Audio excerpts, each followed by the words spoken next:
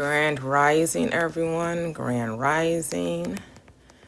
So, yes, we are talking Manifestation 101. It is easy peasy, fresh and squeezy. As easy as 1, 2, 3. Decide what you want, give thanks, and accept. And it's all kind of like a 3 rolled into 1. Once you make the decision, which is probably the most hardest part or difficult or challenging part for most people, because a lot of people don't know what they want. They know what they don't want mostly, but knowing what you do want seems to be a challenge for most people, or accepting that what you want you already have. Like that's the little hump that you have to get over. That's the river you have to be willing to cross. And so, yes, I am streaming on YouTube and on TikTok. And the prompt says, Manifesting 101, just decide it's yours. You have to decide that you're not taking no for an answer, because God doesn't say no. I don't care what anyone says. And God is you. God is the universe. God is the intelligence. God is the wisdom. God is the I am. If you want to make God be outside of you, fine, dandy. Just know that God is never testing you, is never looking to hurt you, is not looking to destroy you, punish you, take you through trials and tribulations. None of that is true. All of these things happen because of the way you think. If you thought differently, then life would show up differently for you. It's really that simple. Hey, hey, hey. Good morning, Grand Rising Glazed Innovations. So simple.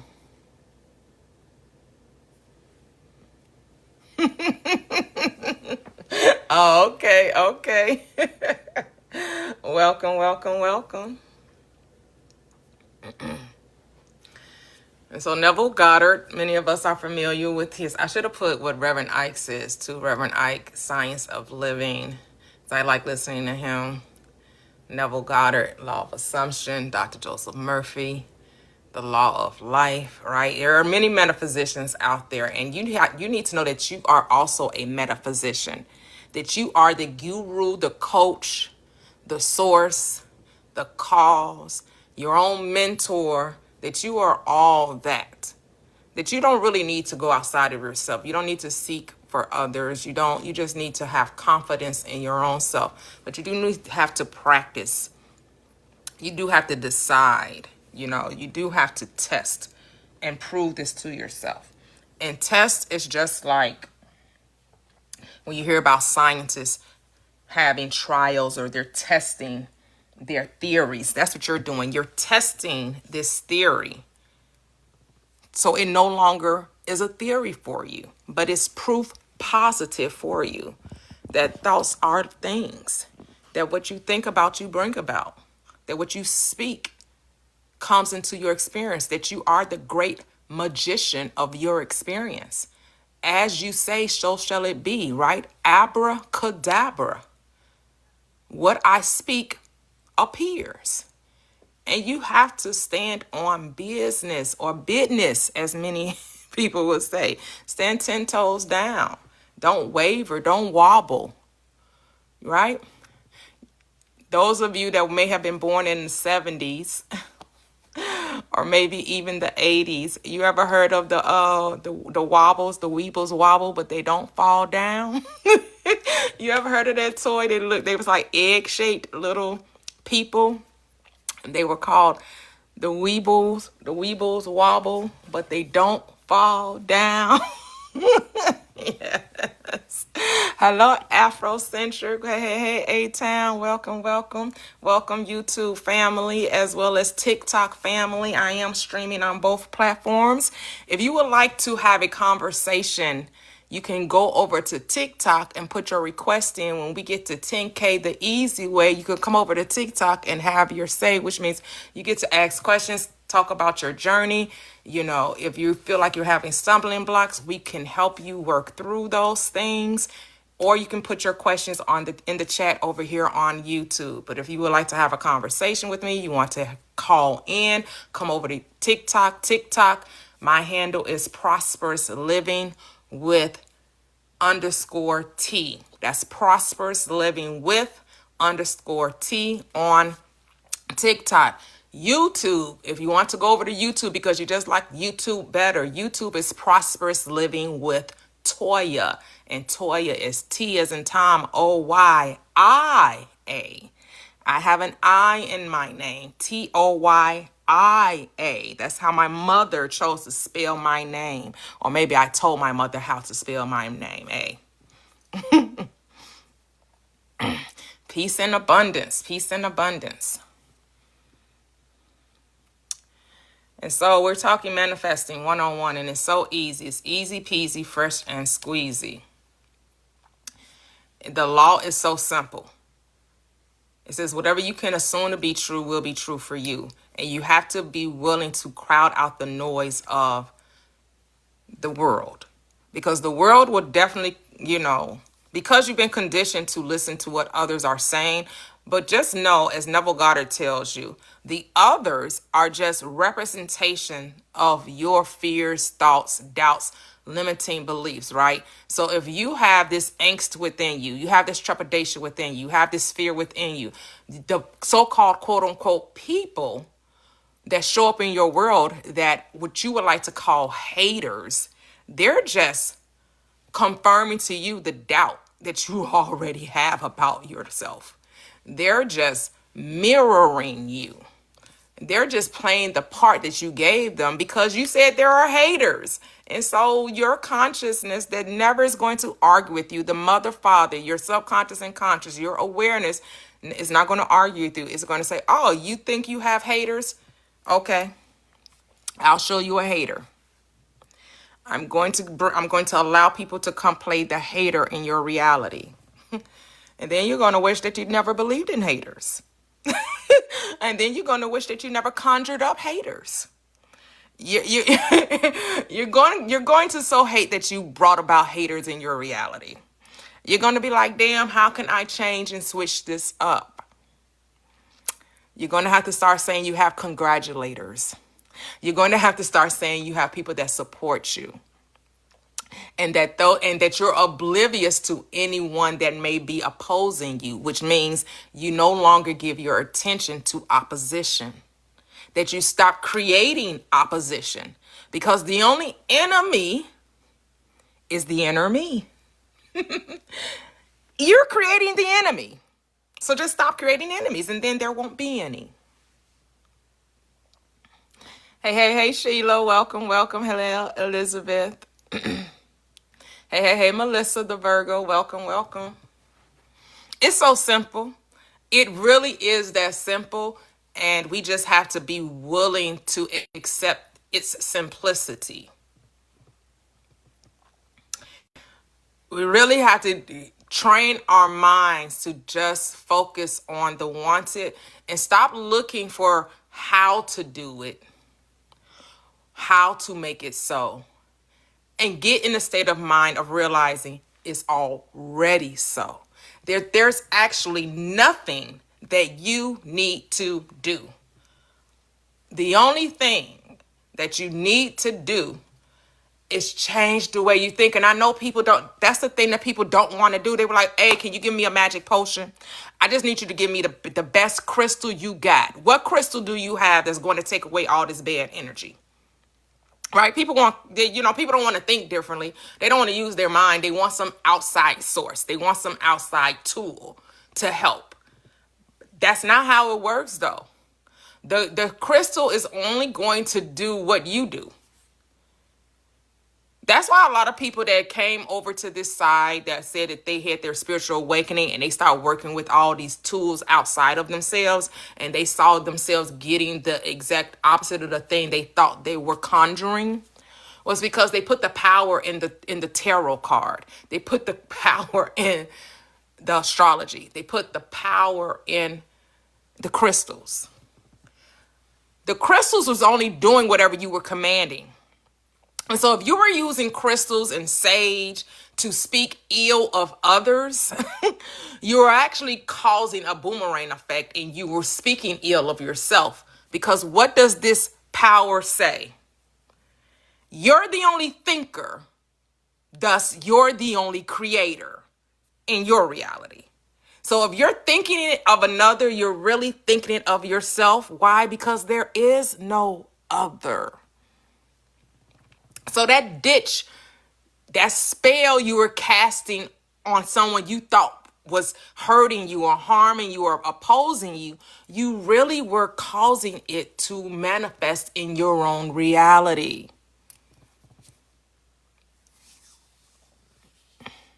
Ooh. Oh, no, I didn't. That is amazing. Wow. Congratulations, Elizabeth. Wow. Woo, woohoo, woohoo. Let's get 3 cheers. Cheers.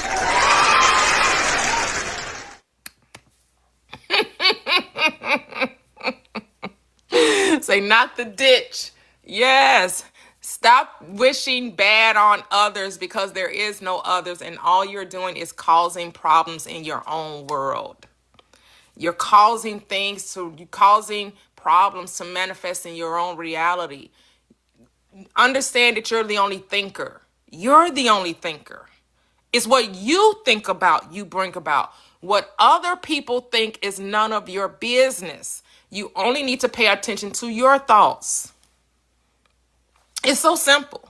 If you only paid attention to what you were thinking, and you understand that every thought is a gift, and you need to understand the thoughts that you're thinking, do you want that coming back to you? Do you want those gifts to be returned to sender? And I guarantee you, the thoughts you be having about other people, you wouldn't want no one saying it about you.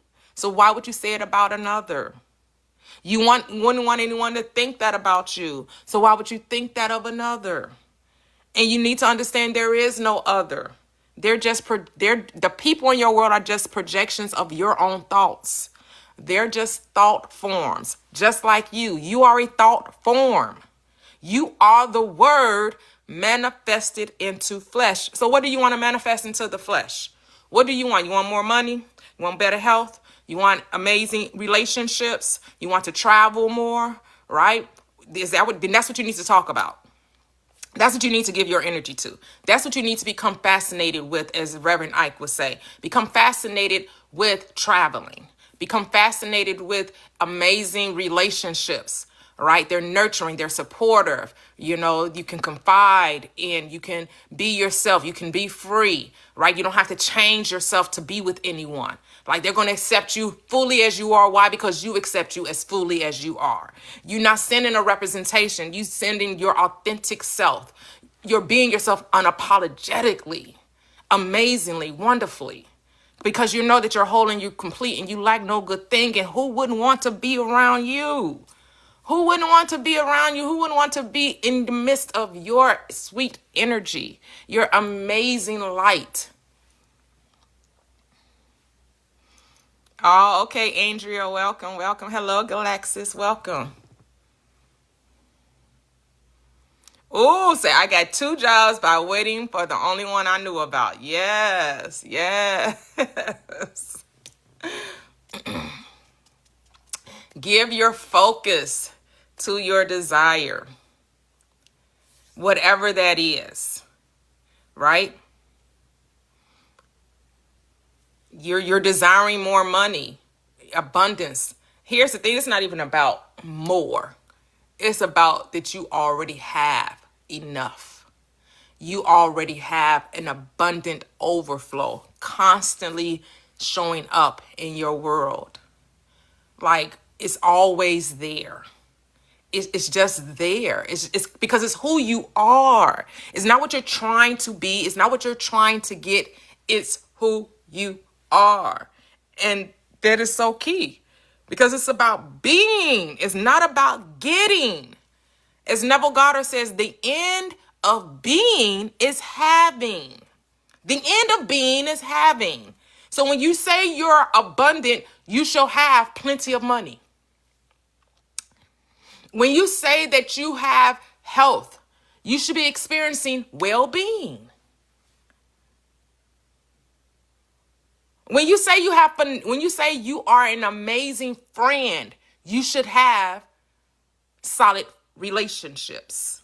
Because you are a solid person. You are someone who shows up. You are someone who gives freely. You are someone who gives, compassionately. Always taken care of.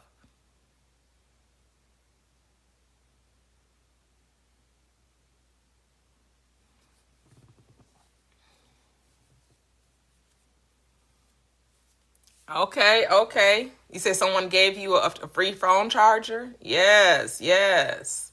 Always taken care of. Hey, Miss Millionaire. Yep. And I know, you want someone to tell you, just robotically affirm. Just say it over and over again. You want somebody to tell you, yes, do the 369. Yes, find your birth chart. Yeah, go to a tarot reading. I'm not going to tell you that. I'm not over here giving out techniques. That's not what I do. Because I understand you are the technique and all you have to do is decide. If you feel like you resonate with those things, do them. If they work for you, why wouldn't you do them? But a lot of times, many of you are grasping for things, trying to throw things up against the wall to see what works, and you really don't have faith in it, right? You're affirming it, and can you get things just by saying it over and over and over again? Yes, you can get things. I'm here to tell you, you want more than just getting a thing. You want to be the person that has the thing. So then when you're the person that has the thing, you never have to chase it or you never have to figure out how to get it. But if your only mission is to get a thing, then you'll always be striving. Always be, let me affirm for 20 minutes a day. I am rich, I am rich, I am rich, I am rich, I am rich, I am rich, I am rich, I am rich, I am rich, I am rich. Every day, I am rich, I am rich, I am rich, I am rich, I am rich, I am rich. And then as soon as you get through affirming I am rich, you go to the store and complain about how much something costs. So yeah, you just spend 20 minutes talking about how rich you are. And then in one fell swoop, you negated it by complaining about money. See how the double-mindedness, you cancel it out. Because it's more than just saying it. It's about being it. It's about being conscious of being conscious. It's about being aware of being aware.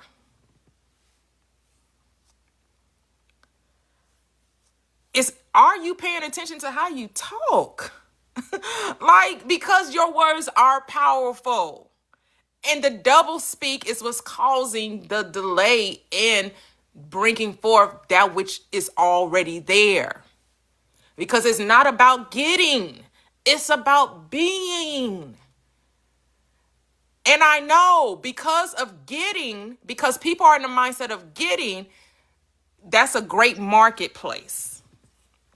Because people will sell you on how to get. And then as soon as you get it and you don't keep it, you running back to figure out how to get it again. And then when you get it and you don't keep it, you trying to play somebody else to show you how to get it again. But if you had just learned how to be, you will know you will always have. Because at the end of being is having.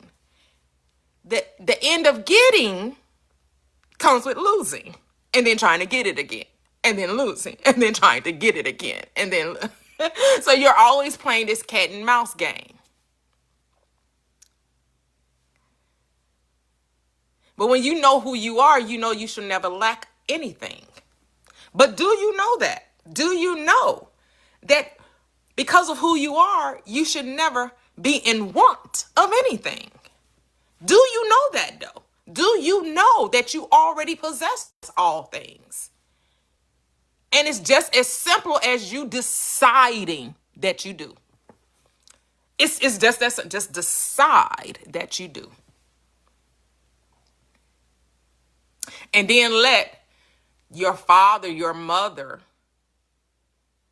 the I am, your source, your God, the universe, whatever you want to call it, do it for you. Because it supports you in every decision that you make. And here's the thing about consciousness, your awareness, the source, God, doesn't judge. It doesn't say, you really shouldn't be thinking that way. Because when you think that way, I must produce every thought after its kind. That's what consciousness says. Consciousness says, oh, whatever you're giving your energy to, I'm going to replicate that for you. You're going to get a duplicate of it. It's going to manifest itself. And here's the thing with consciousness, it's going to come back magnified. Oh, when you sow a seed, it comes back 30, 60, 100 fold. The seed always grows. Always. Yes, I am that I am. Double tap the screen, 10K the easy way. And so you just have to say, what am I deciding? What am I choosing? Choose this day. I said before you, blessings and cursings, good and evil, life and death.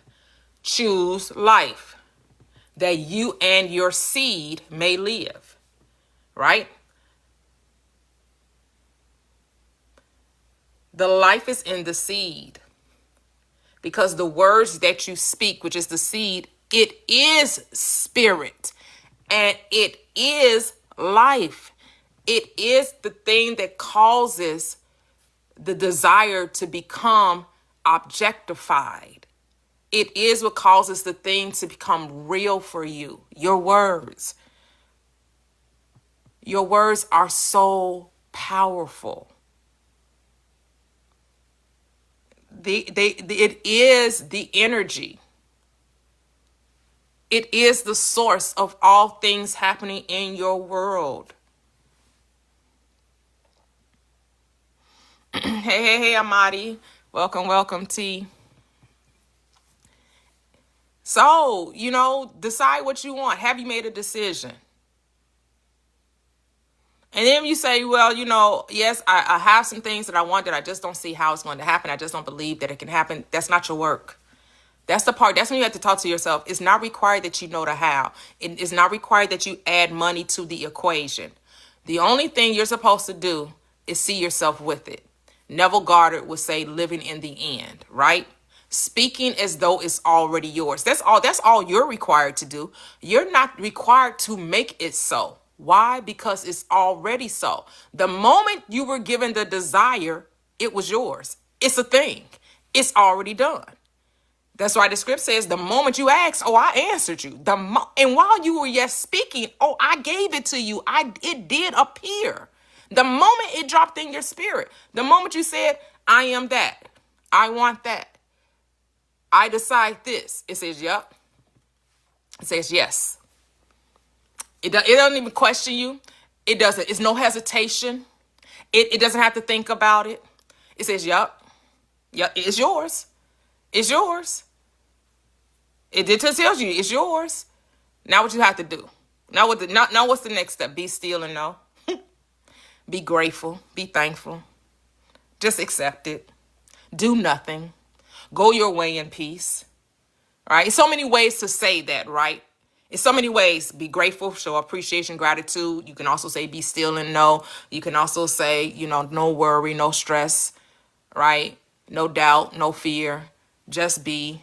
Just go your way in peace. Be of good cheer. Be of good cheer. Rejoice. And again, I say rejoice. In all things, give thanks. Like, give thanks. Stop complaining. Stop worrying. Fear not, little flock. Fear not. Why are you fearing when you don't even have to do anything? You did what was required. You decided. That was the only condition to you manifesting your desires, was to decide what you want. Like flipping through a catalog, right? Remember the catalogs? You had the Sears catalog with the wish list, right? When Christmas, because Christmas is around the corner, right? A little over 2 months away, right? That wish list, That wish book by Sears will come out. Those of you who remember Sears. And he just had a big old book of gifts, right? That's the universe. The universe is just a big old book of wishes. And it says, when you wish upon a star, it makes no difference who you are. Anything your heart desires belongs to you. Do you believe that? Or do you know that when you decide to choose a thing, poof, it's there, it's yours? That you are the genie in the bottle. As Christina Aguilera says, right? I'm the genie in the bottle. You gotta rub me the right way. If you want to be with me, baby, there's a price to pay. I'm a genie in a bottle. You gotta rub me the right way. How do you rub the genie in the bottle the right way? What is rubbing it the right way? Faith. Faith. You gotta have faith, faith. I gotta have faith. I said you gotta have faith, faith. I gotta have faith. Faith is what rubs the genie the right way. Because you have to be willing to accept a thing with having absolutely no evidence of it. You have no proof that it belongs to you. Your five senses is telling you, nope, it's not there. Nope. How you think you're going to get that? Nope. You don't know the right people. Nope. You don't have enough money. Nope. No. Your five senses declaring no. And you have to have the faith that moves the mountain of no's, of impossibility, of doubt, of fear, and have that be cast into the sea of forgetfulness and says no. It says, yes, I have it. Yes, it's mine. It's mine. That it's mine. You got to be willing to say, it's mine. I don't care what the circumstances say, it's mine. I don't care what the doubt and the fear and the limitation says. I declare it's mine, because my word that goes forth out of my mouth shall not return unto me void. It doesn't come back void. So you just got to trust that.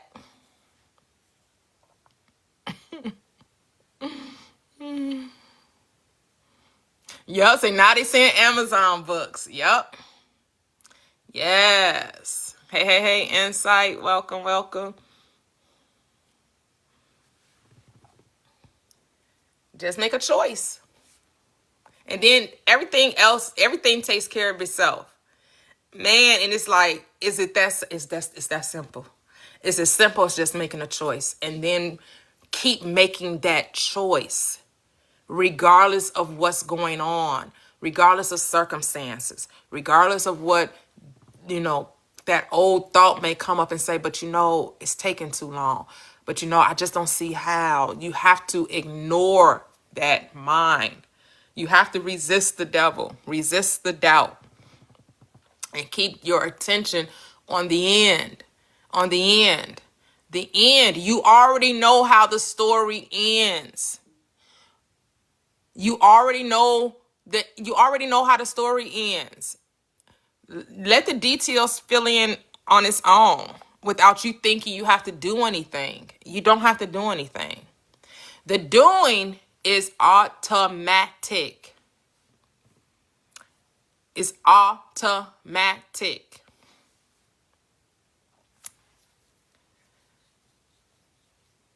It happens without question. It just happens. And I know you're like, wait, I could just ask for something and I don't have to think about how to get it and it's going to come. Yup. Yep. Just like, you tell a child to tell you what you want for Christmas, what they want for Christmas. and you just say, just give me your wish list. The child is not trying to figure out how mom and dad is going to bring it or how Santa Claus is going to get or make all these toys or bring all this or whatever, right? The child isn't concerned with all of that. That's why you're told to come as a child. You're just supposed to have full trust in your God. People say they trust God, but do they? Do you really trust your God? Because I remember the Apostle Paul saying, oh, but my God, I don't know about your God. I don't know what your God doing. Sometimes your God do sleep and slumber. He ain't always listening. I don't know about your God, but my God, oh, it supplies all of my needs according to his riches and glory in Christ Jesus. That's what my God does. And the riches and glory are, oh, my God owns cattle all on 1,000 hills. That my God's good pleasure is to give me my good, give me the kingdom. That's what my God. My God does things exceeding abundantly above all that I could ever ask or think, according to the power that works within me. And that power never fails me.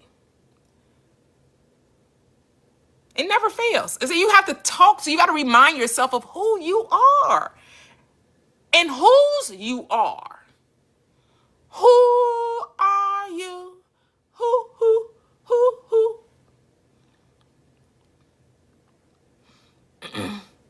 Ooh, yes. Right, believe like Jennifer Lopez. Hey, Scoop. Hey, stay to myself. Absolutely. And sometimes you just gotta learn how to be quiet and don't talk so much about what you're manifesting, right? Stop talking about what you're going to do and just be. I'm doing this, I'm doing that. No, nobody cares what you're doing. They only care about the end result. So stop telling people everything that you got going on. It's none of their business. Because it just leaves room to people to question you. And as I was telling you guys last night, ask no questions. I tell you no lies. Because if I tell you that I'm a billionaire and you tell me, oh, no, you're not, I don't see it, you're going to tell me I'm lying to you. So then stop questioning me. Because if you don't question me, I can't lie to you. Because I'm going to tell you something you ain't ready to hear. Say like on Moana, when the grandma asks her to do, you know who you are. Yep.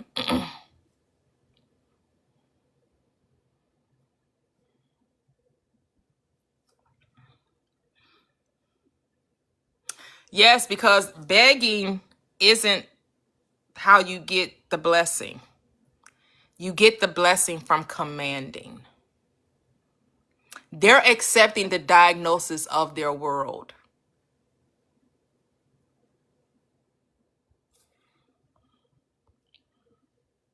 And I'm not here to question anyone else's experience, right?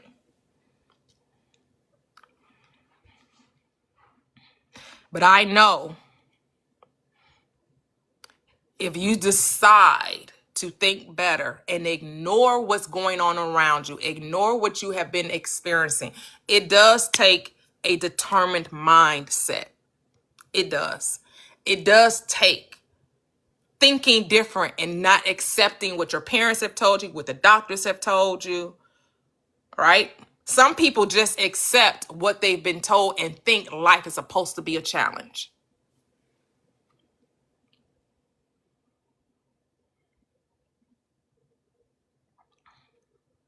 Well, hey, everyone's here to live their own experience. I'm not here to change anyone's beliefs. Children are under the guise, are under the direction of their parents. Their parents are causing what their children are experiencing because their parents have them living in fear.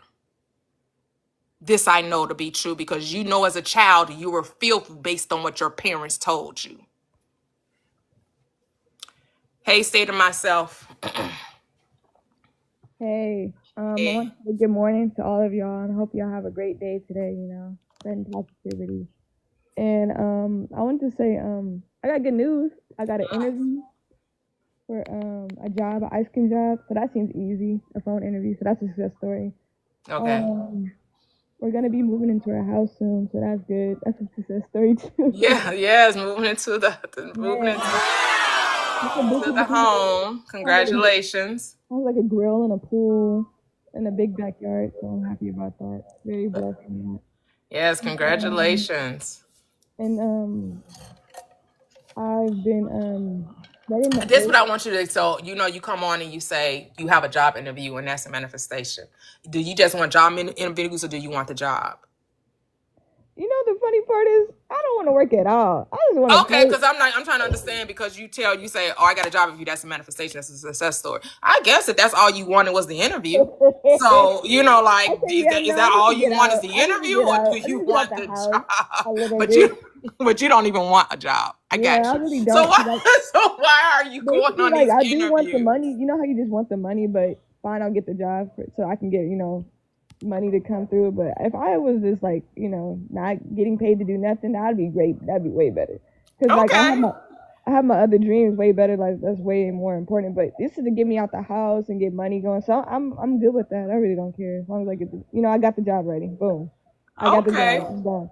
So yeah, I wanted to say yeah, I'm letting the old story like let go, and it's working, man. I don't react to nothing.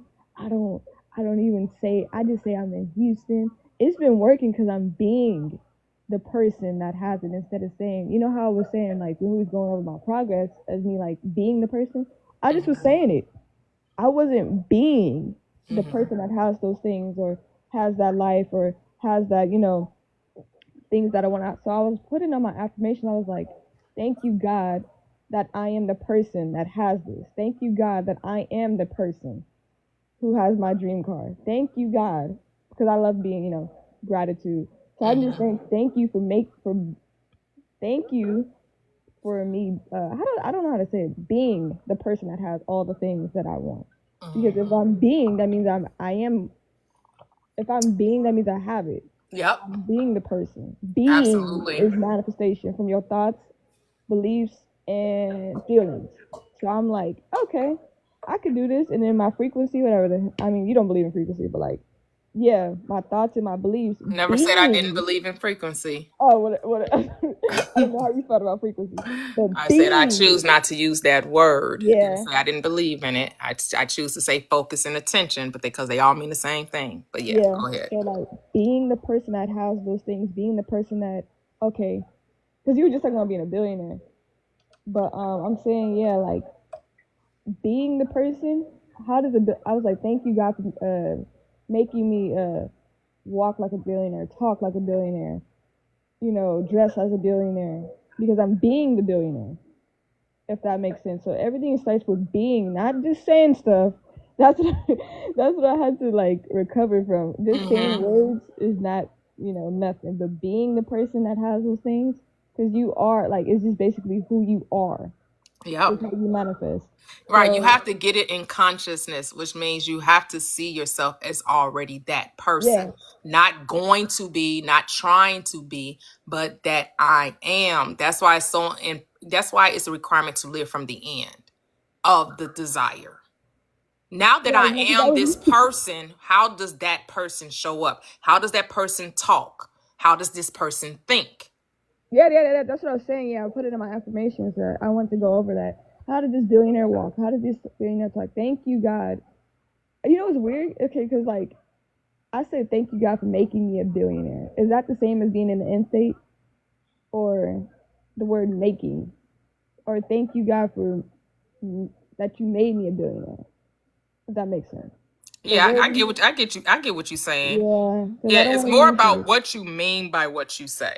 Okay, so yeah, because I was like, because the thing is, this is how I manifest. Everyone's different. When I notice everyone's truly different, because it's like, Because you could be saying I am a billionaire, but in your mind you still don't think that you are. yeah, So just because you say I'm a billionaire, I'm a billionaire, I'm a billionaire, but subconsciously you're saying I'm not that. I'm not that. I'm not that, right? yeah, So it's more about recognizing and being aware of your intention, okay, because it's the thought behind the thought. It's always like that's what Abraham Hicks will remind us. It's a thought behind the thought. Okay, so like the thing is, I would say, how would I say something in my tone, in my voice, how I would say it? Because everyone's different. Because if I say it, like, I'd be like, thank God I danced like Chris Brown. Yeah. That's something I would say. Like, that's why I made my affirmation something I would say. Right. That's what it's supposed to be, not what someone else would say. That's why I don't do. That's why I don't do those guided meditations. Not saying that they're wrong, but I don't need to know how Dr. Joseph Spencer would say it or how Abraham Hicks would say it. That's why Neville Goddard, when he did Going Into the Silence, he didn't tell you what to say. He did not give guided meditations. He said you go into the silence of your own mind. Because I did my affirmations in a cocky way. Don't get me wrong. I'm I'm a good person, but I was like, thank God I'm talented. Thank God I never had to go through nothing. Thank God my life was always easy because that's something I would say. And my voice and my tone and the way my personality is, that's how you manifest. Stop trying to figure out, oh, how do you what's something you believe? What's something how you would say it? Because I'm a cocky person, you feel me? I'm one of one, the only one. You feel me? I'd be like, thank God I got all this talent because I don't know what I would do because I don't like working. See, that's something I would say. So, but okay, so you don't like working, you don't want to work, but you're going on job interviews? I do because I do because you think that's the only way the money can come in. Oh no! I know I'm abundant. I know I got it like that, but hey. Okay, so I guess I'm confused. So why are you looking for a job if you really don't want to work? Cause like getting out the house, probably just getting out the house for a little bit. That's okay. Yeah. Okay. I want to get out the house a little bit. Okay. But I noticed like when I don't know, cause it's just like I really don't care how the money get there, but I'll get out the house for a little bit. But this be the last time I'm working in this time frame. And you know, time ain't real. You know what I'm saying? You feel me? Cause I ain't got time. I got $1 billion businesses around. You feel me?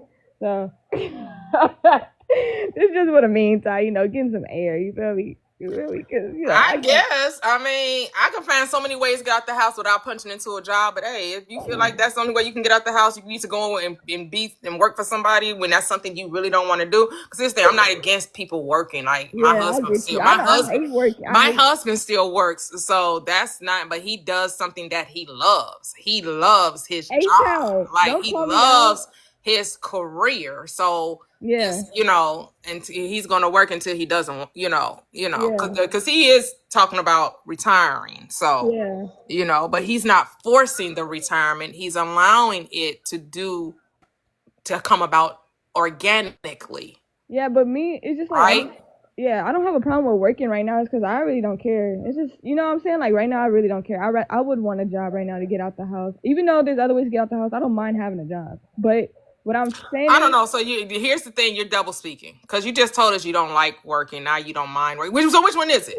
You don't like it, or you don't mind it? Because those are not the same. My bad. To say that I don't like working and to say, well, I really don't mind working. So say that I don't mind working, which is why I'm going on the job interviews and I'm in search of a job because I don't mind working. My bad, Miss Toyia. No, you can do it. Here's the thing: I'm just pointing out to you that you have a mixed quote unquote frequency, like you just said.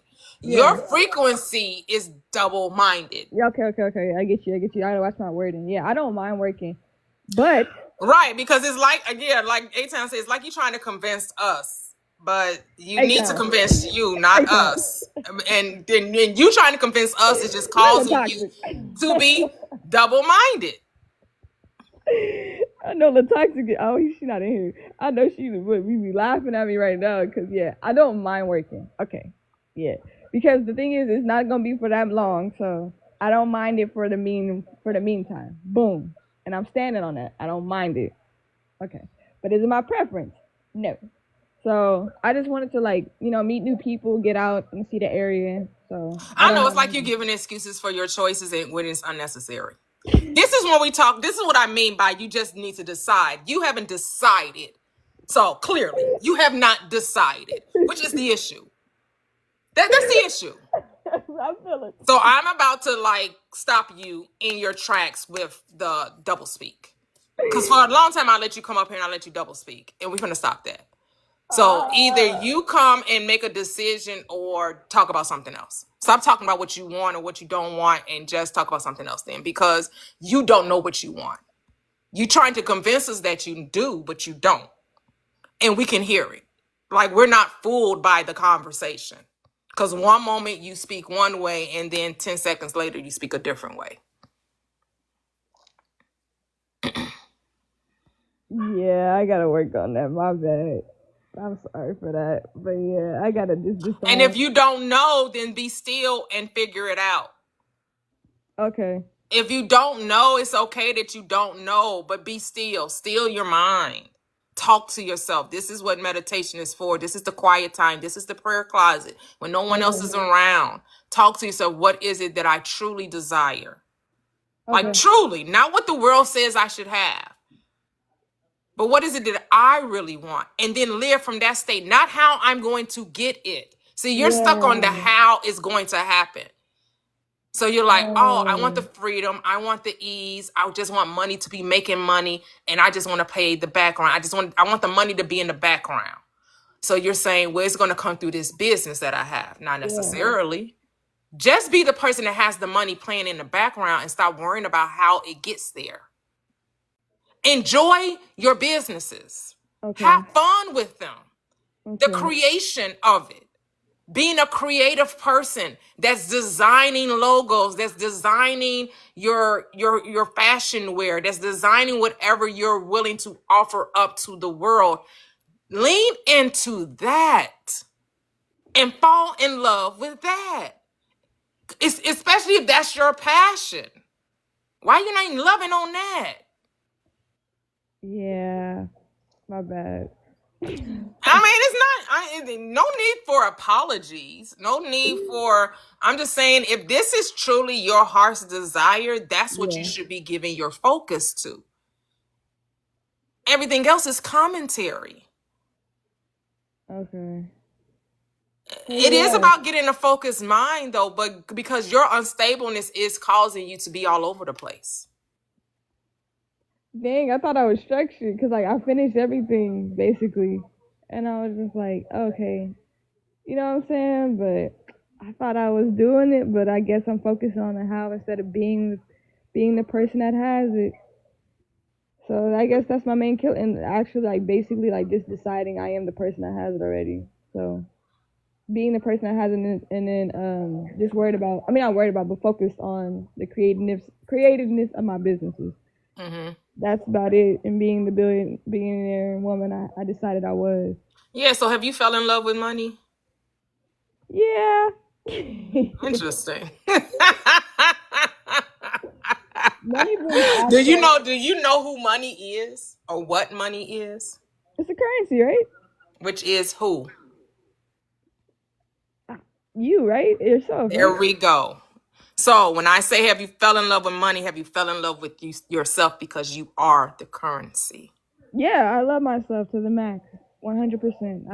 That's what I'm saying. So that's the beingness of it. The beingness of you, loving every part of you. And you cannot operate from double-mindedness and saying that you love everything about you. Okay. Yeah. Alrighty. Yeah. We're here to help you. We're here to help because we want you to, we know you are the billionaire you are proclaiming. It's just like, do you know it though? Oh, for sure. 100%. Yeah. So here's the thing with the billionaire, right? Being the billionaire, being the person that has the $1 billion brand. What is the person that has the $1 billion brand? What does her day-to-day look like? Oh, it depends, because I plan on delegating. So basically my team handles most of it, and I just handle the creative process whenever they need me to. So that's basically what I wanted to do, what I'm doing, what I did in my business. Basically, just 10-80-10 is delegation. So my team handles most of the packaging and all that other stuff. No, I don't mean tell us about it. I need you to think about it. We don't need to know what your day-to-day is. That is so none of our business. Oh, okay. It's so much all of your business of what you're doing day to day, that you're embodying it. Like, I need you to sit with that and really take on Does that feel normal to you? Yeah, like yeah, cause like I want to tell you something too, like traveling and like networking and like going to different hotels all over the. Cause I paid attention to other brands and I was like, oh okay, my brand does this too. So I'm like, yeah, networking. Basically, yeah, networking. I would say networking would be the thing that the CEO, me, CEO of the brand, would mainly do, and then be a part of the creative process. So like coming up with the designs and like how to like show it to the I mean, public. what's the creative process now? Why does it need to be different than what's happening now? Because you already have made different things, right? Yeah, So are you sharing that with the world in the way you know how to do now? yeah, Not when you get there, but are you doing what you would do that you have within your power to do now? yeah. Okay, then that's all that matters. Hold on, we're gonna let Buntree come in. They said they had a point of view. Hello. Hey, how's it going? Great, great. I love your topic, and I just wanted to give my quick input, if you would have it. Oh, sure. Go ahead. Yeah, so how I see manifesting is you have like four natures of your being. You have a spiritual nature, you have a physical nature, you have a mental nature, and you have an emotional nature. And in order to manifest in physicality, from my perspective, how I look at it is you harmonize the other three. So emotion, mentalism, and spirit. And if you can hold what you're saying, law of assumption, hold that true in those three aspects of your life, physicality has to follow. And that's when you start experiencing like synchronicities and opportunities open up. But it's from a non-dualistic openness that you have to approach it. So this is what I found to work in my life. And I just wanted to put it out there and see what you thought. Yes, totally agree. Because that's total embodiment, right? That's getting, as Neville Goddard said, the consciousness of it without worrying about the doing of it. And so many people focus on the physical part, which is the effect. The cause is getting it spiritually, mentally, right? And emotionally, which is seeing yourself as already being the person without needing to do anything. The doing is mental. It's never physical. The physical happens. It's a happening. Like you said, with the synchronicities that come into that, people are just drawn to you. People will find themselves wanting to help you and won't even know why they are helping you, why these things are moving along effortlessly, because you're not forcing, you're not pushing, you're not pulling, you're not stressing. You're allowing to flow with the current, not go against it. It's a beautiful way of putting it. And you're spot on with what I've seen in my experience. And one other point I would make is that, when you're practicing this, or, when you're trying to put this into practice, one thing that is a hindrance to most people, and I'm not talking about anyone specifically here, but one thing that I was challenged with was self-limiting beliefs and not being open to the opportunities that were coming to me. It was I'll give a quick example. My fiance had an offer for a job that made 30,000 more, but she would have to go into the office more. And we both work from home and we love our freedom. And I said, listen, it's not a right fit. Sacrificing your freedom is a big thing, having to go into the office every day. So, let's not limit our belief, and let's just say that there's a job out there for you, that you can stay at home and make more money, right? Then she refused the job. She didn't go to the interview. Then a week later, a person from a different department at her company that she works for now, that she loves, is offering her a job for 30,000 more, same company, but doing what she loves, which is the creative aspect and like the party planning for this restaurant group. So if she would have taken that first job with that self-limiting belief that she had to go into the office, that other opportunity never would have manifested because she would have quit, right? Yeah. Yeah. Because we think we have to compromise, right? Well, I'm getting the money that I want, but I'm not getting everything that I want. And we have to understand we don't have to compromise our desires. I really appreciate that example, because that's showing us this is what we want to say to myself, is that if you don't want to work and you want the money to flow effortlessly into your experience, where you can spend the money you want to, buy the Christmas gifts that you want to, that you don't have to now change what you want in order to get what you want. You don't have to compromise. You can just trust the process and know that it all works out in the end, even when you don't know how it works out. Like, his fiance had no idea that this opportunity would show up, but had she took the lesser, which is the compromising, the sacrificing, she would have missed out on this other opportunity, or maybe not have missed out. Who knows? But a lot of times when we compromise on the one, we do negate the other. Perfectly said. And thank you for letting me share.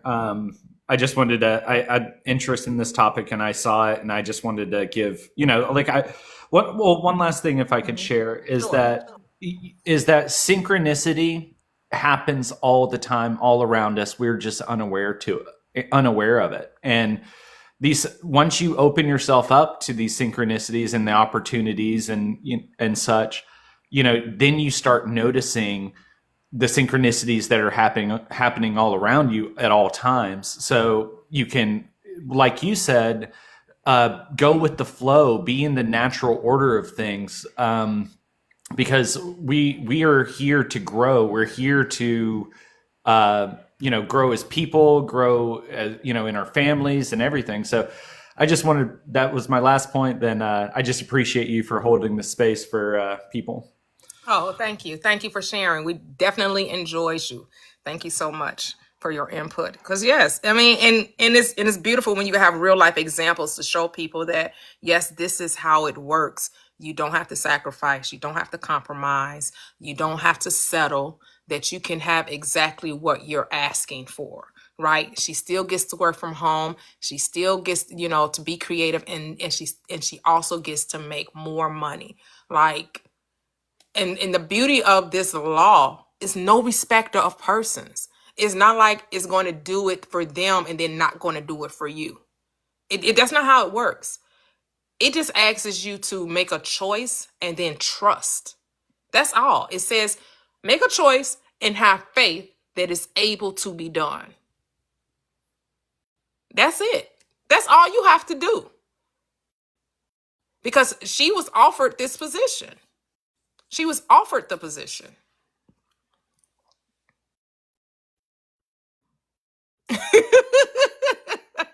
Hey, Crystal, now you trying to get your how about just say that the house is clean and you have the food, and don't worry about how it happens. You're trying to make someone be something. We're not here to change people. We're here to change ourselves. Go ahead, say to myself. Yeah, so basically, yeah, I noticed you can't be double-minded in your world and your reality, because two worlds can't coexist when you're deciding. And when you decide, you just know that you are, and you don't go back on certain things that don't align with the reality you say you chosen. So it's just basically not just basically being firm in your decision and not wavering. Basically, that's what you guys are trying to tell me. So it's like, yeah, I understand the concept of what you guys are saying. Yeah, and it's not just to you, it's to all of us, right? It's to all of us to remember that whatever we're desiring, it surely comes, and we don't have to settle, right? Because that's what I love so much about the example we were given, is that there was a very similar option for her, right? The only caveat was, I don't get to stay in the comfort of my own home, which is what I love. So am I going to sacrifice comfort for money? And she decided, no, I can have both. I can have comfort and money. And that's what you have Yeah. to say, right? You have to say, I shouldn't have, right? There is no sacrifice when it comes to desires. The only sacrifice you're making is what? Your limiting beliefs, right? That's what he said. That's what they had to let go of, the limiting belief of thinking I can have exactly what I want. I became so basically saying I became a billionaire being comfortable, not really having to do anything. In my reality, that's what I chose.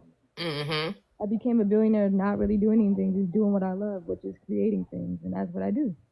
That's what I just do on my daily schedule. I'm a billionaire by creating things that I want to do for my brand. So and I didn't have to struggle for it, and it was super easy. Everything came collectively together. I didn't worry about the how; it just was. Yep, that's it. That's what that Crystal, one of my I haven't seen Crystal in a while. Hope the baby's doing. Are you pregnant? Aren't you pregnant, Crystal? I can't remember. I haven't talked to you in a while. I know you're married. I know you all got married. I'm trying to, Crystal. Are you expecting? I can't remember. I think you're expecting. I can't remember. Or I thought you were, but maybe I may have you.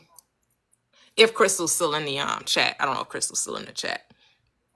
But, it's not about trying to get to see your husband differently. If you want the house clean, just see the house clean, and then your husband may pay for somebody to clean it. You know what I'm saying? If you just see that your house is clean, don't worry about how it gets clean. Just see it as already clean. And then you may have the desire to go hire someone, or your husband may have the desire to go hire someone. Because why should your husband be made to clean if that ain't something he like to do? Some people don't like cleaning. So that's why they pay other people to do it. Especially if you can afford for somebody else to do it. Oh, okay. Okay. Okay. I remember right. Okay, Crystal. Good. Oh, you're gonna have a Christmas baby. Oh, a new bundle of joy in December. I hope the pregnancy is treating you well. Hopefully, not too much morning sickness.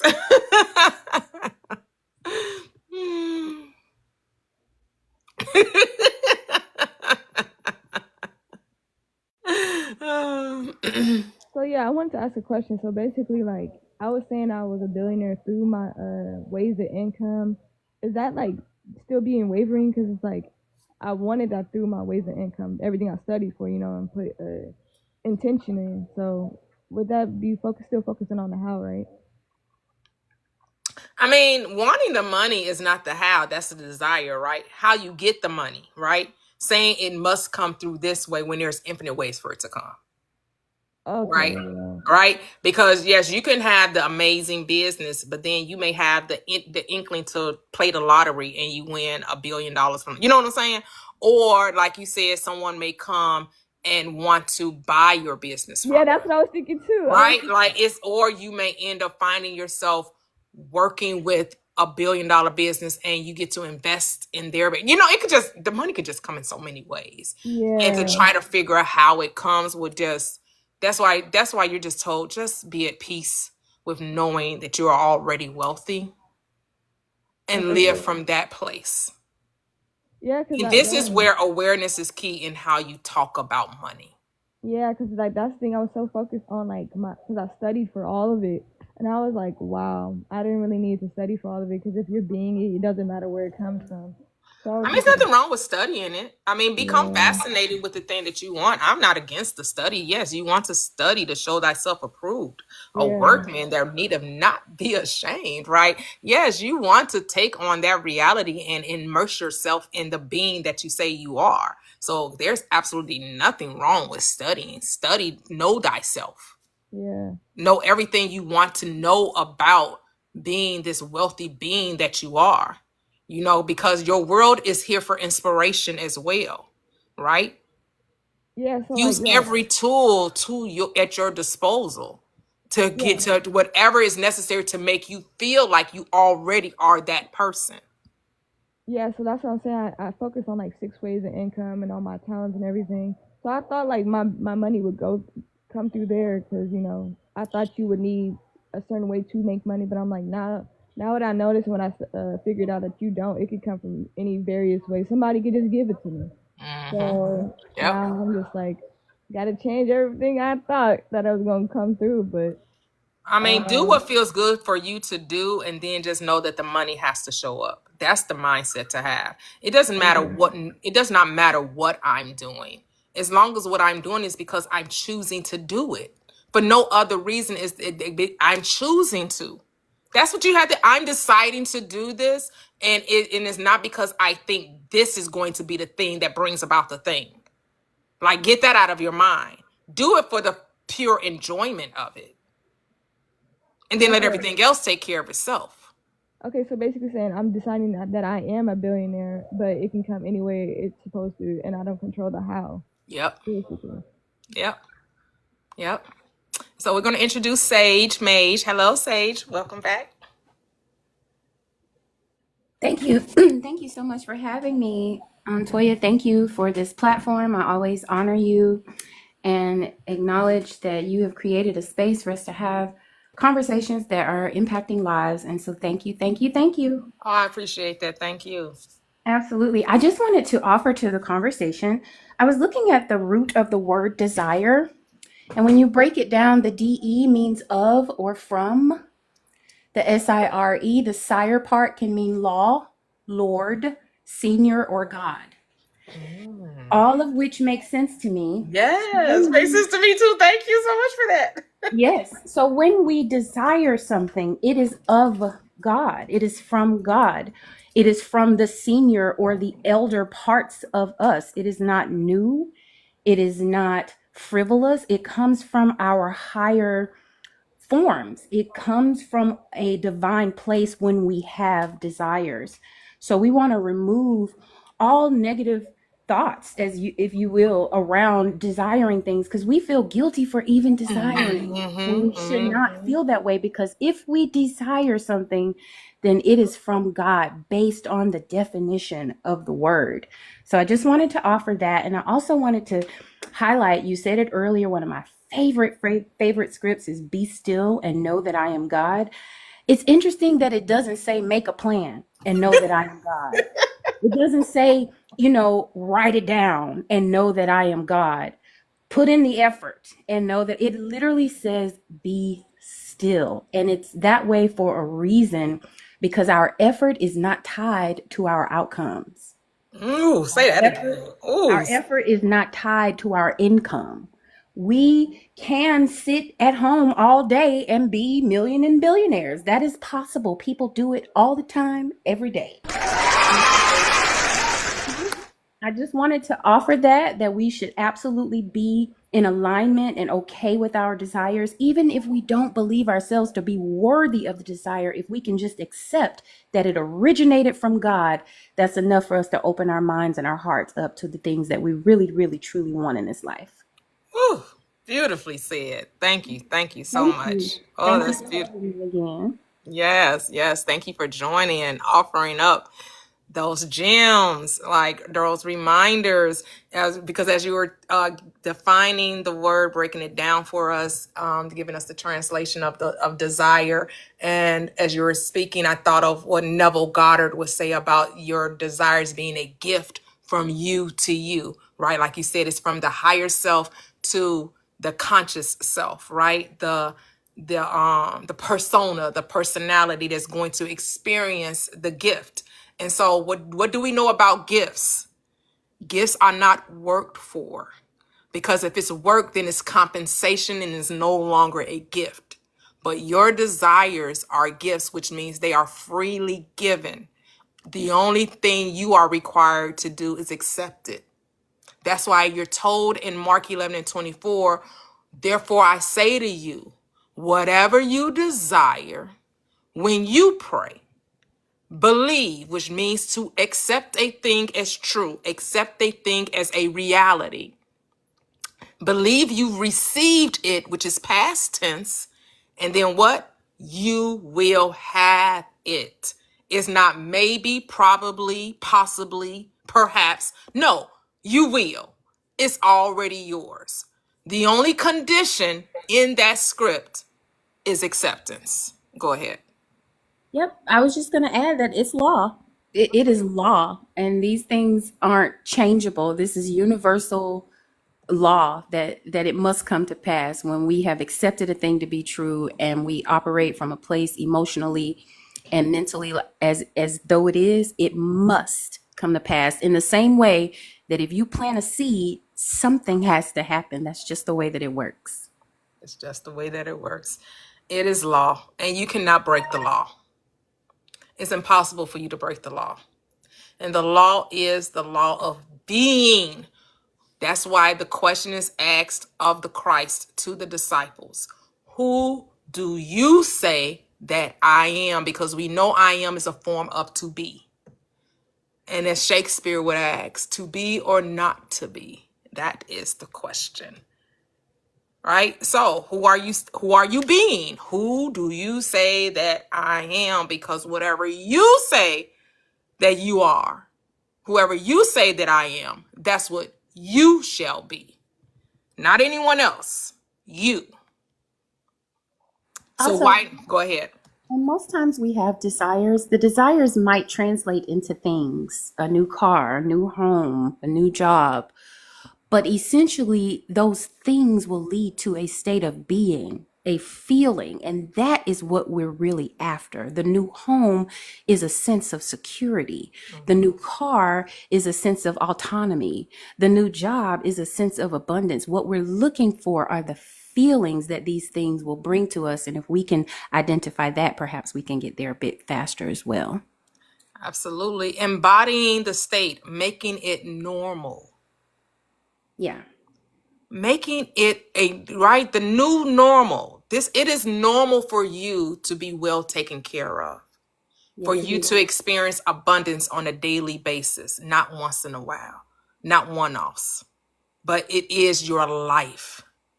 Like this is your life, that the way of living is a lifestyle, right? Like when people talk about getting a healthy body and saying that your eating habits determine how healthy you will be, right? So a lot of people believe that, right? And they say it's not about dieting, it's about a lifestyle. It's about choosing to eat this way the rest of your experience here on this third dimensional plane, right? And it's for whoever believes in that, right? Because everything is done according to your belief.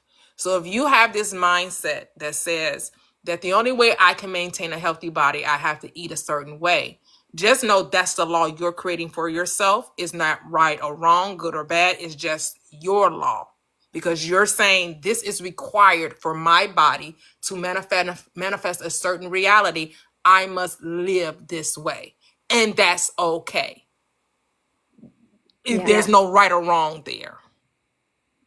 You're speaking to something that's personal for me because I happen to believe that God did not give me this palate and make me a foodie for me to have to restrict myself. That part, I'm with you, girl. I'm with sorry. you. I'm with you.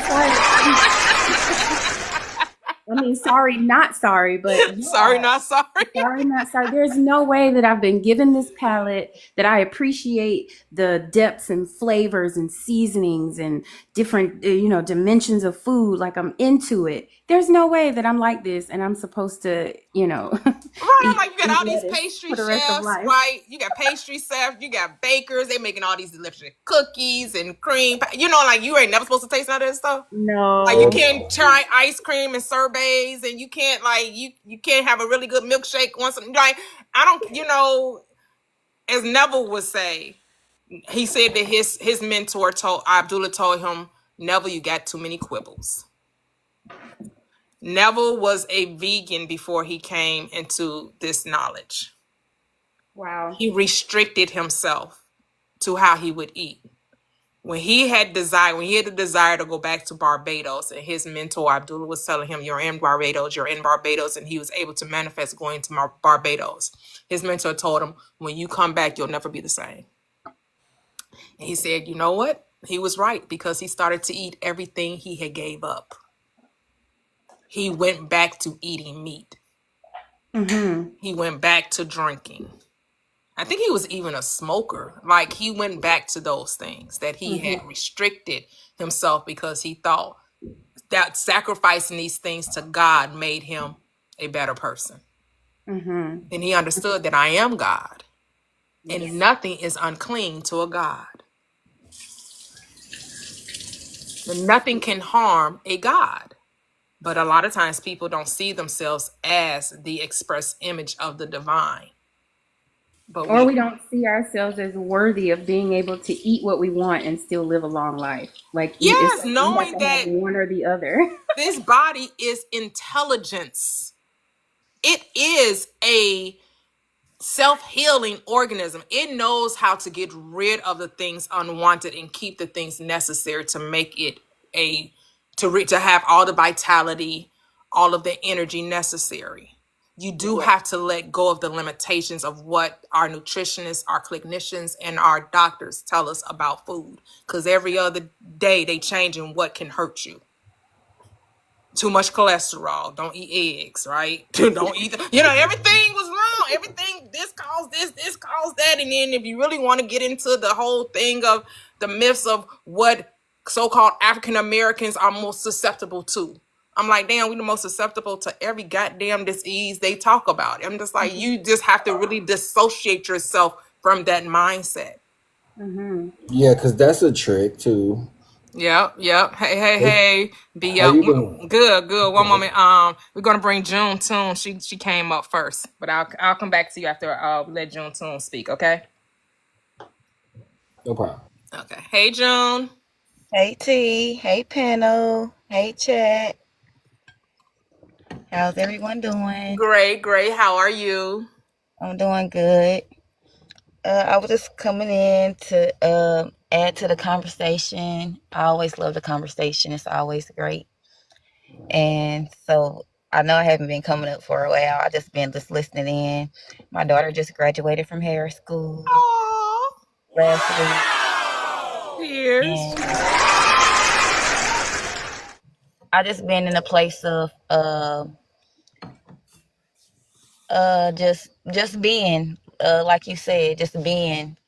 And because like around the time of the graduation and stuff was going on, I was kind of like in a panic, like, oh, I want everything to be perfect for her. Like this is she's graduating from cosmetology college. I just want everything to be great. And I was just stressed. I was about to become stressful.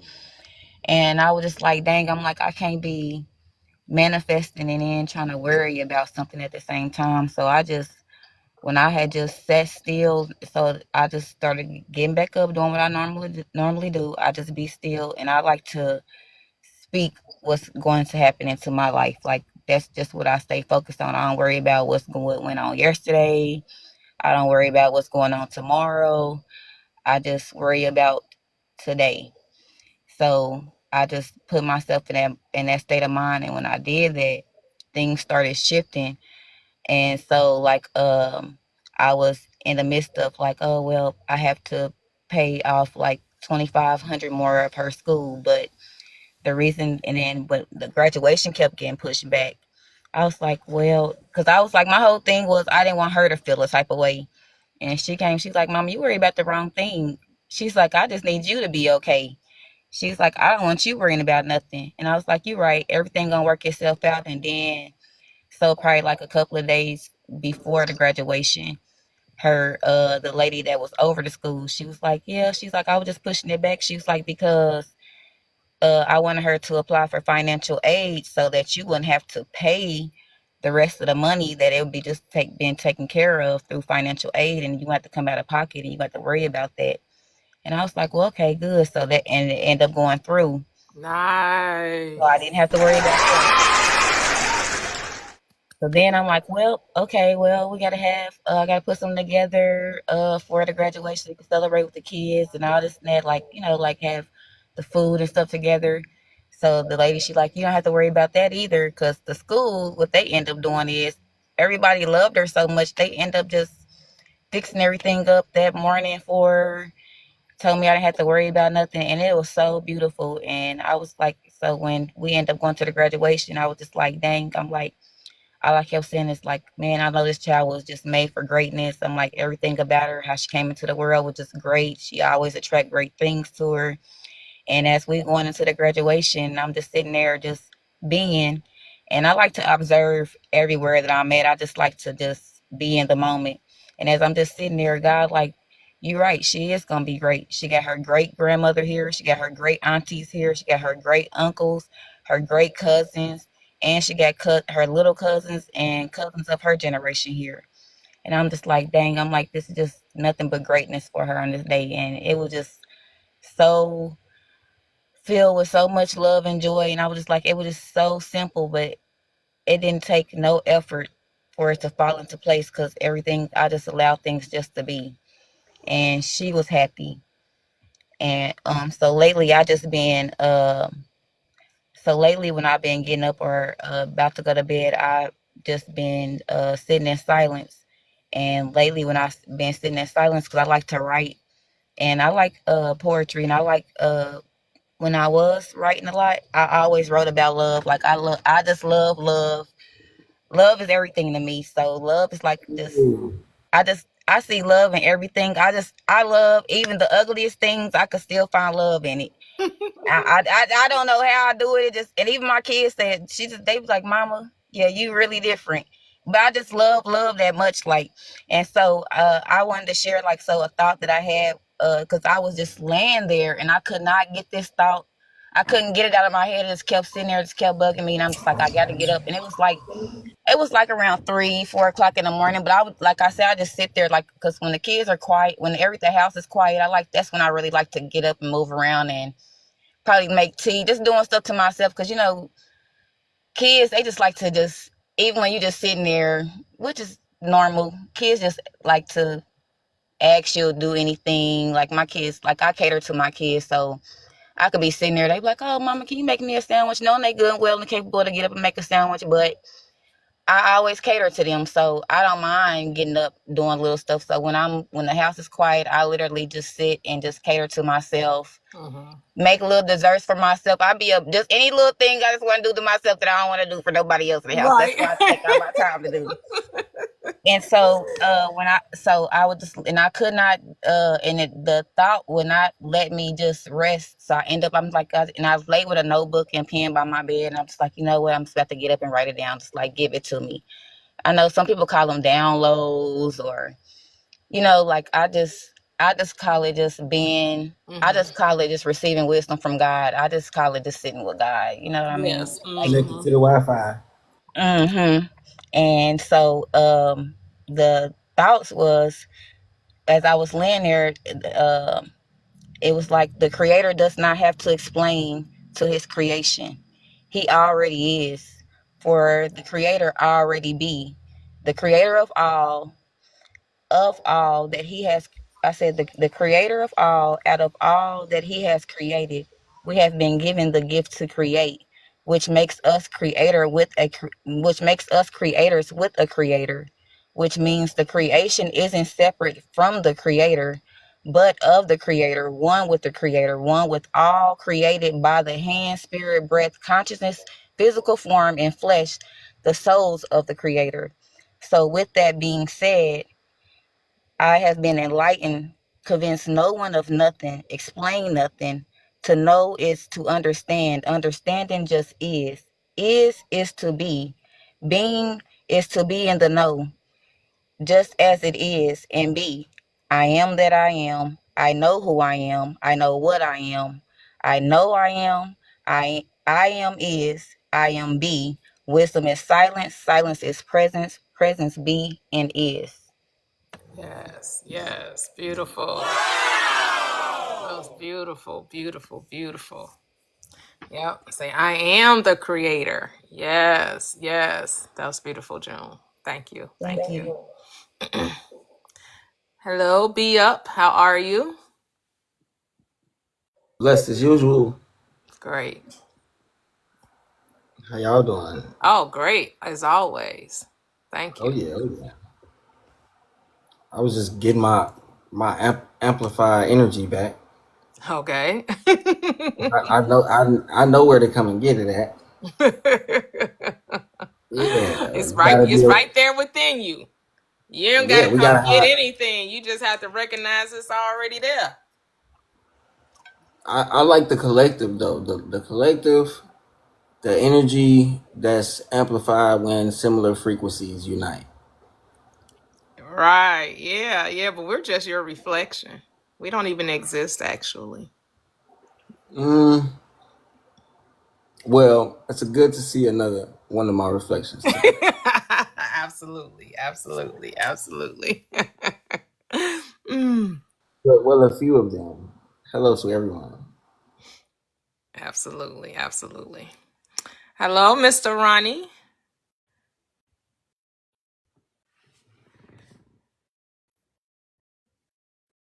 Did you mean to come up, Grandpa? You have to unmute.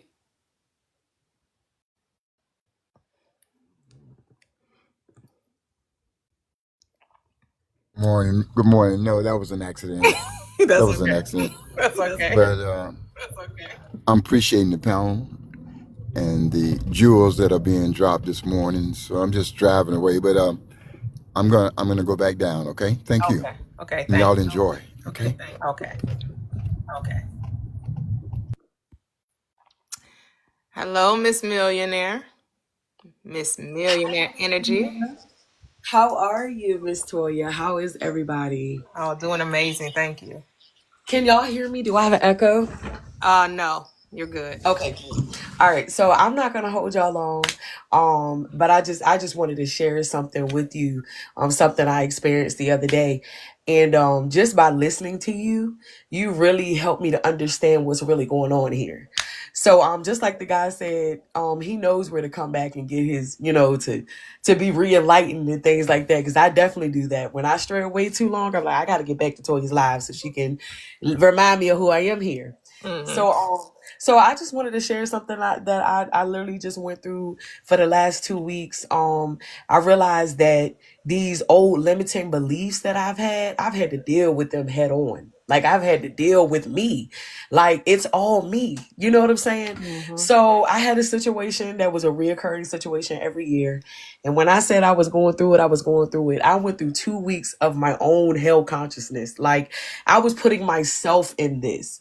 And even when other people were like, it's going to be okay, I didn't want to think that. I'm like, no, but what if it doesn't?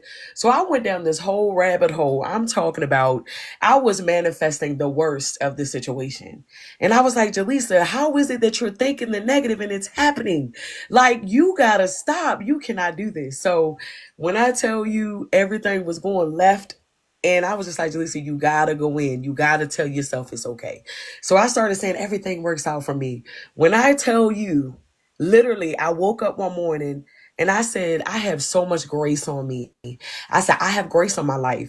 Do you know that I went to my mother's house and sat down and I was watching a TV show? Don't even watch TV. But the TV comes on and it was an episode of the Parkers when I don't know if y'all watched it, but I watch it sometimes. But Nikki Parker was like, I think she had like an angel, and the angel that showed up, her name was Grace. Mm.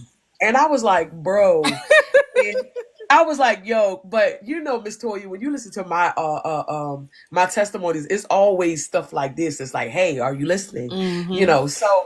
So Nikki Parker's angel, she was like, I told you that God always shows up for you, honey. And I'm like, Jaleesa, don't you realize that like this TV is reflecting you? Like this TV is telling you, like this, they're telling you that everything is okay. Yeah. And so I tell you, probably not even like 2 days after that, I got a phone call. Everything was great. So what I'm saying is the same way, like you said, our mind is heaven and hell consciousness. It's either you're going to put yourself in hell or you're going to put yourself in heaven. I chose to put myself in heaven. And when I tell you my life has never been the same, even after that, it's like, it's such a trust within myself. Like, baby, all you got to do is tell yourself.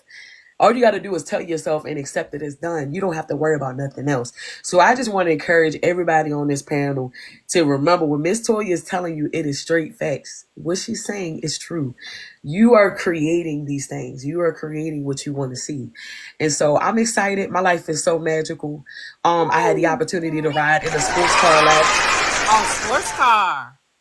I mean, I got to get inside of a car. Like, I'm gonna tell you this. This is funny. When you are raising to your higher state of consciousness, you're raising to the best version of yourself. When I tell you some of the best opportunities have just been finding me, I was laying in my bed and I literally got a phone call from a friend that said, hey, I want to go get some fried chicken. It's 9:30 at night and you want to go get some fried chicken. I'm thinking to myself, well, you know what? Maybe this is an inspired action. Maybe let me just get up and go.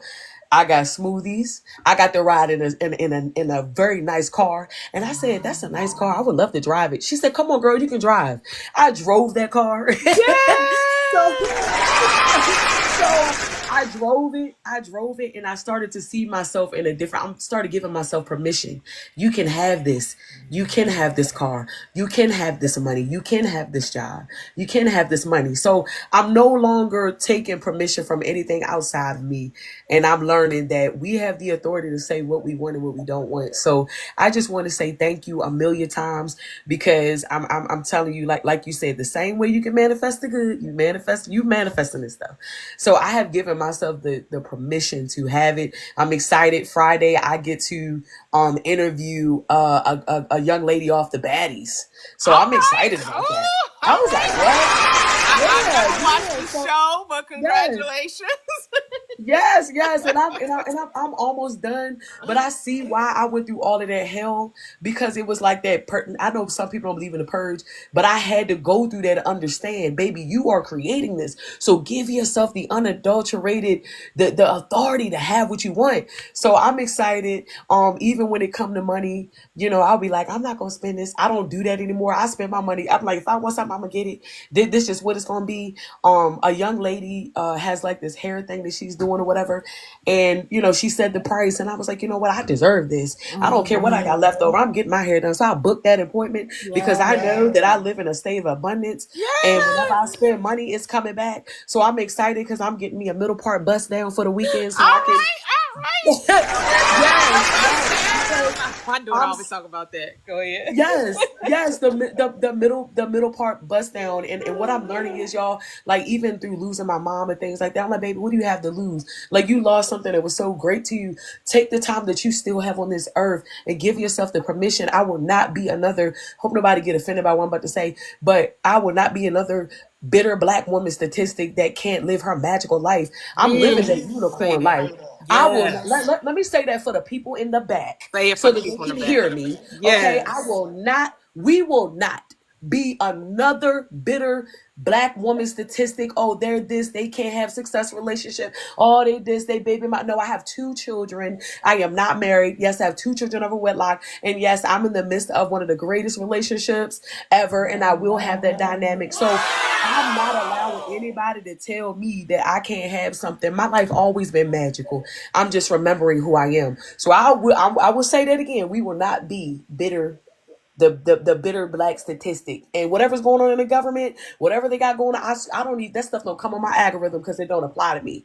Whatever y'all choose to do, that baby, I'm on, that baby. have you been watching? Are you on the group 7? What group y'all in? I'm group 7, y'all. Listen, have you seen group 7? Have you seen the group that the lady yes, made? ma'am. Yes, I'm group Yes. 7. Like, oh my! When I saw that video, it's like, oh yes.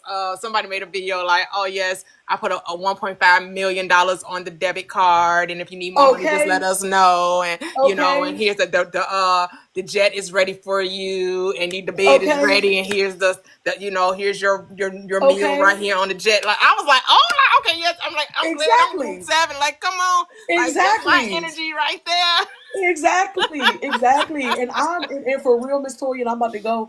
I feel like I'm in a place now that if it's something that don't add up, it feels I be like, this don't even fit. No, we not doing that. No, who are you? No, this does not belong, baby. If this don't add up to my abundance, I don't know what you're talking about. That's like, even like watching those people. They're like, oh well, and I'm not saying this to people that with food stamps and all. You got different people, blah blah blah, whatever. That's whatever. But I told my cousin, I was like, I don't care what it is. My kids gonna always eat. We always gonna be all right. We always gonna be just fine. You know what I'm saying? Like, I'm not going with the narrative of the Matrix, because people, this social media will hype people up and have everybody in this uproar like the rapture, and ain't nobody going nowhere. Like that, I feel like this is another rapture moment. I'm not going with the rapture. Y'all can go with the rapture. I don't follow the trends. No, the trends that I don't like. So we've already been raptured. We've already been caught up in the rapture of love. Listen, that's all I listen to is Anita Baker. Listen, I don't listen, and I'm gone. I don't listen, Miss Tori. I just love you because let me tell you something. You live the life you talk about. I'll be watching your videos, be like, go ahead, girl. I said, look at my girl, got her little outfits on. That's what I'm talking about. Don't nobody want to keep waking out of their bed and being sad and depressed. Your mind can get you out of this stuff. It's not action first. It's mind first action. Like it's mind first and then it comes. So I'm just like, dang, like we really can have what we want. Like stop.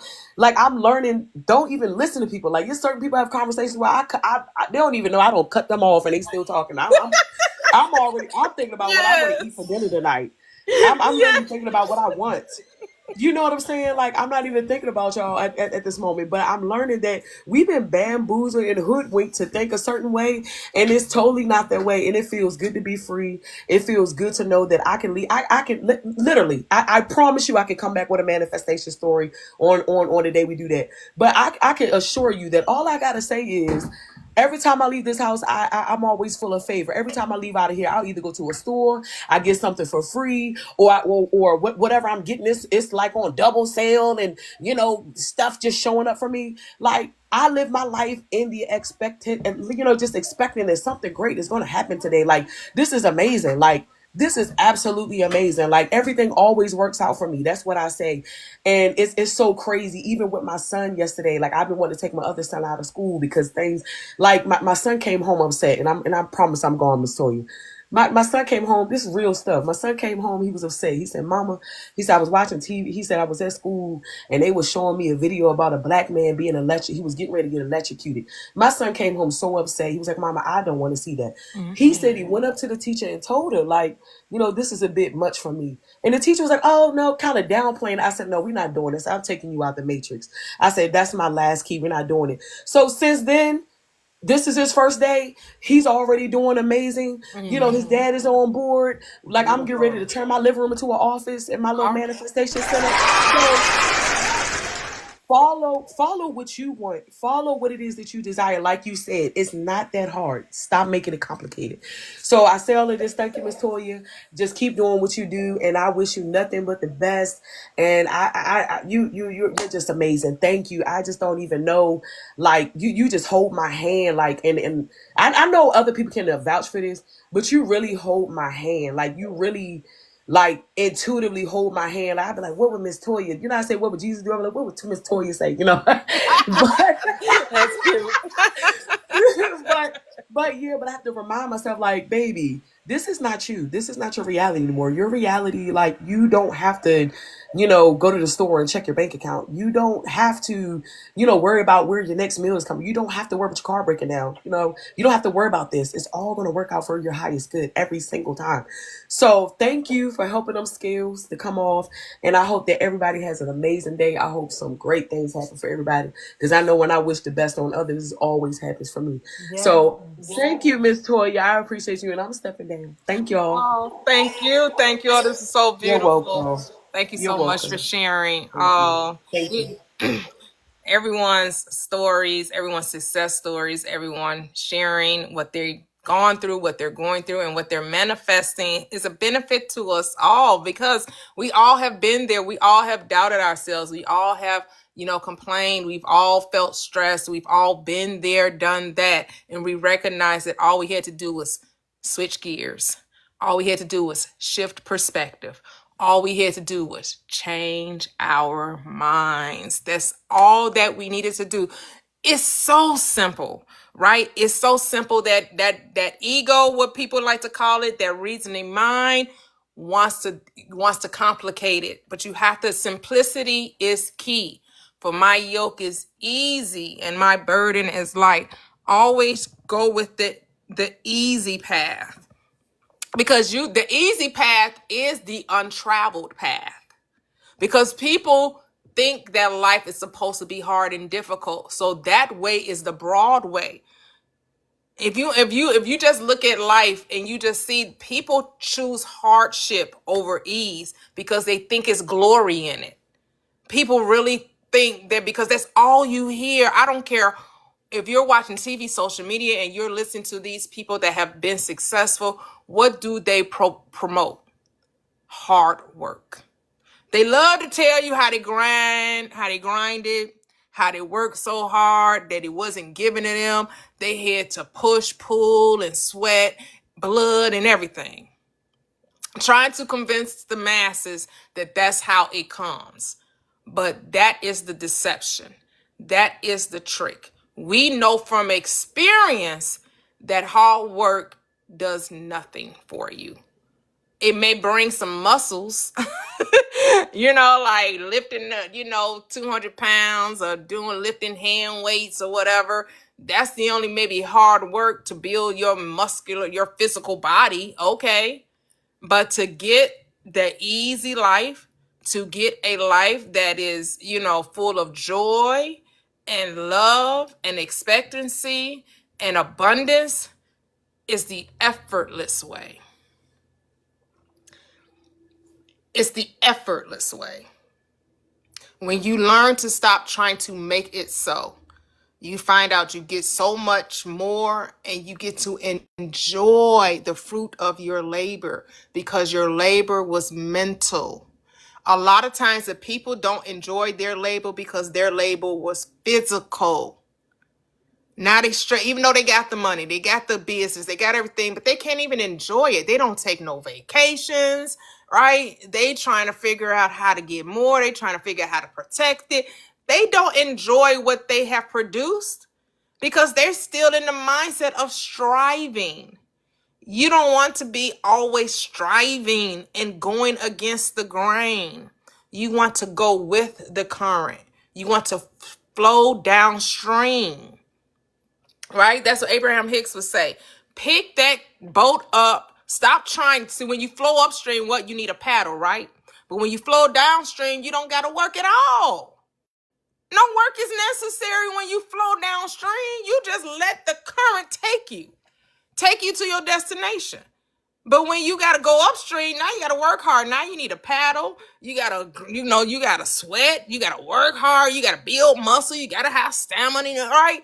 But if you flow downstream and you flow down, you get to lay back, have a drink in your hand, right? You get to pay attention to the scenery. You get to just be easy with it. And the world will tell you, you don't want ease. Do you not know you don't appreciate ease? And you got to be like, get thee behind me, Satan. I never knew you, because what you talking about? Who don't like free and easy? Who doesn't like free and easy? You go to a restaurant, somebody tell you that they paid for your meal. You gonna argue with them and say, oh, no, I can't accept that. I gotta pay for this. Do you know, my mama told me nothing good in life ever come easy. I'm gonna go ahead and take it. Thank you. Where you at? Oh, bless your heart. Oh, you will be blessed. To those who freely give, freely receive. Once you give, it shall what? Be measured back to you. Good measure, pressed down, shaken together, and running over.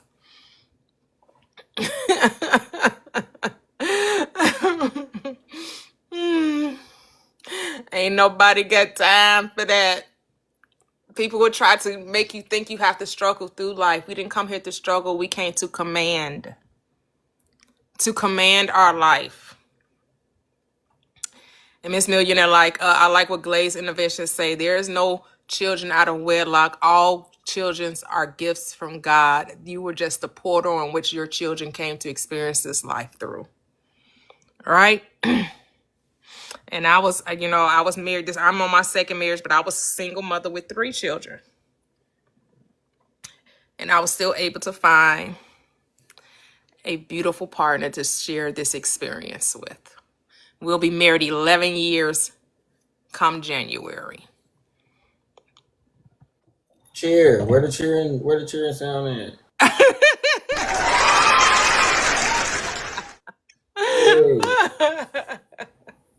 Hello, I am Tam. Hello, Goddess. Thank you.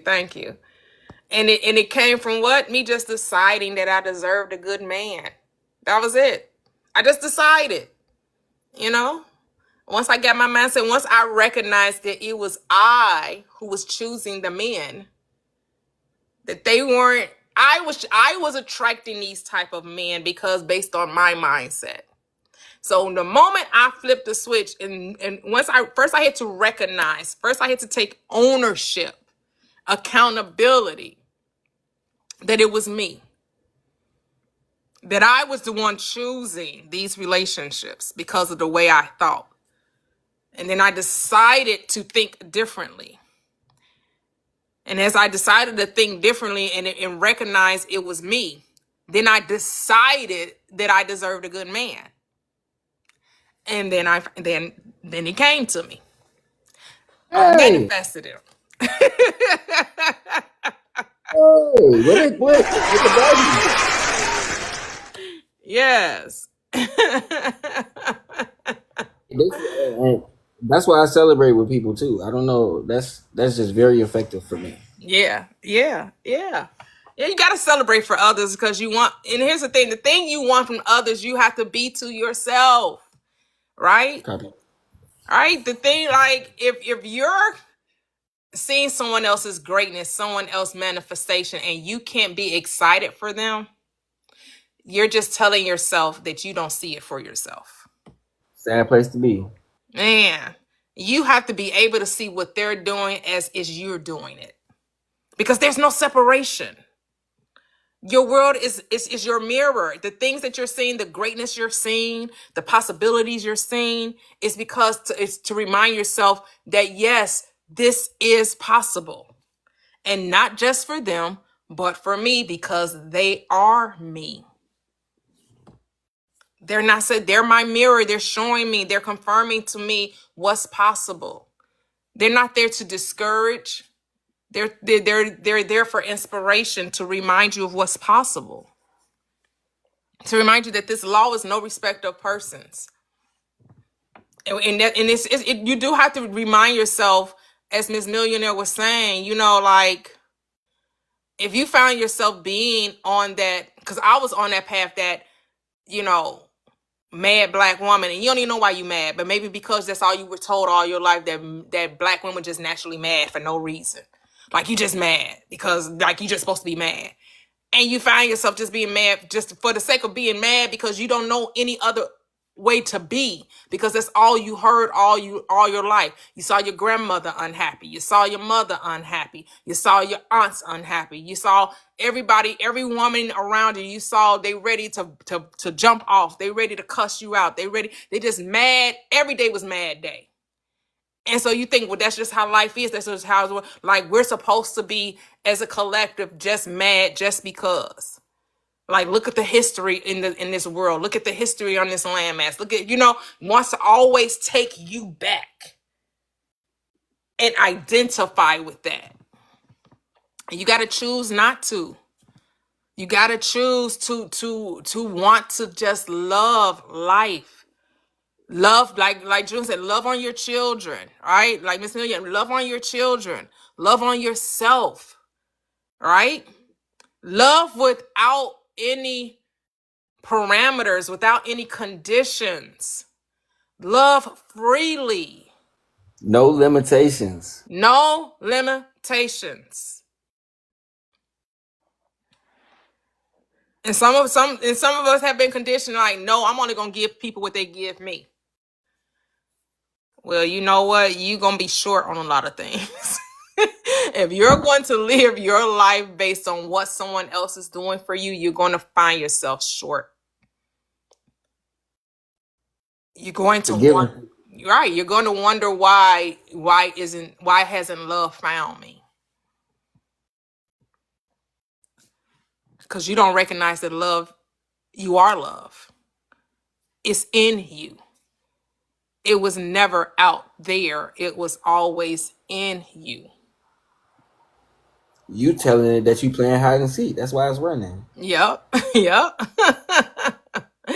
Yep. Ready to fight, Angel. Yep. Ready to fight. People be ready to fight for nothing. Fighting about nothing. Got the dukes up. Ready to cuss somebody out. Ready to give somebody the 1, 2, 4. And I'm not saying that it's wrong. I'm not saying that it's wrong, because sometimes you do have to let anger out. And it's okay. But know that who you're fighting is not another. You're just fighting yourself. You have to understand that. When you fight, you're not fighting other people, you're fighting yourself. How long are you going to fight yourself? How long are you going to struggle with yourself? When are you going to let the battle not be yours? There is no need for you to fight. Stand and see the salvation. For the battle is not yours, it's the law. It's the Lord's. Hey, hey, hey, warrior. Yes. We are love. Love knows no bounds. It is boundless. It has no boundaries. Love does not need to be protected. Protected from what? There's no opposition to love. Nothing opposes love. Fear is the absence of love. It's the unrecognition of what already is.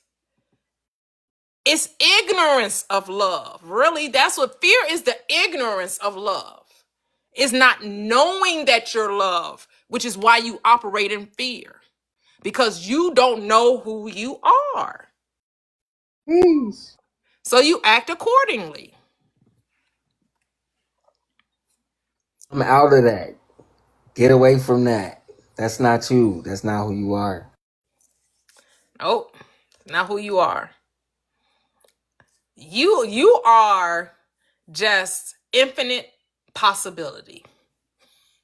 You're infinite potential. All potentialities exist within you already. All possibilities exist within you already. The only thing you're supposed to do is just choose it. Choose. Just choose. I am that, and then remain faithful to that decision. Ask yourself, can you do that? Can I make a choice and then stick to that choice, regardless of what similar offers may come across, right? Like the gentleman earlier, his fiance she wanted a $30,000 more job, right? But she wanted to stay at home, but she had an offer that was similar to that. The only caveat was she would have to leave the home and go into the office. And they decided they were not going to accept kind of what they wanted. Because it was kind of what she wanted, right? She was going to get the money, right? She was going to do something, but she would have to go into work, which is not what she wanted. And she had to ask herself, was she willing to sacrifice her desire to get some of what she wanted? And a lot of us do that. A lot of us are like, well, it's close. I'll just take it. It's similar. You can't get everything you want. You talk yourself out of the exact thing that you asked for because you tell yourself, well, it's close enough. You don't have to take close enough. You do not have to take close enough. You can have exactly what you desire. The sun is gonna shine if I hold out. Do you all know that from the church choir? From the weeping may endure for a night, but the sun is gonna shine if I hold out.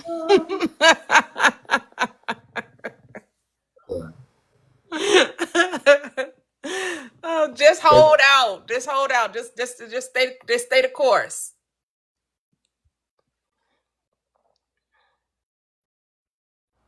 Sing that thing. Yep.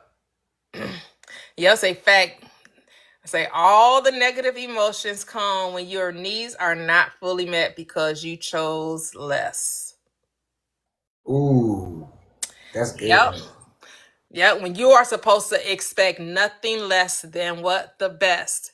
And it's funny. So, I'm a football head, the Bears. And it's funny. I think I said this before. I heard the coach say this: good, better, best. Never let it rest until the good gets better and the better gets best. He says that to the football team.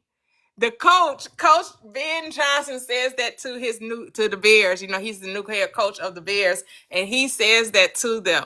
Good, better, best. Never let it rest. Till the good gets better and the better gets best. I was just saying this to the chat. I was like, synchronicity. Hit that button. Hit that button. That button over there. He said, hit that button, hit that button.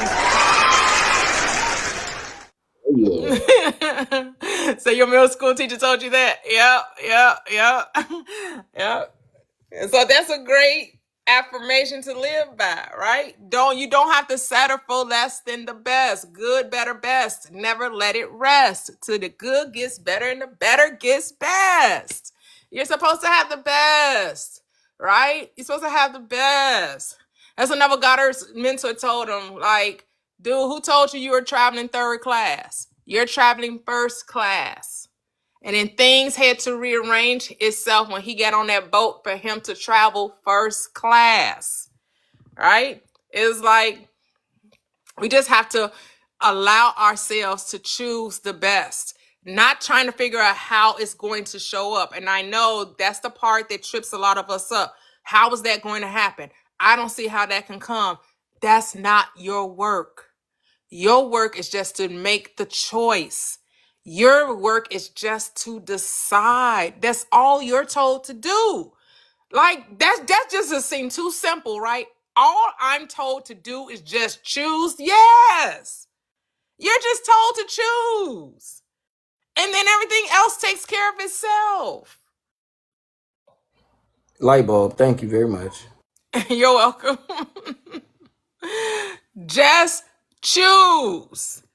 You remain faithful, right? Don't choose this and then talk about that. Too many of us make a choice and then we talk about everything but the thing we chose. We talk in opposition to the very thing we asked for. Don't do that, because that's the double-minded man. And a double-minded man is unstable in all his ways. And he should not think that he will receive anything from the law. The word says Lord, but know that Lord and law are the same. The Bible says Lord, but it should say law. Because the law of life is the law of being. When you say that I am that, you shall be that. That's the law. The moment you claim that I am, the law says, yes, you are. Now remain faithful to it. But now you go, well, I don't know. Can I, should I, will I? Stop it. Stop it. Ain't no can I, will I, should I. Yes. All the promises are yes. All the promises. And you will promise what? The land flowing with milk and honey. Go ahead. They say run that chant back. Good, better, best. Never let it rest until the good gets better and the better gets best.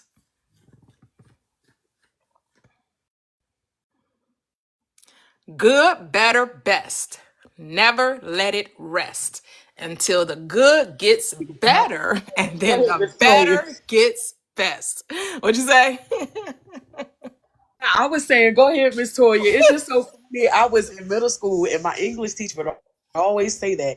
And every day we had to recite this thing. And it's just so funny how we've never really met before and we know the same mantra. So it's just really freaking me out. But but it's true. So maybe my best is finally becoming the best from me saying that chant from yes. I'm about to put it in a song. I know, right? And then I saw that the coach of the Bears that's because they had just won their fourth win. They got 4 wins in a row, and they were showing the locker room. And I had heard them saying that he had been saying it, like when I listened to the podcast on YouTube, they were saying that, and then I finally heard him say, he's like, come on, 1, 2, 3, good, better, better. You know, he was all pumped up. It was like, Bears on 1, 2, 3. You know, he was like so excited when he was saying it. So it was like, yes. So you're about to post that, Tangi? First class, A, up in the sky. I'm feeling first class, A, up in the sky. Glamorous, glamorous. Glamorous, glamorous. Say GLAMO. What is it? No, OROUS. I'm flying first class up in the sky. First class. Yeah. Yes. Yes, first class. I don't know So you what gonna that use is. that song too, Tangi? Okay, okay. Right? So you got your mantra and you got the song to match it. Love it, love it, love it, love it, love it. I might chill on that one for personal reasons. Oh, okay, okay, okay. Yep. So whatever you assume to be true will be true for you, because the law of life is the law of belief, which is the law of being. You are the law. I self, Lord, am master. That's Islam. I self, Lord, am master. You are the law of your being. Right? That book that reminded us, busting loose from the money game. What did he say? Stop trying to play a day game. It's set up for you to lose. Make your own rules when it comes to money. Stop trying to play by the system. The system is rigged for you to lose, so you don't play their game. You were never meant to win at their game. That's why you have to make the rules to your own. That's why you don't let them tell you that you have to have a certain credit score to get a house, to get a car, to get a loan. Right? You should be the head and not the tail. You're the lender and not the borrower, right? We don't have to borrow. We don't have to beg.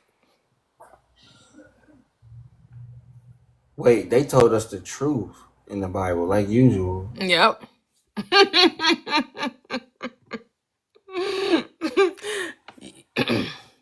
So you get to decide, because that's why you're told live in the end, not live in the how. Because the world would tell you, well, you don't have enough down payment. You don't have the credit score. You don't meet the right income. The world will give you all kind of reasons as to why you can't get a thing. That's why you live in the world, but you don't be of the world. You show people what the power of thought is. Like, how you get that? How can you afford that? Oh my goodness, I know you make what I make. How you living like that? Like, you can see people making the same amount of income and they live totally opposite lifestyles. One person on $80,000 a year is struggling. They living on the same block, same neighborhood, and the other person is traveling, investing, living their best life. Why? Because of the different mindsets. One person thinks $80,000 isn't enough and they have to struggle through life. Another person sees $80,000 as abundant, sufficient, gives them an ample income to live their best life. And it's just about, how are you going to perceive your income? Are you perceiving your income as just enough, or do you see it as more than enough? And recognize you are the income.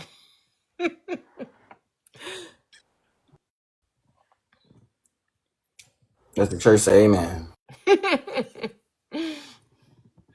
Because I truly believe that's why I'm in where I am now, that I could be a stay-at-home wife and be truly taken care of, and I can travel 3, 4, 5, 6 times out of the year, how many times I desire. Because when I didn't have the money that I have, I didn't talk against money.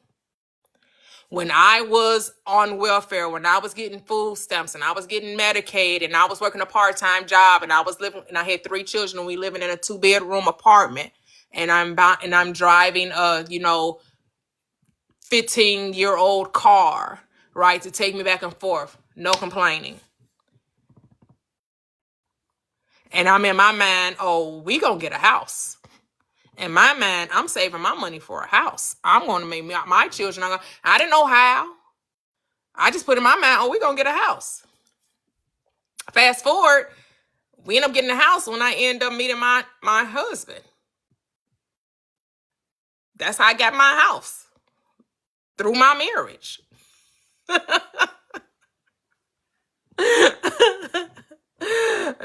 how it happened. But I know, and here's the thing. Yes, I shopped at thrift stores. All right. I sold food stamps. Sure did.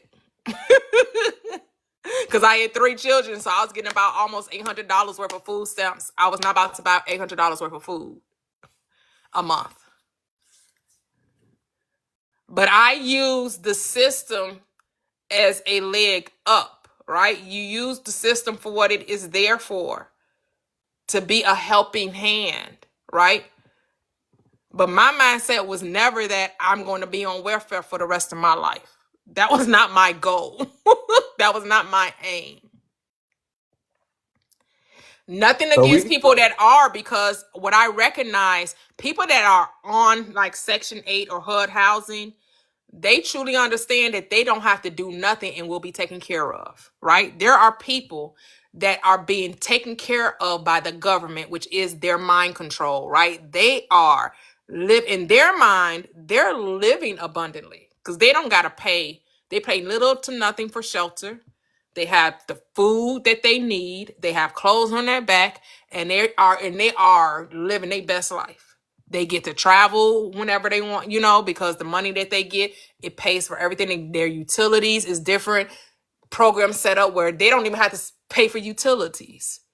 Especially here in Illinois, you have LIHEAP, which means they'll pay for your electricity, they'll pay for your heat. And I think they'll pay for your water too. But I know, because like I said, when I was on welfare, I utilized those programs.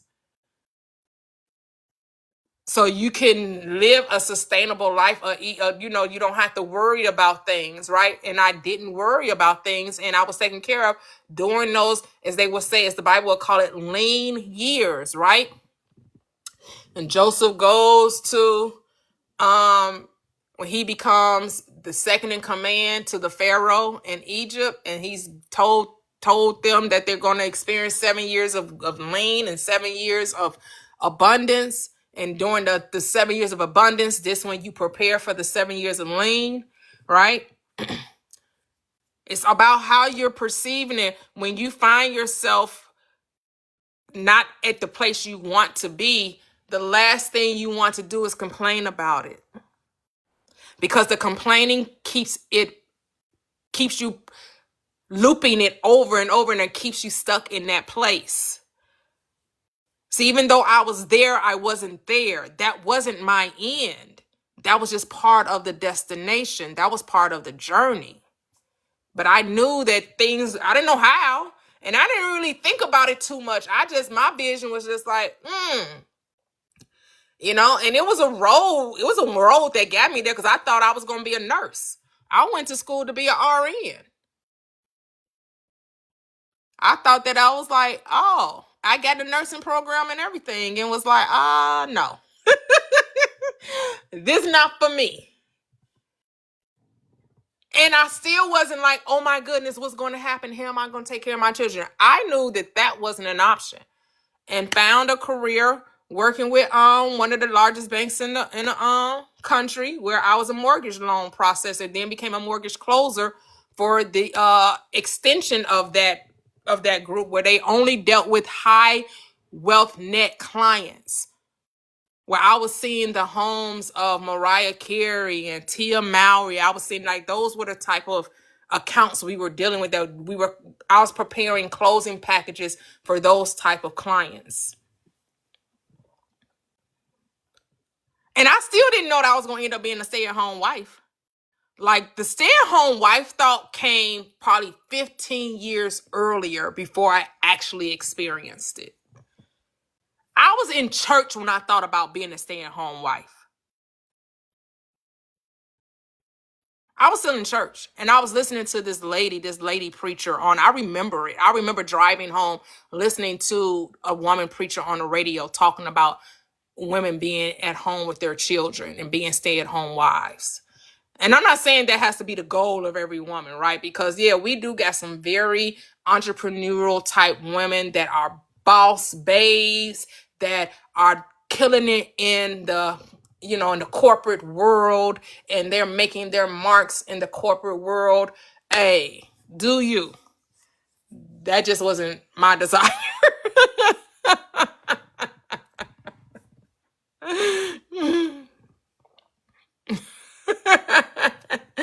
Yes, okay, Mattia. Okay, Mattia. Okay.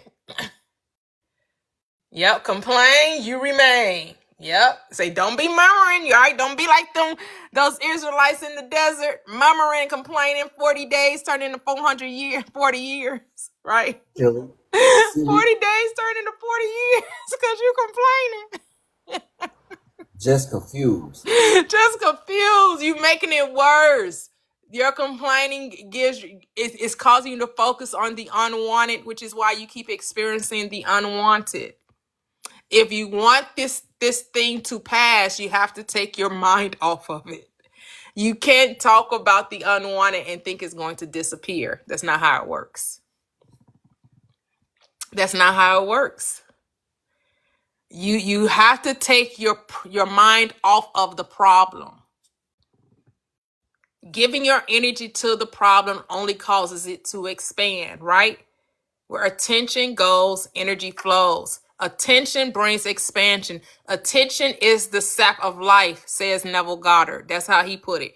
Your attention is what gives things life in your reality.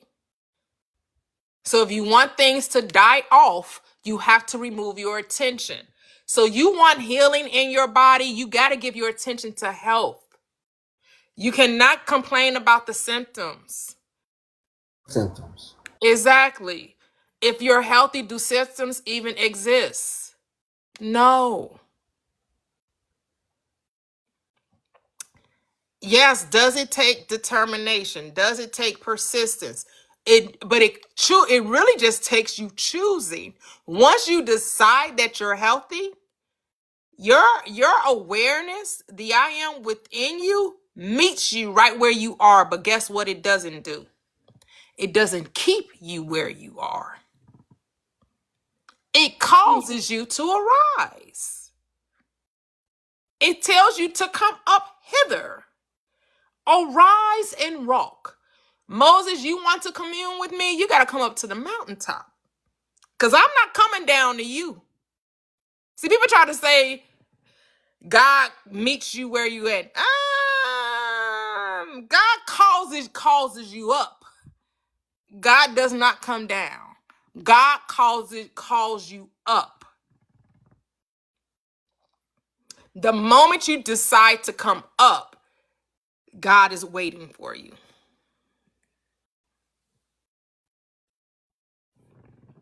So you feel like a leprechaun? Go ahead. I Yep. just say get out your own way. Yep. Light and easy. Yep. So just choose joy, choose peace, choose love, choose health, choose wealth, choose wisdom, choose abundance. Choose it. Choose success, choose prosperity. Choose it. It's all yours. Recognition is key. I say you better recognize. You better recognize who you are.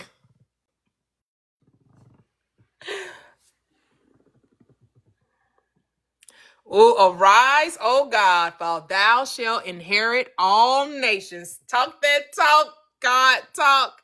What's up? Peace and abundance. Peace and abundance.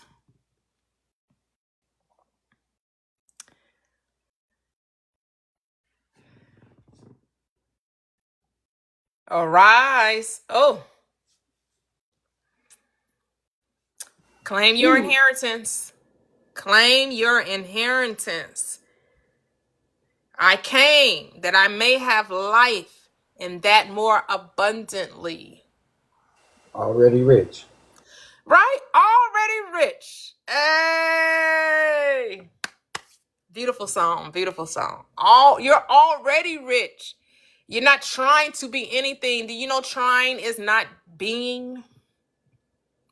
Stop trying and just be. Just do it. Stop talking about being it and just be it. Stop talking about doing it and just be it. You'll find you will naturally do it when you recognize you already are it. You don't have to try to be anything. Just recognize you already are. I I love came it. that my joy may be full. That's what you came for. That your joy may be full. That you have the peace that surpasses all understanding. That you are the I'm light of your world. overflowing. Overflowing. My cup runs over. So, Hey. Yep, you have to speak it. Is it already being a done deal? Right? And it's not about how you're trying to convince others, right? Because we think that when we talk about speaking, that it's about, yes, you want to be aware of the conversations you're having with others, because that truly is a telltale sign of your dwelling place, because you always return to your dwelling place.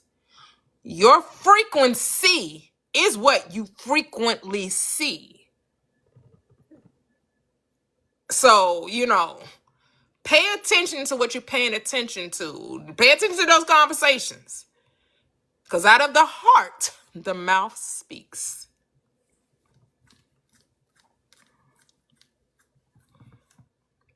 So what are you speaking?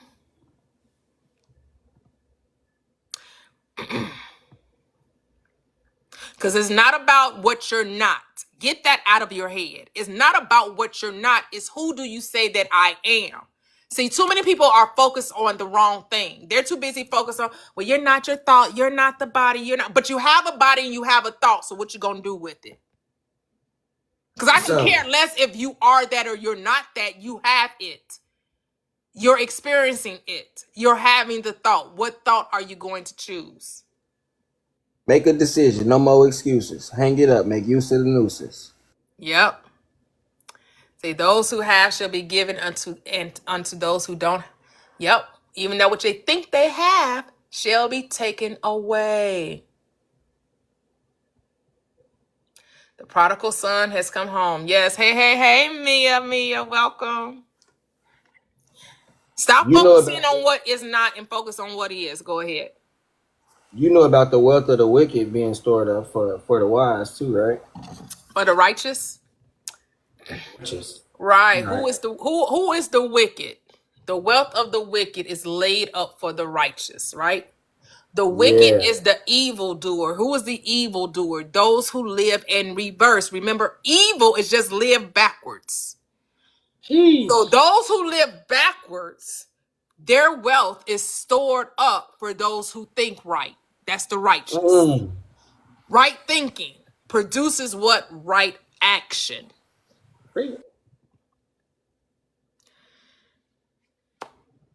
Because it's not talking about who you think is evil. That's not, it doesn't care that you think this person is bad or this person is wrong. Now you're judging from appearances, and you're told not to judge from appearances, but to judge righteous judgment. And while you sitting up here calling people evil and bad and wrong, they living their best life. Take your mind off other people and put your mind on yourself. How other people are living is none of your business. It's who do you say that I am, not who do you say they are.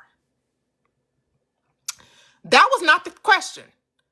Who do you think your neighbor is? Who do you think the president is? Who do you think the celebrities are? Nope. It says, who do you say that I am? And whoever you say that I am, that's what you shall be. Mind your building. Ooh, man, your building. Yes. It's about focus. Hocus pocus, focus. Focus on you and the reality you want to experience. Too many people have their nose in somebody else's business. And then you wonder why your life can't never get right because you're too busy trying to worry about other people's business. Because the only thing you need to be doing when you think of others is using your mind lovingly. Whatever things are true, whatsoever things are pure, whatsoever things are noble, just, virtuous, be of praise or good report. Think on these things. And why is it saying to think this way? Because you're the thinker. You're the only one thinking in your reality. No one is thinking other than you. So that means because you're the only one thinking it, guess what? You're the only one creating it. So you might say that you're thinking this about another person. But remember, there are no other persons. There are no other people. It's only you. So the way you're thinking about others, you're really thinking about you. Whatever you, So go ahead. I would say you thinking about your overflow. Your overflow is what's abundance to others. They're only there for your overflow. So you gotta be over full for that. Yep.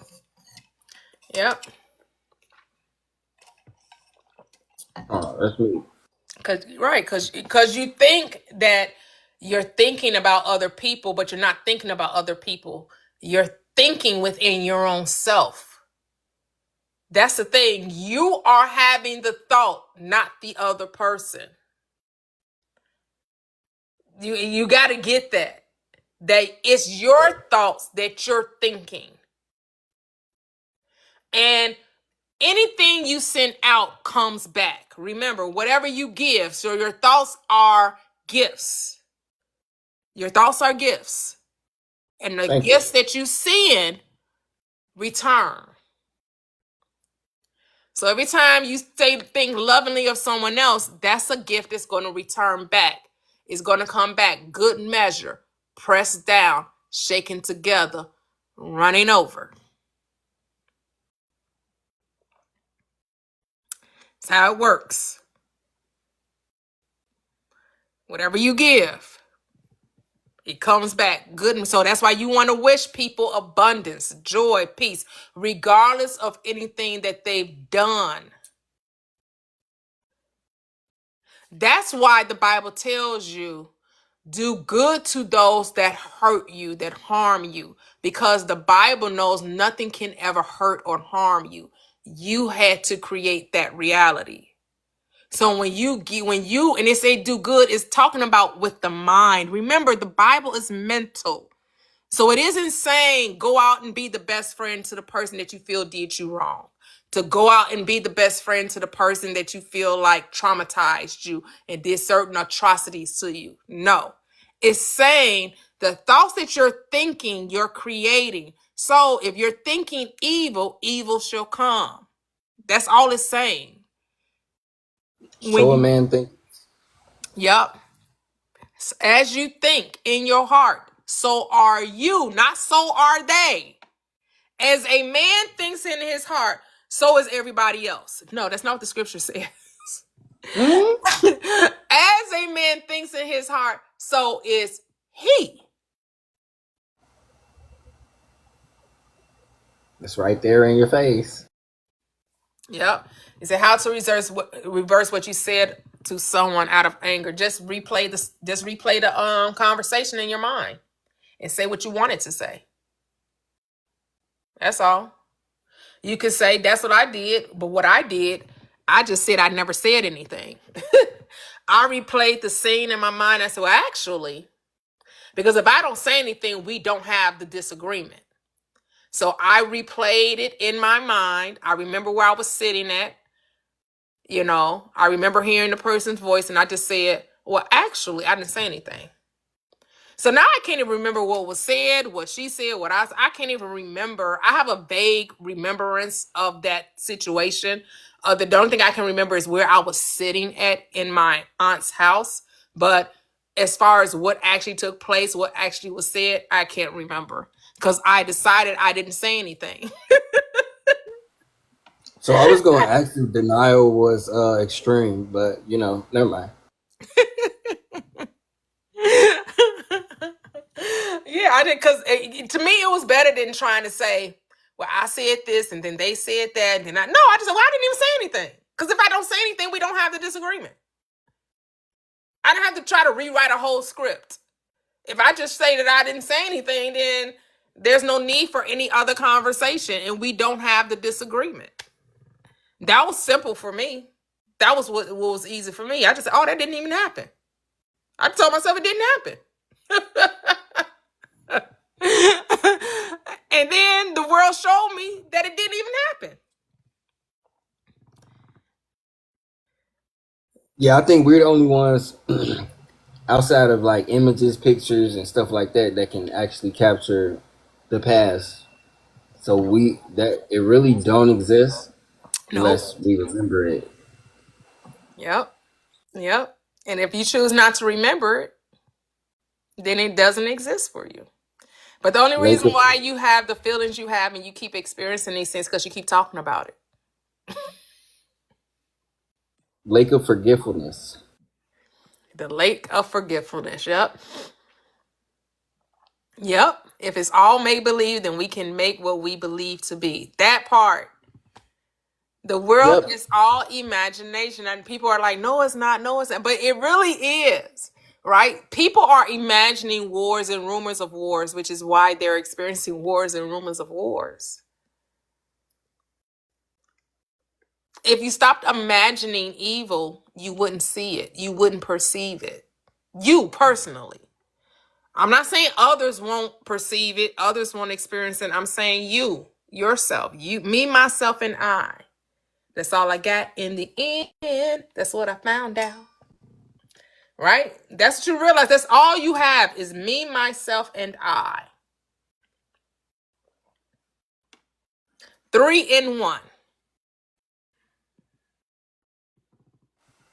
Yeah, you can say it's like the B attitude, but I'm starting like my enterprise is gonna consist of like be up is one. I got like be fresh, be precise, but it's all around kind of like basically be like that's what the B is for, being Oh, that's yourself. what's up. That's what's up. Be all that you can be in the army of your mind. Straight up. Be all that you can be. Who do you say that I am? You got an army up there if you need it. Hey, your soldiers are ready to go out and stand guard. Your soldiers are your thoughts. And they're going to do exactly what you command them to do. If you want them to wreak havoc, they will wreak havoc. If you want them to cause dis-ease, discomfort, oh, they'll do just that. The thing is, most people don't know what they're commanding their army to do. Oh, thank you. You're giving instructions to your army, and you don't even know what you're instructing them. You all over the place. You're confusing yourself. You wonder why you all over the place. Because you're not giving precise instructions. You're double-minded. You're very confused.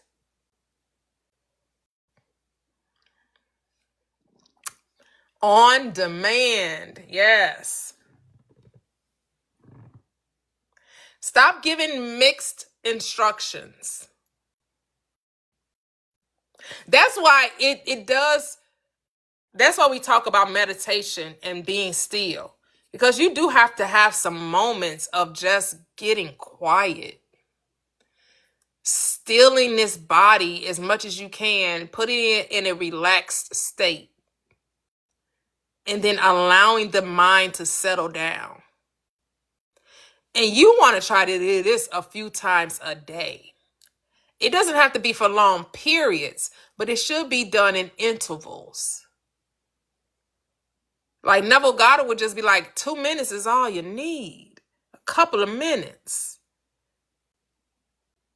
Several times a day to regather yourself. Because sometimes we just be talking too much. We be all over the place.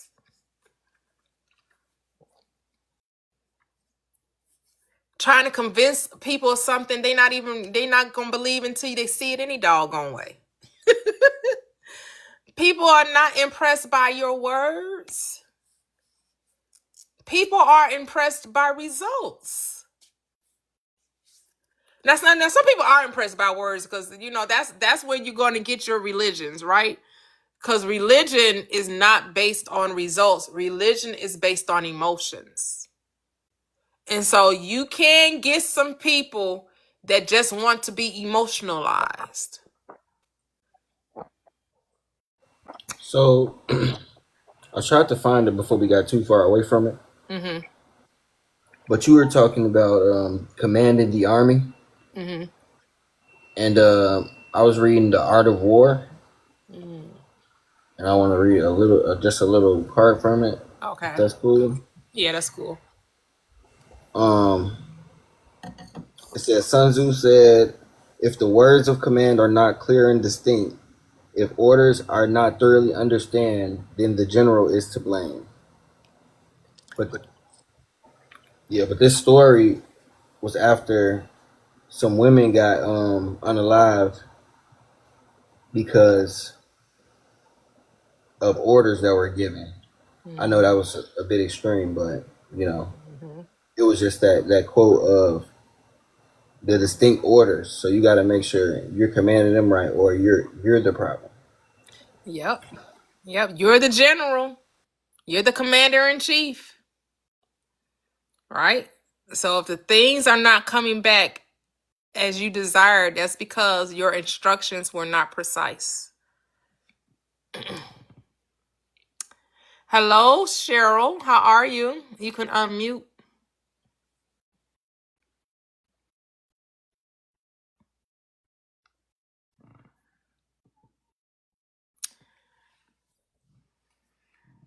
Are you there, Cheryl? I don't know if Cheryl meant to come up or not.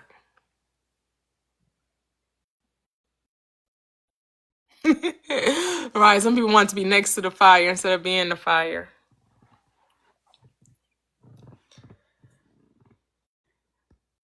Cheryl Cheryl might have come up by mistake. Cheryl, so I'm gonna drop her. I know she might be at work. You are the fire. You are all of it. Just take it easy. You relax. You stop telling yourself you have a bunch of problems. You don't have problems. You have experiences. And at any given point in time, you get to change the experience by changing the way you think. It really is that simple. And we're just going to keep saying it, just how simple it is. It's just as simple as making a decision. It's not any more complicated than that. Decide what you want and then allow it to show up. Decide what you want, allow it to show up. How simple was that? Decide, allow. Decide, allow. It's so simple. And I know you're going to try to talk yourself out of it because you're going to say it's not that easy. You're going to say, it's hard to decide. Or I said this, but I got the opposite. And I don't know why I'm not getting it. And, because now you're complicating it. Now you're adding to the decision. Because I told you the decision was decide. The recipe was decide and allow. The moment you start talking against it was the moment you started adding to the recipe. Stop that. Stop it. It was only decide, allow. No buts. Get your butts out the way. Get your what ifs out the way. Get your time sequence out of the way. To get the how, remove all of that and just decide, allow. How do you allow? Be still. Really do nothing? Yup. Do nothing? Yup. Do nothing? Yup. Yup. Do nothing. And the world will tell you that's not how it works. That's not how it works. You have to do something. The doing is automatic. You don't have to worry about what to do. You're going to automatically do. Right? Like these people saying that they just sitting at their house and they getting phone calls. What did they do? They didn't make the phone. The only thing they did was receive the phone call and they picked up the phone and answered. So if you want to call that doing something, okay. The doing was they answered the damn phone. Well, they were going to do that anyway. They went to their email and they saw an email. Well, they were going to do that anyway.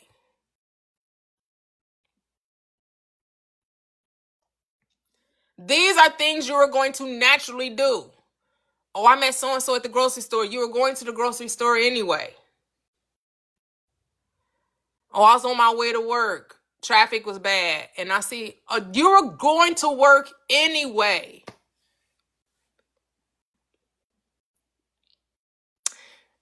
Awareness takes the least path of resistance when you let go of the how. The moment you let go of the how, consciousness says, okay, now I can do my job. But as long as you in the kitchen trying to prepare the meal,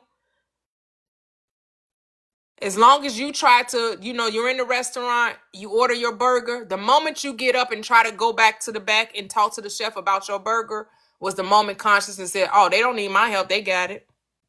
And consciousness just takes a back seat and let you prepare it.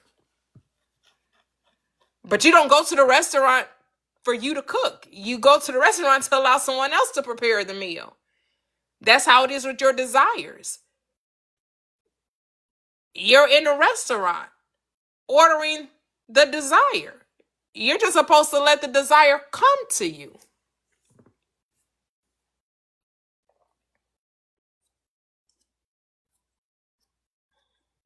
Oh, yep.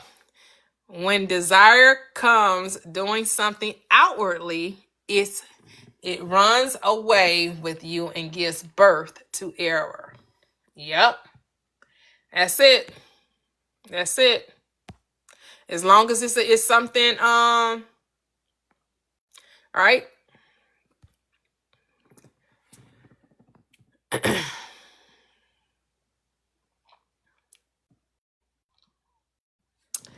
So it's not complicated. It's not difficult. I know people will say, well, it's not easy, it's hard. I'm going to tell you, stop telling yourself it's hard, right? If you tell yourself life comes to you easily, effortlessly, harmoniously, then it will.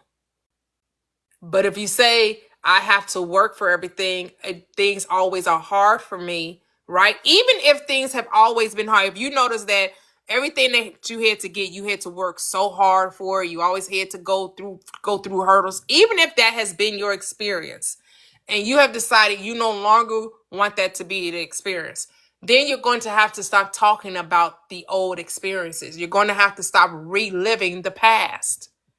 And you're going to have to now choose the way you want for it to be. So now you have to start saying, well, actually, things come effortless. I don't have to do very much I do very little. I just kind of just there and things just seem to happen. I just wake up and I receive good news. I just pick up my phone and bam, money in the account. I slept all night and made several millions, hundreds of thousands, tens of thousands of dollars. I sleep and money finds its way to me.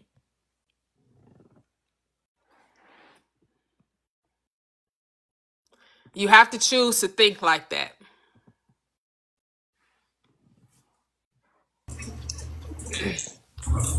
Hello, Ben.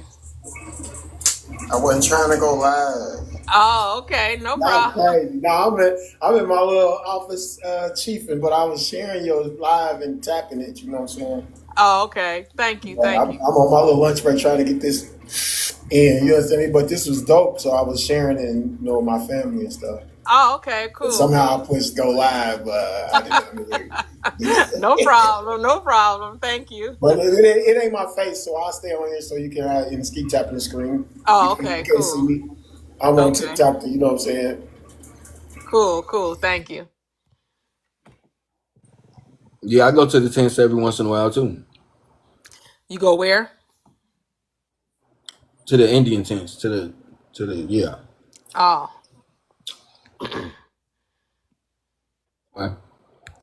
I don't know what y'all talking about. I'm just gonna leave it Yeah, there. yeah. Never mind.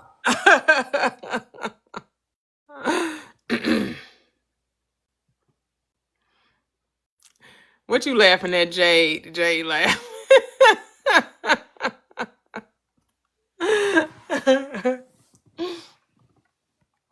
But yeah, just it's you laughing at them. Oh, okay. Yeah. Oh my goodness. I don't know. But yeah, so tonight I will be back at 7 p.m. Central Standard Time where we will continue the conversation of manifesting your desires. You know, feel free to come up and share your manifestations. Feel free to come up and ask questions regarding manifesting. Understanding that you're always manifesting is not something you need to try to figure out. The only thing you need to figure out is how to put your mind on the thing you want to see. That's your only challenge, if you want to call it a challenge. Is remembering to be focused, to be aware of being aware, to accept that your thoughts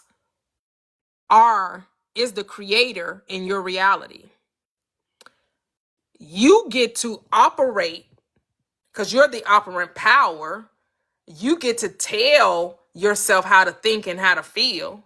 You get to choose what thoughts you want to have. Because people want to act like you can't choose your next thought. You most certainly can. Like what? When you're in conscious, when you're in prayer, when you're in meditation, you can definitely direct your thoughts. Does it take practice? Yes. Because you probably never did it before. You let your thoughts just used to have their way. They were like rambling sheep gone astray. But you are the good shepherd. And now you got to bring those thoughts. You got to gather them in and lead them down the path you want them to go. Preach that thing. Does some thoughts get a little, will a thought wander? Yeah, you go and grab that thought. Say, where you going? Because you can choose. You could be like, okay, yeah, I'm going to go in prayer. I'm going to go in my meditation. And I'm just going to think about this. And then you find yourself thinking about what you ate last night, how you got to clean up your room, that you got to go to work, and you got to go do laundry. That's where you have to be like, oh, wait a minute. No, I'm supposed to be thinking about this, right? So then you got to start again. And then you start again. Your mind starts talking about what movie you want to go see, how you want to travel over here. Your mind just start going all over the place. But you are the good shepherd. You have to bring those thoughts back to focus. Because it's But it chaos does when take practice. yeah, it's chaos when they all start to stray at the same time too. Like if one go, maybe it's gonna be hard. But if they all go, that's just chaos. Yeah, I mean, and you don't even have to judge it as chaotic or anything. Just refocus. Just be aware.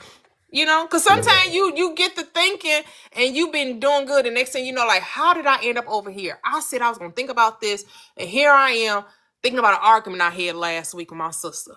Thinking about how my boss didn't give me my time off like I asked for. Or, man, I really wanted, what am I gonna cook tonight? Oh man, them doggone kids, they didn't clean up last night. Like your mind just gets to just thinking all kind of stuff, right? But this is where you learn how to focus your thoughts, because you really can choose your thoughts. But this is mastermind. This is how you master your mind. And people think they can't do it because the first time it didn't go so well. But think about the first time, if any of you learned to play an instrument, or the first time you decided to drive a car. Yeah, in the beginning it wasn't so great. You was nervous. Them chords was sounding all discordant. right? It wasn't no harmony, no melody. You just all over trying to figure out what string or what note to play, right? In the beginning.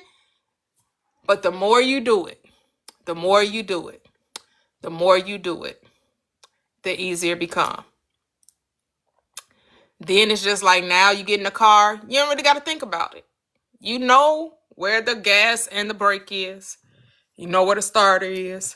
You know where the signals are. You check the mirrors, right? It's like we would say, it's just second nature. It's a part of you now. That's how it will be with prayer and meditation. But just because it didn't go so well the first time doesn't mean you be like, oh no, no, persist, practice. You gotta be transformed. How? By the renewing of your mind. But the mind doesn't operate itself. I mean, it will do what it want to do. But if you want it to go in the place you want it to go, you're going to have to choose to direct it. You're going to have to be the director.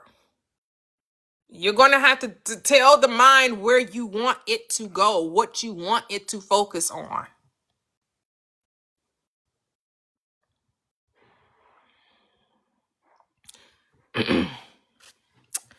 So you say negative thoughts about a job interview. First, let's not label the thoughts, not negative or positive. Only thinking makes it so, right? So you're just having thoughts of probably worry or doubt, right?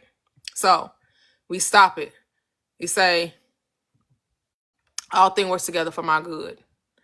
You know, you're desiring this job, right? You say that you got it. That is yours, right? You don't try to figure out how you got it. You don't have to replay anything in your mind. You got to trust the process, right?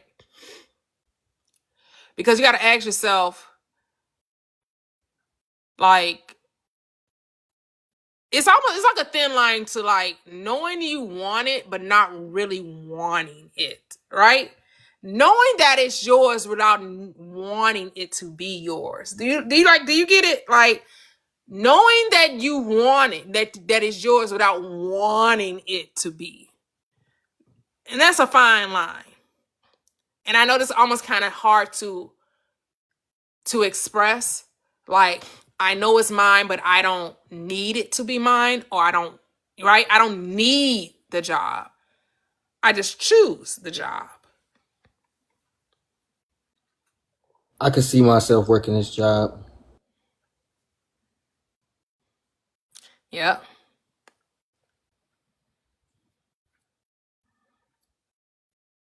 Yep. Say, how do you cast down or bring them under subjection to Christ? By talk to yourself. That's how you have to talk to yourself, right?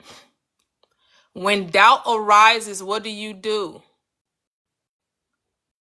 What did the Christ do? The Christ did what? It spoke. It commanded. It spoke to the situation. Didn't argue, right? Just spoke. It said, get behind me, doubt. I never knew you. Right? It said, get behind me, Satan. I never knew you. Come out of them. It tell, be quiet, be still. Go here, go right. Christ commanded. That's what you have to command. You're the authority. You have to operate as the authority. Christ did not reason with the devil. You don't reason with doubt. You command it to come out. Right? Christ didn't reason with the devil. He told the devil to come out. That word authority it probably don't, but it sounds like author in the beginning of it. Yep. You are the author and finisher of your faith.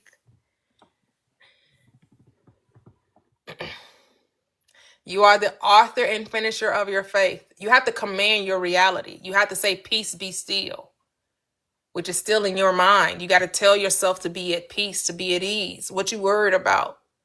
It's cool. It's cool. I'm good. I'm good either way. You got to tell yourself, I'm good either way. That part.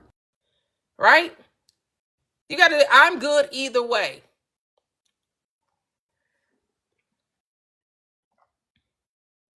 Yep. Yep.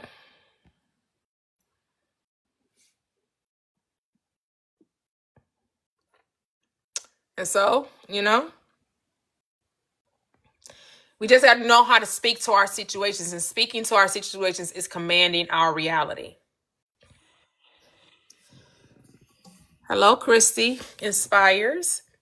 Hi, good afternoon, Prosperous. Is Thank that you. your real name?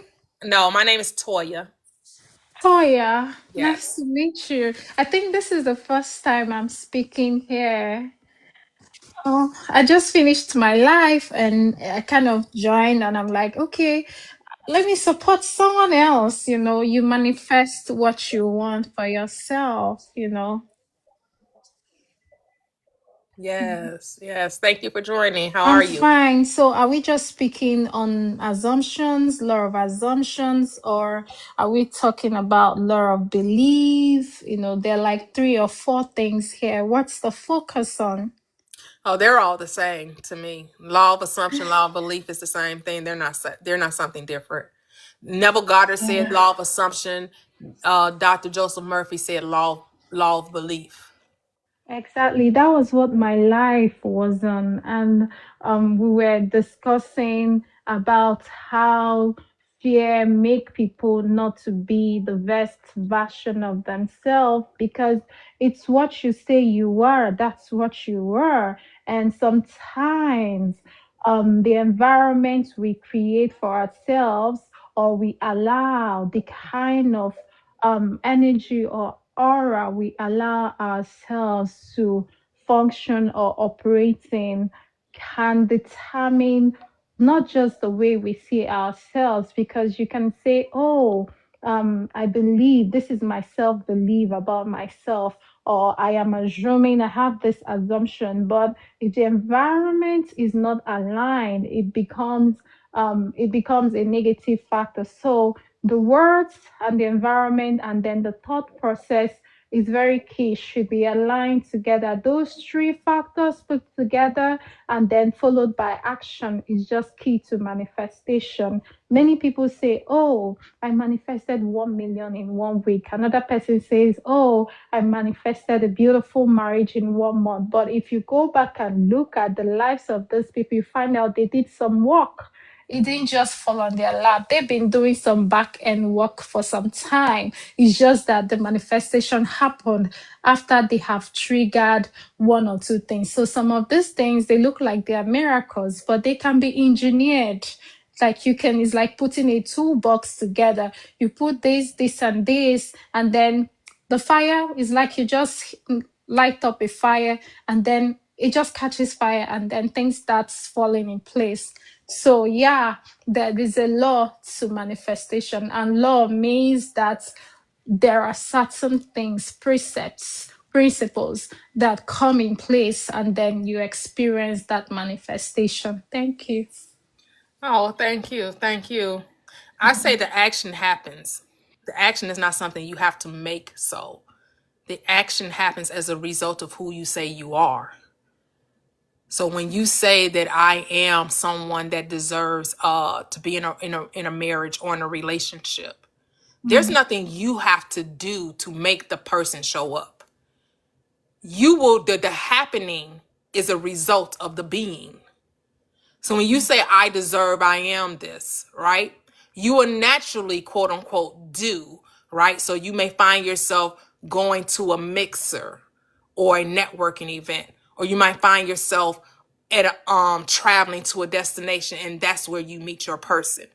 Did you do anything specifically to make that happen? No, you were just being who you are. and the person had to show up. Now you may decide that, I think the way I can meet my person would be online dating, right?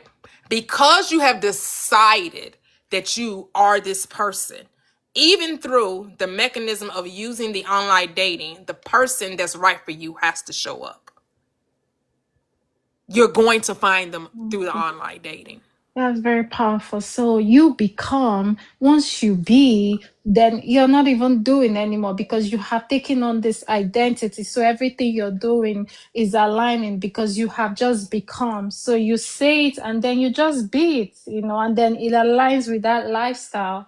There's not much of actions or activity or effort. It's just that you are being who you say you are because it's genuine and authentic to you.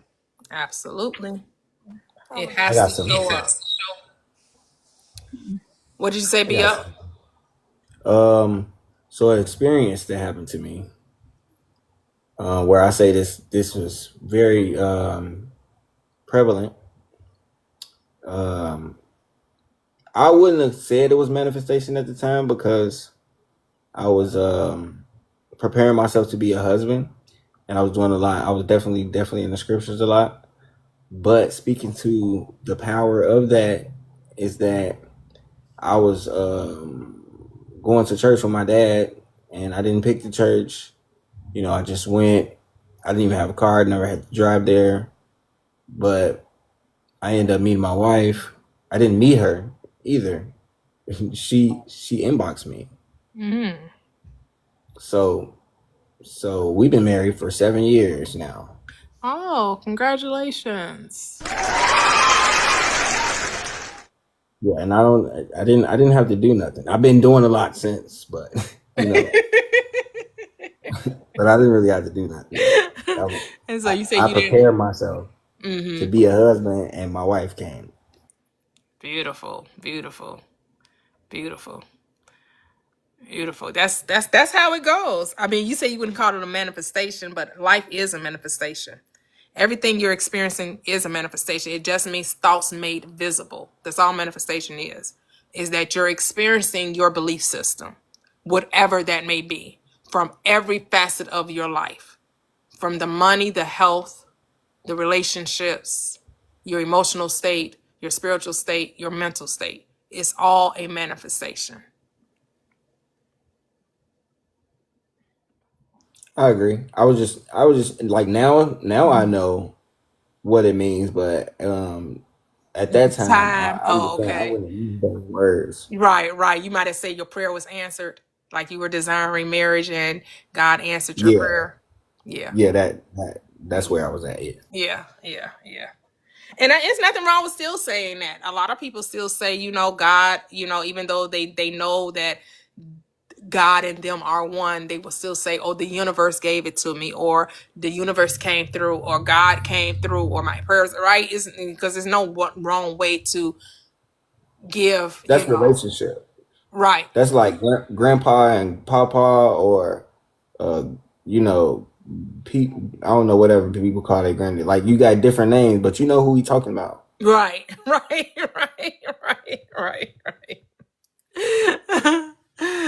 The key is to not think it's coming from something outside of you. A lot of people still think it's outside of them. So when you think it's outside of you, you still don't understand the power that you have.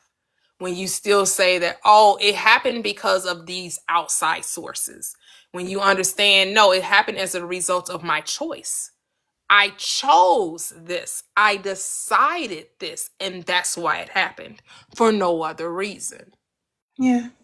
And, when we have this mindset that whatever we experience in our life is externally induced, or when we have this mindset or belief system that, oh, this happened because of this and not because I created it, because whether it's positive or negative, we have a hand. Almost everything that happened to us, we created it, we manifested it, whether positive, whether good, bad, and ugly. But the thing with that mindset that we believe that, oh, because of an external action, that is why I'm experiencing this, it creates a sense of powerlessness and helplessness. You're not empowered. But at the moment a person tunes their mindsets, corrects their mind, and believe that this thing I'm experiencing, I have a huge hand in it. I created my world. I made this to happen, whether good, bad, and ugly. That's the time we start taking responsibility for our lives. And that creates a sense of empowerment, because if something is going wrong, and I know that I have a hand in it, I am empowered to ensure that I'm putting myself in the right places, or I'm becoming the right person to cause a different change and a different experience too. Absolutely. Absolutely. Because if you think it's happening to you as opposed to because of you, right, you feel like you're a victim to circumstance. And recognizing that there are no victims, there's only causation, right? There's only causation. But a lot of people, accepting the causation can seem a little, taking full accountability for life. Most people aren't ready to accept that. And that's okay. That's okay. You know. Can we include intentionality with causation? Yeah, I mean, it's the same thing, right? Here's the thing with intention. Here's the thing, right? Most people would say, I didn't intend for the bad to happen, right? But I intended it for the good, right? When we talk about intention, right? The Yeah, that intention makes was for my good. The intention was never for my bad, right? We're not going to take responsibility. That's a way of not taking responsibility. But I'm going to tell you, your intention is your causation. The moment you start speaking on a thing, you're intending it to happen, whether it's good, bad, or indifferent, right? Whether it's good, bad, or ugly. You just don't realize that that's your intention, because you don't understand that thoughts are things. It's cool to accept intentionality when it's the thing wanted appears. But you want to relinquish the responsibility of intentionality when it's the opposite. copy that.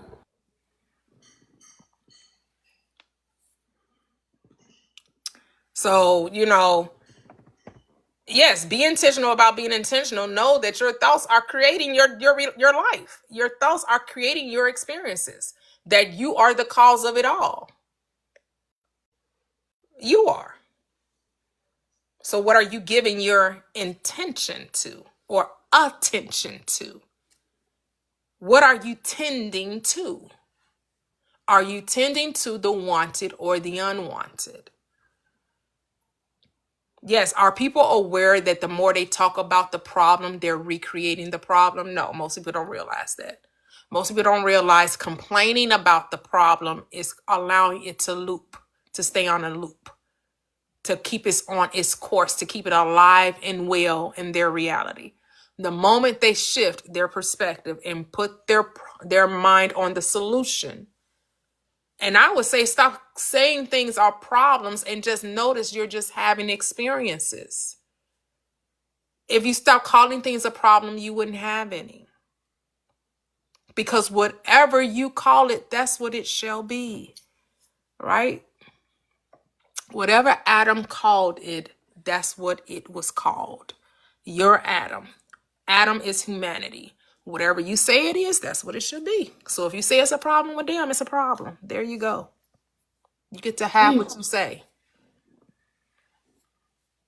Yeah, true, true. And that comes back to the way we shift our mind,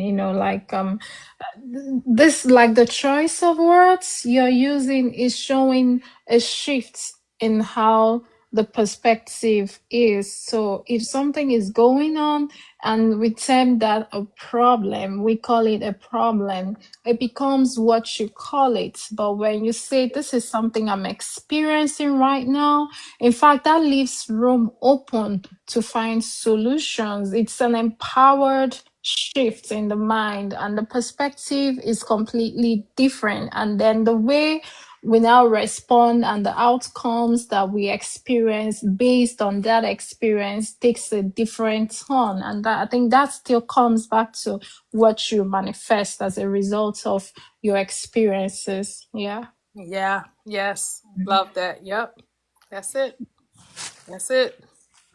It's mind power. Like the world is mental. And so when we can reconcile that in our minds to understand that the world is mental, it's not a physical world, it's a mental world. That the game of life is played in the mind. And then it's expressed, it is objectified physically. But that's not where it starts. It begins in the mind. And then it's played out in the mind and then shows up in the world of Mm-hmm. space. Right? Yep. Yeah. Yeah.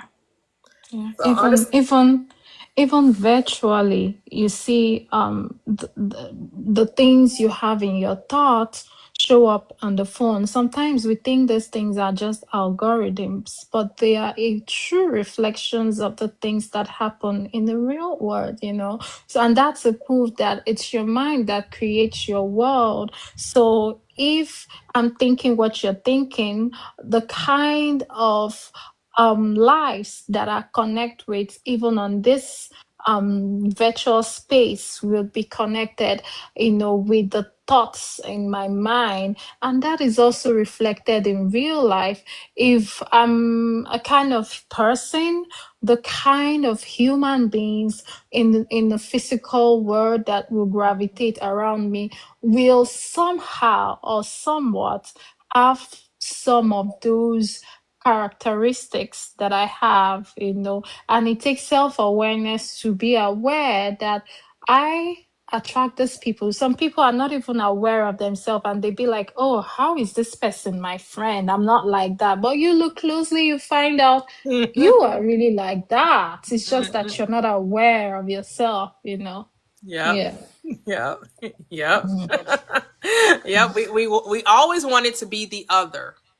Mm-hmm. And here's the thing, the world is the mirror, so the world is always showing you to you. The world is never showing you them. The world is always mirroring you. And a lot of people just don't like what they see in the mirror. And so instead Mm. of changing the reflection, they try to change. They want to break the mirror. Mm. Mm. No, you change self. You didn't come here to save the world, to change the world. You came to change how you're perceiving the world. And the moment you change how you're perceiving the world shapeshifts itself to reflect you back to you. Mm. So wherever you're having in your world and you're like, oh my goodness, they're so this, they're so that, is really you're so this and you're so that. Because you're the only one thinking this. Mm. You don't see people, you see your assumptions about people. So if you want people to show up differently, you have to assume them differently. Mm. It's so simple. Expect the best and you will receive it. It's just that simple. Just expect that every being that comes into your experience is the link in the chain of your good. That there is no one here to oppose you. The world, your mirror, supports you. So if you smile, I guarantee you the world smiles back. The mirror smiles back. It's law. When you love, it loves back. When you are operating peace, peace shall follow you wherever you go. Your world is showing you who you are, not who they are. I know a lot of people, that's a hard pill for people to swallow because they're like, no, I'm not responsible for how that other person is acting. I'm not responsible for how you're responsible for how you're thinking about it. You're responsible for how you're thinking of them. because they're only playing the role based on the script that you wrote. So when you say, "Oh, there's nothing but negativity in the world," well, why are you so astounded when negativity shows up in your world? People are so harsh. People are so mean, and you wonder why you meet mean and harsh people. But if you would say, "Wherever I go, there's peace. Wherever I go, I meet happy, engaging people. When I'm on the plane, when I'm in the grocery store, when I'm in my home, when I'm on my job, I get along with everybody." And if I'm not getting along with someone, it's because there's something in me that I'm neglecting to see, and the mirror is saying, "Here it is." The mirror magnified, because really the world is more just a mirror. It's actually a magnifying glass as well. It's a mirror as well as a magnifying glass. This is going to magnify that which you are dealing with, whether it's the good, bad, or the ugly.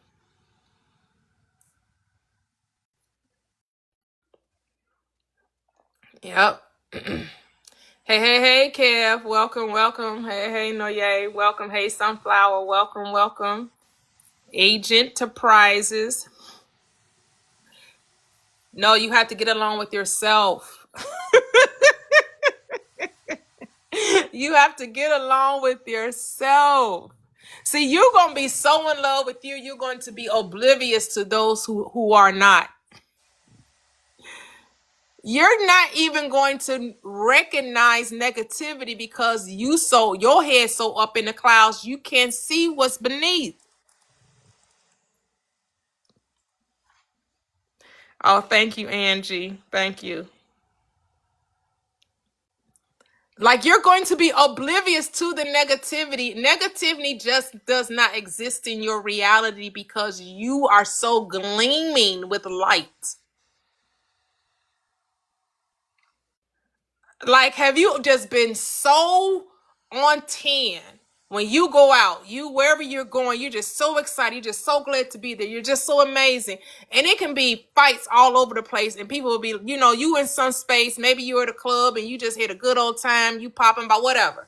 And somebody tell you the next day, "Oh my goodness, did you see that fight? Everywhere I looked, there was number five." They're like, "What? Really? I had no idea. I was in my own world. I was in my own zone. I had no idea. Really? All that was going on? You got to be kidding me. Were we at the same place? We could not have been at the same place." And it be like that. Like, you be so much in your own world because where you are is nothing but peace, love, and light and beauty that eyes too pure to behold iniquity. Your eyes are so pure, you can't see wrongness. You don't see problems, you only see experiences.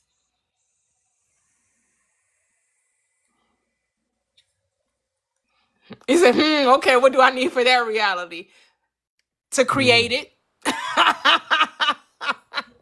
To create it, to know you have the power to create it. This your story. This is my story. Hey, I'm from that Chi-Town dirt. I've been from being broke to sleeping in Versace shirts. It's your story. What story you telling? Are you telling a story that wherever you go, there's disruption, there's chaos, there's negativity? Is that the story? Because then you shouldn't be surprised that that's what you experience. Because that's the story you're telling. Go ahead. I leave that glow everywhere I go, like you just said. Hey, and don't just like, you want to say, please don't kill my vibe. Don't kill your own vibe. Nobody else should be responsible for making you happy. Create your own happiness. Create your own peace. Be your own happy place. Happiness comes from within, not from without. If you're looking for everything to be quote unquote perfect so you can be happy, and I know the world doesn't understand perfection because the world thinks perfection is doing everything not having missteps, not having mistakes, no, perfection is about completeness and wholeness, knowing that you don't lack any good thing. Not thinking, oh, everybody has to act exactly the way I want them to act. And if they don't act exactly like I want them to act, then I can't be happy. Yo, Hello? what up? Where you at? The crib. Right?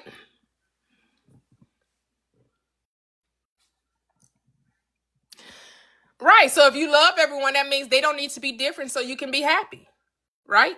Loving people is accepting them exactly where they are and not needing them to be different so that you'll be okay. That's what love is, right? I don't need for you to change for me to like you. I don't need for you to change for me to love you. Hello, KJ. How are you? What's going on, Prosperous? What's going on? You doing? Everything is everything. I hopped in. Hey, Lauren Hill said that right. That's for sure, man. I hopped in right at the right time, man. I hopped in right at the right time. So this, you're absolutely right on this, right? And let me just mute the sound here because that can get a little distracting on my bells and whistles. But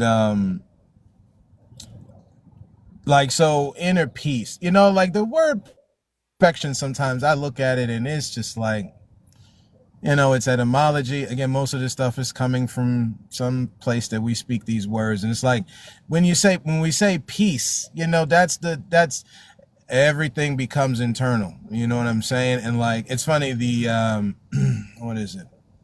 Not the law of correspondence. I think it's the law of vibration and attraction kind of get into this.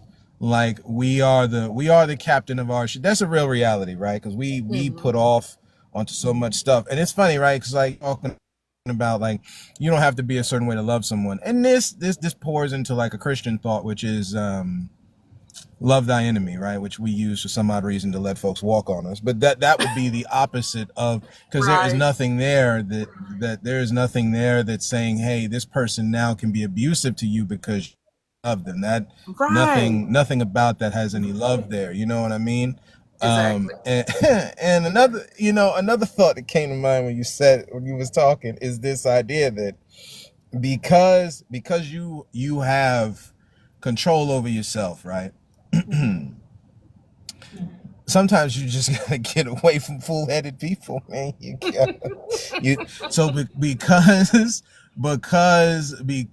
Because I don't want to say that like an external can infect internal per se, but because you are the captain of your ship, there are like, no, man, if we gonna be around here and we constantly downing people, not holding accountable, because sometimes we take them too and cross the streams a little bit, but it's constantly downing, it's clowning, and it's all that kind of thing. Like after a while, it's like, this is for me. Like for me, it's like, no, we're good.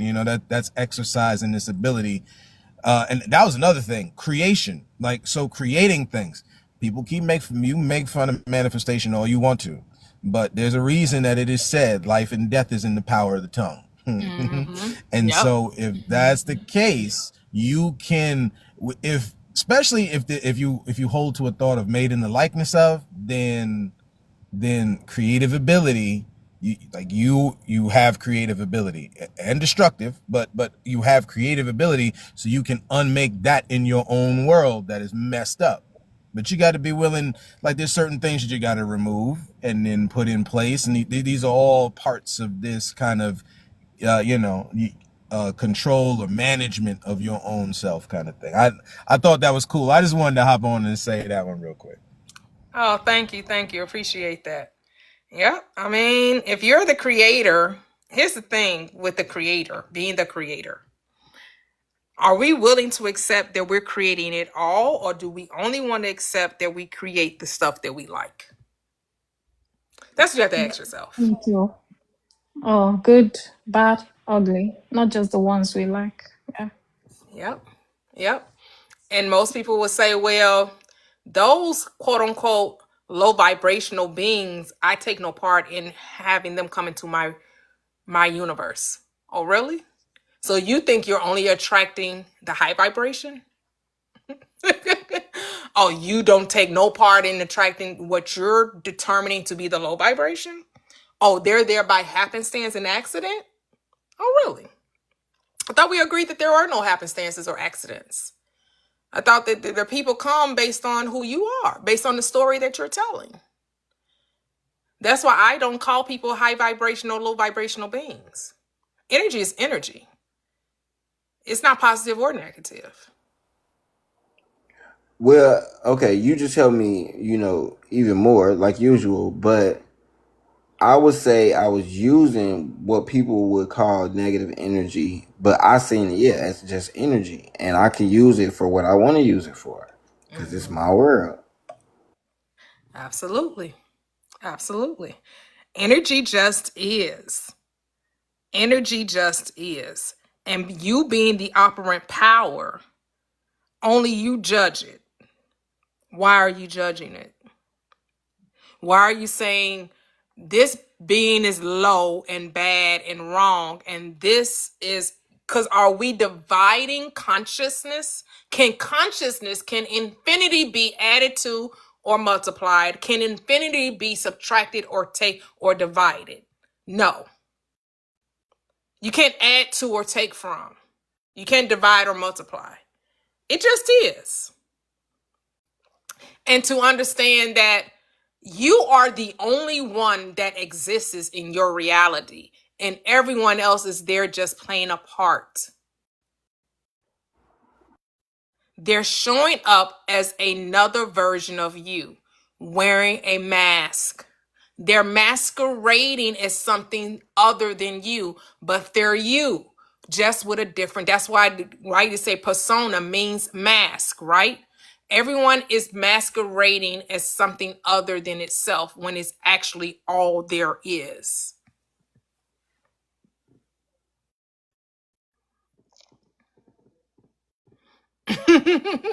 Say, not me, the devil made them do it. Me, the devil made. That is very interesting. That is a very interesting thought. That's why lately, like, I've been on studying words and phrases, because like I want to know what this language is they gave me to speak. So like William Shakespeare, I had heard this on another thing, but it just made me think about what I've already learned. Like, so all the world's a stage, and like men and women have their part to play. So when you tie that kind of thought process into, which is wild, right? All we're living is part of but whatever. So like on the back, because we're still living a real experience, but it's still part of the stage, and it depends on what we're going to do on it. So it's like, okay, these different personas and stuff we have, do they help or do they hinder? Because again, if you're just wearing this mask, like, this is the fronting part, and like you start to recognize that this is the whole part of consciousness, awareness, all this kind of thing. Like you become more aware of all of these, I guess, if you want to put up, down, ins and out, maybe ins and outs, ins and outs of things. That was interesting. Yeah, because here's the thing. Coming to recognize how powerful we are, and that you are the only power in your world, right? Understanding you are the author, the direct, like this is your production. Like you talk about Shakespeare, right? Your theater, your stage is all produced by you. And so you're the casting director, you're the author, as well as the star. So when you tell a story about your life, as you're telling the story based on how you perceive yourself, as well as you quote unquote perceive others, you're writing an autobiography of the life you're going to experience. So a lot of people write characters into their reality that they don't want to encounter and then wonder why they are there. Example, people say, oh, people are nothing but scammers, people haters, people always lying, people always trying to get over on people. Really? So then don't be surprised when consciousness that doesn't argue with you, this is law. The law of mind is the law of being, is the law of belief. Is whatever you say. As a man thinks in his heart, so is he. So then guess who you write into your reality? The scammers, the haters, the get-overs, the liars. They're all going to come and show you, yup, you're exactly right. That's all that's in this world. Are haters, liars, scammers, and people that want to get over on people. That's what you're going to see because you wrote it into your world.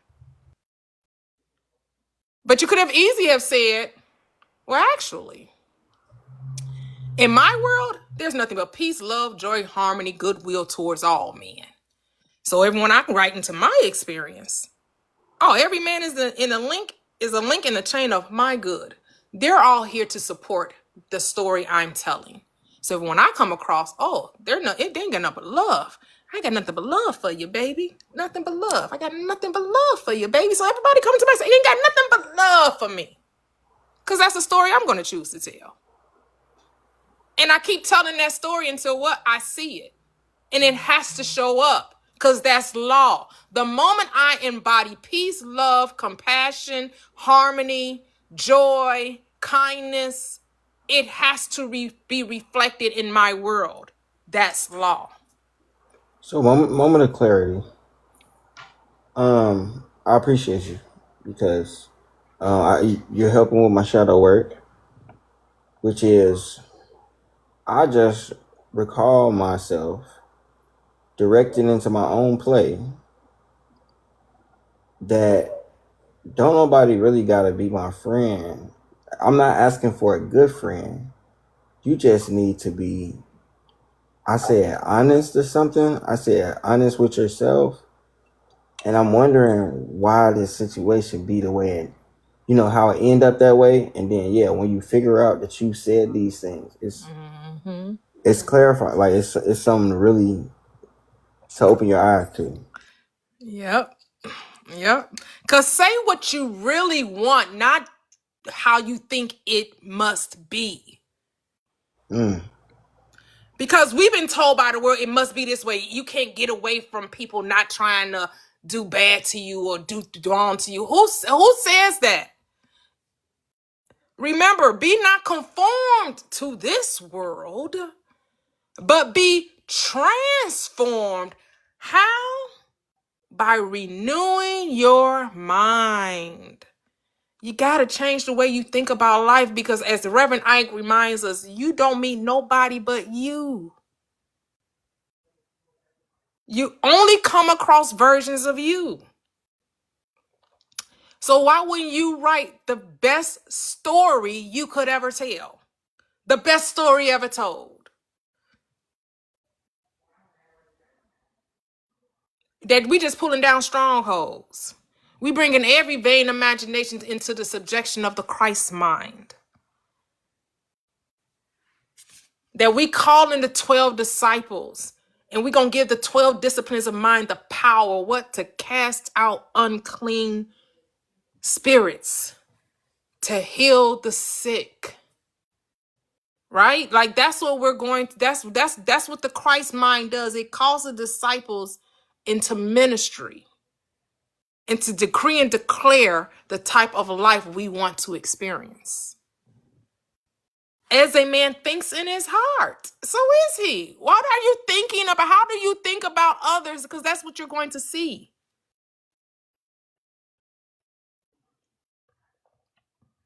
So if you don't want to see the quote unquote negative, low vibrational people, then stop writing them into your experience.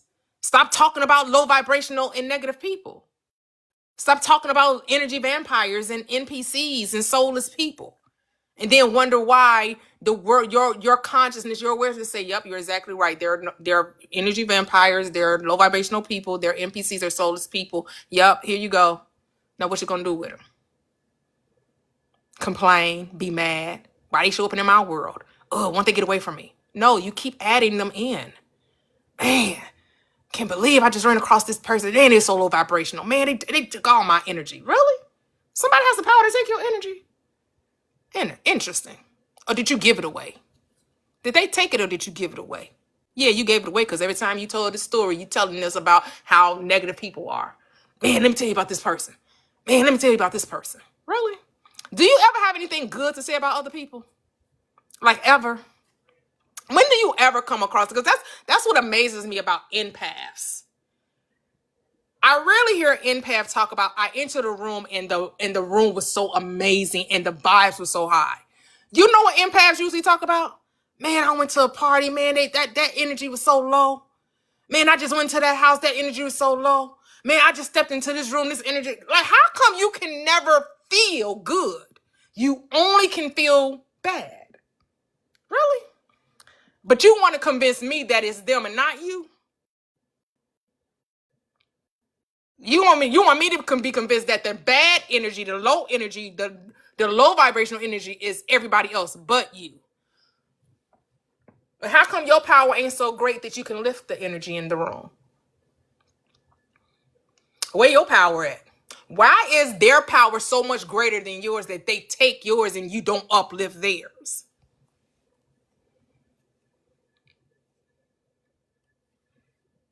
Because that's the power you're supposed to possess. That when you come into that, the light dispels the dark.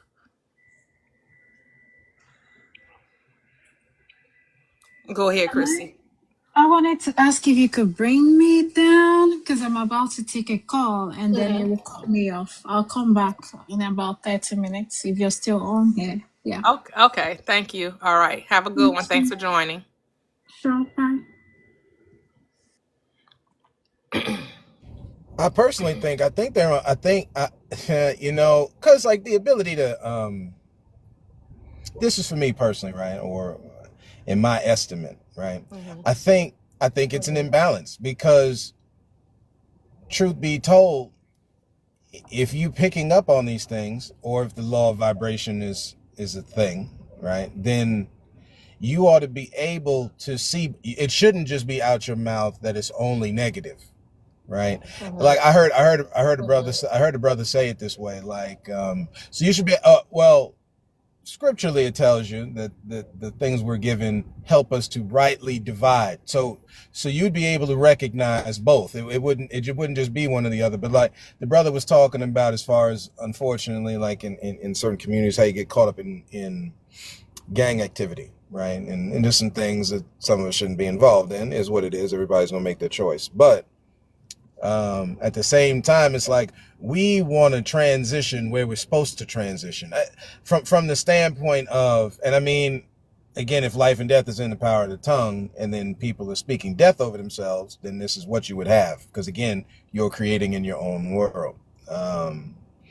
But to the point of trying to get folks to renew their mind, right? To, you know, kind of reprogram, put the update in, because it's like the update's missing.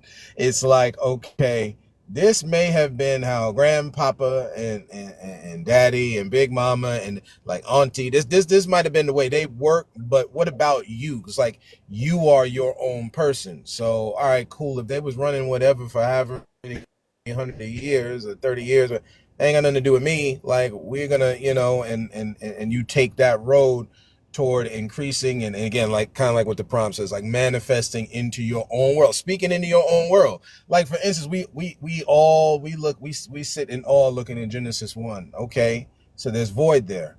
What did the maker do? What did the creator do? You speak to the void. Here's the light, and you just start building and let there be, and that's the part where we get to, which is a journey where, that's why it's cool, right? That's why, like, sometimes I like how you word things, because we get so wrapped up in greed. I like to say, Matt, the way Master talks, but if you break it down, like wrapped up in greed and kind of comparisons all over the place and stuff, it's like, you got to take you as you. You cannot compare because you're your own self. You know what I mean? So like, maybe that's why empaths be missing it with that negative thing, man. Because that's, I mean, yeah, it's always like some dark energy. It don't never be like, okay, hey, there's some light. Like, and if it's dark, then leave. Why are you? Why are you there? Or transmute it. Why are you not the alchemizer in Yeah. the situation? Like, why are we not alchemizing the energy? Okay, you know Yeah. it was dark, you know it was low, now bring it up high. Yeah. Hey. But Man, that's real duality, though. but here's the That's thing, real. duality is the illusion. Mm. There's only unity of the spirit. The spirit cannot be divided. Mm. Okay. That's what the gospels in the book is showing you. Christ was not divided. Mm. Mm-hmm. Christ was showing Mm. you how to transmute the so-called Satan Mm. satanic energy into the Christ mind, right? That's why he Mm. cast Mm-hmm. out the evil spirits. He didn't allow the Yeah. evil Yeah. spirits to continue or dwell. You got this on speaker, don't you? I can hear the feedback. Who, me? Yeah. Yeah. Yeah. Yep. Me. Hold on. Let me mute real quick.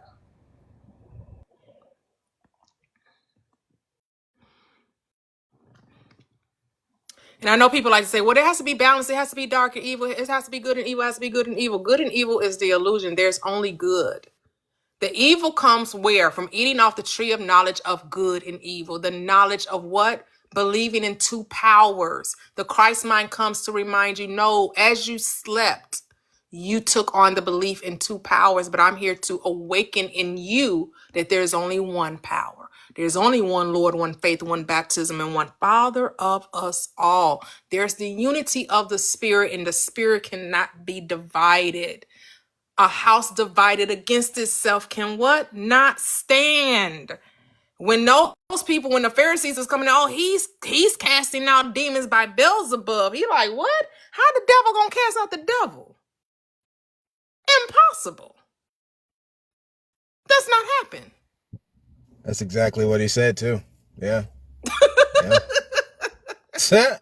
Tell you, we miss it. We miss it, man. Man. That's why I like being on this journey I'm on, man. Because it's just like, you know what?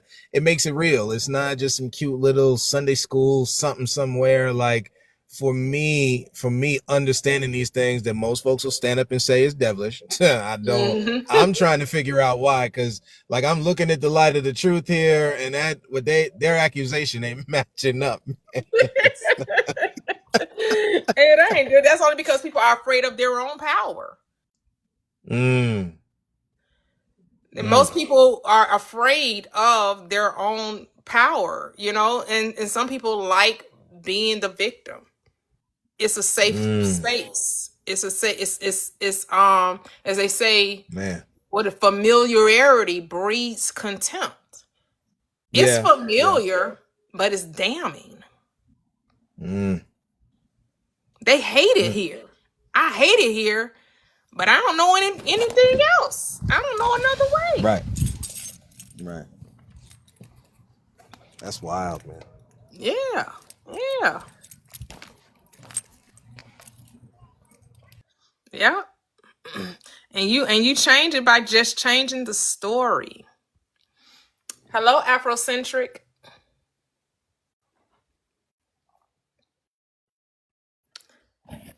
Hi, hi. Hello, everyone. Hello. Hi, Prosperous. I have been watching you for a long time. I appreciate that. Thank you. I have to say I love where you have landed. When you're going through the process of there were people that were, it got a little bit heated. I know you spoke about it a few days ago, and then you moved back. It's like, why are you trying to push against and so I was dipping in and out during those phases. And I was like, I see her on the other side of this. So this is why I said I like where you landed. Thank you. Thank you. Oh, thank you. I do too. I like where I've landed as well. Yes, based on my journey, I was like, wait a minute now. The helper, the ego wants to come in and say, and I wanted to come to lives I was like, no, this is her experience. Don't steal people's experiences. Don't steal people's journeys. Like you said, it's not your job to come and save anyone. Yeah. Yeah. And so I was like, I just knew that I'll see you on the other side because I knew what you know. It's just something that you have to experience because I knew what you know. Yep. That's it. Yeah. Yep. That's it. I had to come to myself like, hold up, wait a minute. Hold Yeah. up, That's wait a right. minute now. Yeah, but it's part of the experience, right? Because we say we want things, right? But we think we know how it's supposed to come about or the journey we're supposed to take. Just Mm-hmm. experience the journey without the judgment and Mm-hmm. let the process play out. Mm-hmm. Mm-hmm. Mm-hmm. Mm-hmm. Yep. Because And it, there's no wrongness there. It was just an experience. yes. Like I had to really like you have like I said, I've been watching you, so I've grown through you without when I learned again I understand the process of looking at life without judgment. Mm-hmm. So it really impacts your perspective. It really impacts the experience. It impacts the whole thing overall, which is just as the KJ says, it's a play, it's a stage, Mm-hmm. whatever you want to call it. Yep. You all just saw me argue with myself in real time. That was Yeah. all, right? I was just arguing with myself in Yeah. real time. I was You like, all got to witness it.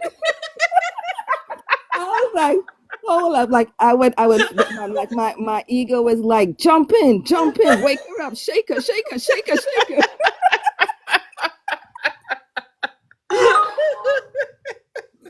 And so it's like, my higher self is like, no.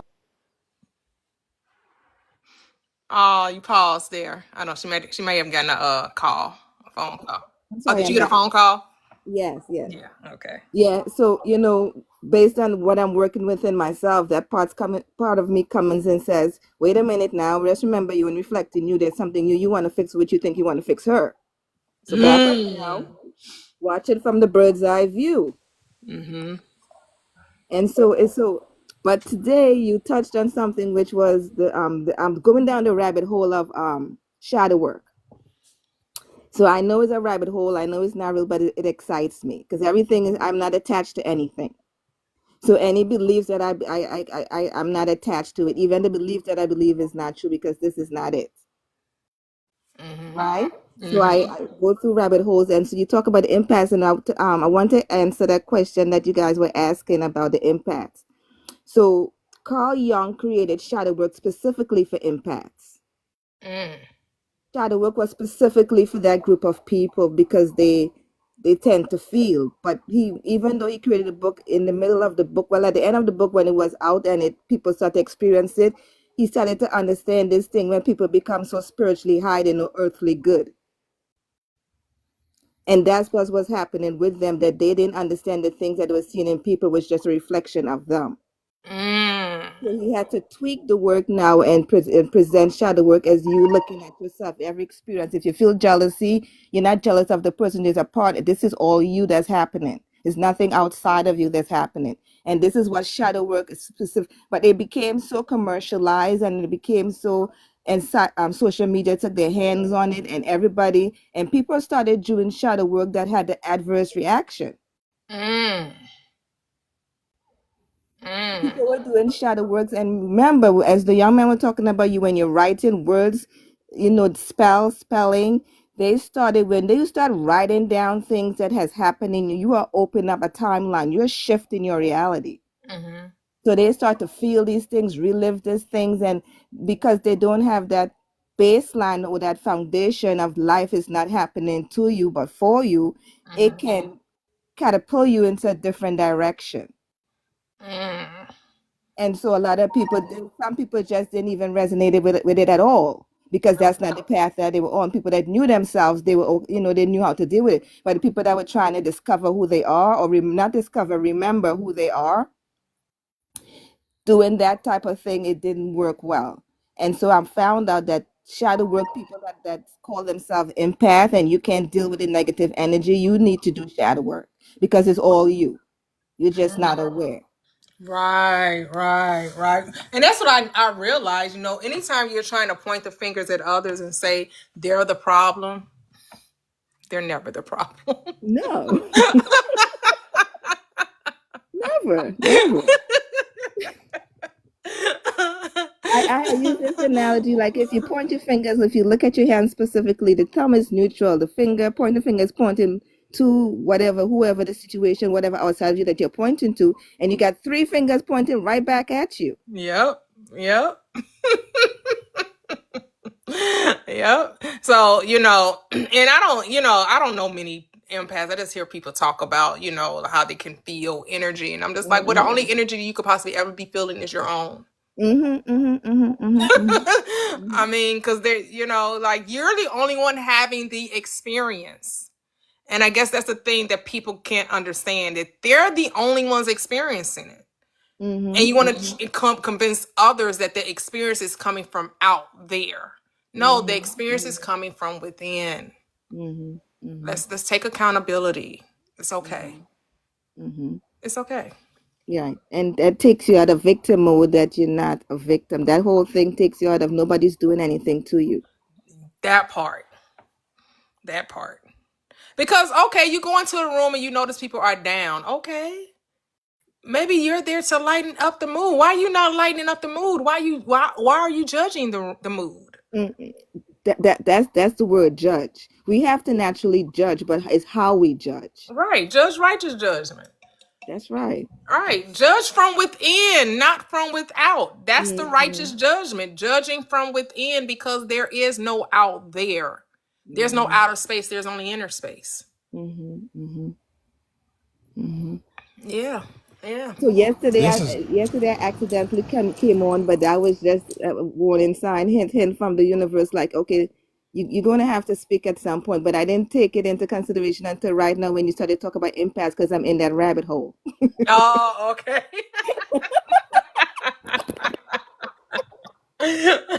See, I'm not familiar with shadow work and all of that. My journey started with Abraham Hicks, Neville Goddard, Dr. Joseph Murphy. They didn't talk about shadow work. That wasn't. So to me, that's a new thing, this whole shadow thing. But you said Carl Jung talked about it. And what time period was he? Okay, he wasn't someone I listened to. So I think he's kind of marred. He's 1900s too, though, right? Yeah, he is 1900. He's like in the Sigmund Freud, all of these psychoanalysis, Sigmund Freud, and okay, that's where people get with the ego thing, right? Right, they want to demonize the ego, and I'm like, the ego is not to be demonized.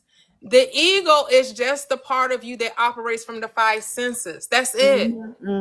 That's it. The ego is just a part of you that operates from the appearances. It's not to be demonized, it's to be reconciled. As a matter of fact, the ego is a tool that you use to navigate this reality. Right. So why are we demonizing it?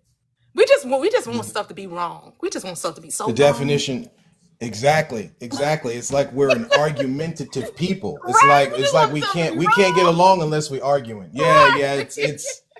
It's weird. Yeah, ego. It's funny because I was looking at that, because it's always, we were talking about like our ego. I'm like, man, I need to look into this because I know there's some cap. So I was looking at it and I'm like, okay, ego, the definition of it, right, from like Oxford's dictionary, just like you do a Google search on it.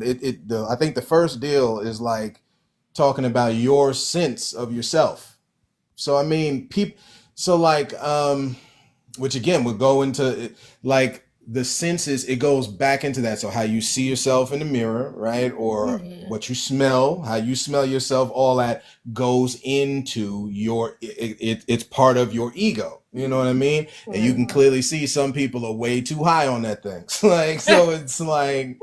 It's like, okay. And again, that's their own thought process of what they think about themselves. But yeah, this is a good conversation right now.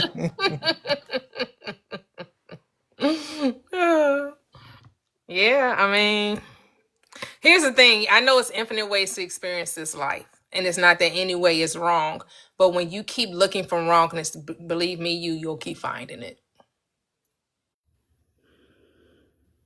Yes. The if you could get to the place of live and let live. Yep. That's what you need. If you need a comfort, is live and let live. Even when situations rattle you or move you, whatever, it's just an opportunity. Every experience is just an opportunity. Yeah. So if something rattles you, it's just an opportunity for you to identify something in yourself that you came here to fix or work, because we all know this is temporary. Yep. Yep. So if something is temporary, what are you holding on to?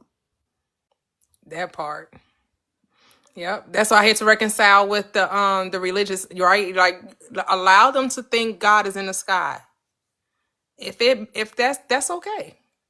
And could I tell you the honest truth? I think about religion. Religion is a tool like anything else. Mm-hmm. Yep. Because you have to understand religion in order to understand that it wasn't what you're supposed to know. But there's still things that carry along with it. There's certain things that you gain from it that cannot be taken away from you. It was just part of the journey. Don't label it. Yep. Yep. Yep. Yep. Because it's so easy to point fingers and say, well, someone else is getting it wrong. But we're all missing the mark at some place, and it's about reconciling our own belief system and not trying to convince others of it, right? Because the message is only for those who are willing to hear, and you don't have to try to down someone else's beliefs just to make yours seem real, because their beliefs are real to them, just like yours is real to you. Mm-hmm. And so if we try to interrupt another person's journey, like you were saying, you wanted to interrupt my experience. That's not our place to interrupt another person's experience. Right? It's only, when they're ready to think differently, then they'll come find people like you or you, right? And they'll come in and question, and they're like, oh, about 2 years ago, I was watching you and I was debating you. Now I kind of see what you're saying. Like you just never know what, because we are planting seeds, right? But there is a way to do it. There's a way that seems right to a man, and to that man, it is destruction. The part, the part, sisters, the part that trips me out when we talk on this is why I firmly believe, so when you look at a lot of the different beliefs that are in the planet, like this is just where I've been lately, and to each their own, right? That's why I say that, like literally to each their own. But it's just like, okay, we're talking these different verses right now and different excerpts from the same book. While we can say where it originated from, who wrote it, and all that, right? But it's just like, how can you be up in the service on a Wednesday and a Sunday and a Monday Bible service and all, and they're missing the stuff we're saying right now.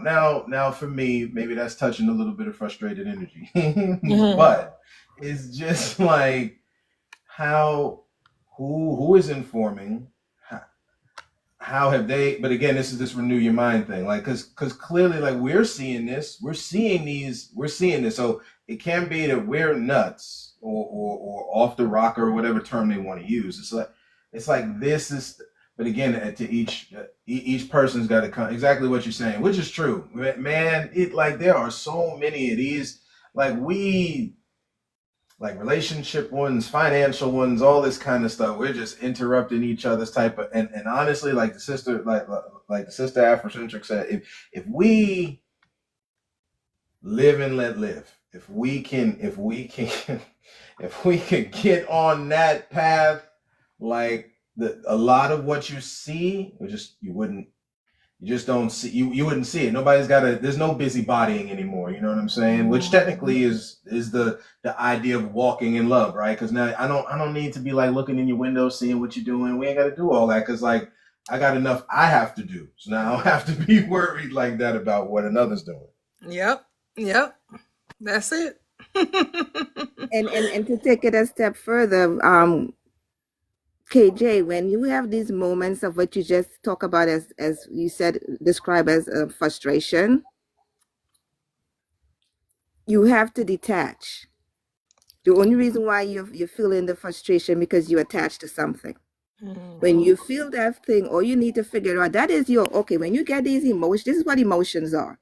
Emotions are just signals to let you know not to take action to make you go with it. Because we're living in the reality of, in your mind, that you're the only thing that exists. And if you can, at this moment now, see the world perfect just the way it is, there's nothing to be fixed. There's no people to change. Everybody don't need to do anything. Everybody don't need to believe the same thing and go. That is not how this was built. This is not how it's supposed to be. We can wish that all we want. Yep. We Nothing are, to Gotcha. fix, nothing yes, to change. yes. Nothing. Rain can grow the plant and rain can wash a whole city down. So is rain good or bad? That's a fair point. Yep. That's why I'll be the first person to say that life in itself is fair. It's the people who aren't. Like, fair by definition, dealing with bias, doing things with a bias. Like, that's not life. Literally exactly what you said. It can rain somewhere to water the earth, and then in another spot, it's so much that it will literally flood an area. That's not being unfair. That at that point, it's just these things are happening in different spots all over the earth. I get that. I definitely get that. And since you study in English language and spelling, there is no they. You use the word, there's a lot of they and they, there is no they. When you say they, just remember that every cell in your body is an intelligence. Every cell in your body, so your body is listening to you. Your body doesn't know that what you're saying is about something outside of you. Your body thinks you're talking about you. Yep. That's why I say you're the only thinker. You're the only one having these thoughts. You're saying it's about other people, but you're the one having the thought. Your thought isn't about other people. It's not about, it's about you. You're the only one thinking it. So you're the one creating it. I would advise you to dig deeper into knowing who you are. Like not believe things about yourself, but really embody and know. When you know who you are, these things, you'll see these blind spots, which was what shadow work was about. Shadow work wasn't about what it was commercialized to be. Shadow work specifically was for the people that felt that the world was against them because they can feel everything. And in order for them to be able to survive within this society, they have to understand that what they're feeling is only a reflection of themselves. For them to feel better, they need to feel better about themselves. Because again, when they became so spiritually high and no earthly good, they couldn't integrate back into society. Once they came to a certain level of awareness, they could not, conscious awareness, they could not integrate within society and have a normal life. I grew up on that phrase. So they had experienced what? Spiritual superiority? Yes. Okay, yeah. Thinking, hey, that's what you have to caution yourself. That's why I don't get into the whole, there are NPCs and soulless people and low vibe, because now you're just trying to say you're here and they're there. That part. Every time you say that something is less than who you are, you're placing yourself on a pedestal and you're putting everyone else beneath you. Right. However, if the world is your mirror, when you look in the mirror, do you look up and do you look down? No. You look forward. You look in the eye. Well, if the world is your mirror, then who are you looking at? That part. You. You only see you.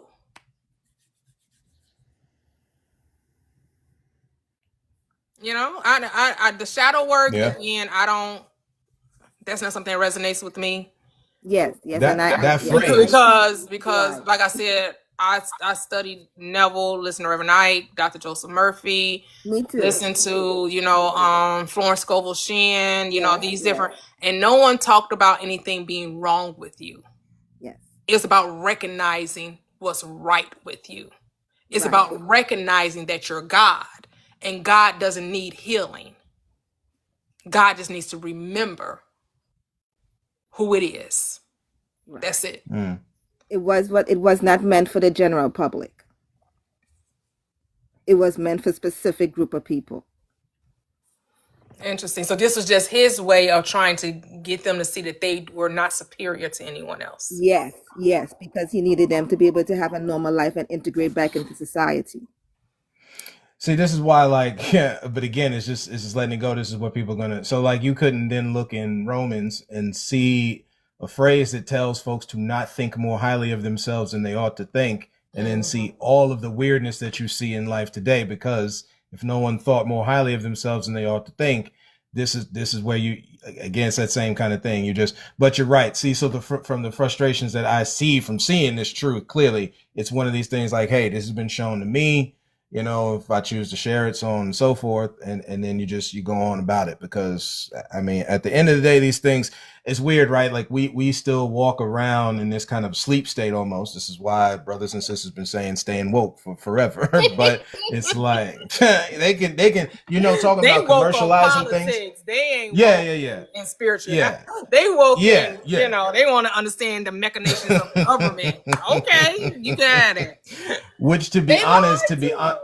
yeah, to get behind that, to unveil, to peer behind the Wizard of Oz's curtain, you have to this is the part where doing the work. I understand Carl Jung has said shadow work. I just started hearing about this. It's like if somebody at work told me about this. I didn't even know. The one I did know about from watching Shang-Chi, and that's how I knew about duality. So Shang-Chi and the Ten Rings, they talk about that in that movie. I'm like, what the heck is this? So I go to look it up. I'm like, oh, this one, okay. Like, because like I'm a sci-fi geek. So like Star Wars and dark side, light side, all that kind of, that's,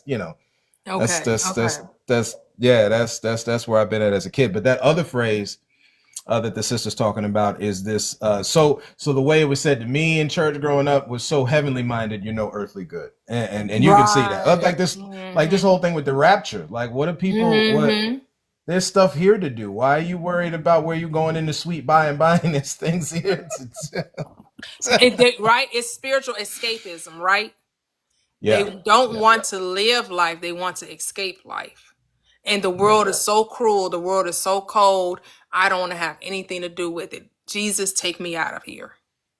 And it's hard. They don't want to admit that. Like, they really don't want to admit that. But in reality, okay, so if I was to, and this is me, and maybe I'm off, and that's fine, because again, we're learning. I'm all right with that. So if you're talking about a sense of community now where people are like this, right, and then amplified like this, then it's like when everybody is concerned about themselves, it takes away from a lot of this other stuff, because now you can just allow people to live and let live. So here's some land for you. You can build your home there. This is why I was cool with like the natives. Like when you go back and you look at how they look at life, like we're not really owning nothing. And it's not kind of like you're responsible over things, but we're not battling each other. But it's a foreign thought almost. Cause again, in this consciousness, that's not where you're at, That's just how that's just how I'm picking up on it. You know what I mean? Yeah, I mean, actually, we don't own anything. You know what I'm saying? Like, I guess in this system of the world, which is we're not to be a part of, but the system of the world is that the government owns all things. According to the system of the world, the government owns it all, because at any time, if you don't pay a tax or pay a fee, it can be taken away, but that's only if you're abiding by the law of the land. But you understand consciousness is above the laws of the land. And whatever needs to happen for you to maintain whatever you want to maintain will happen.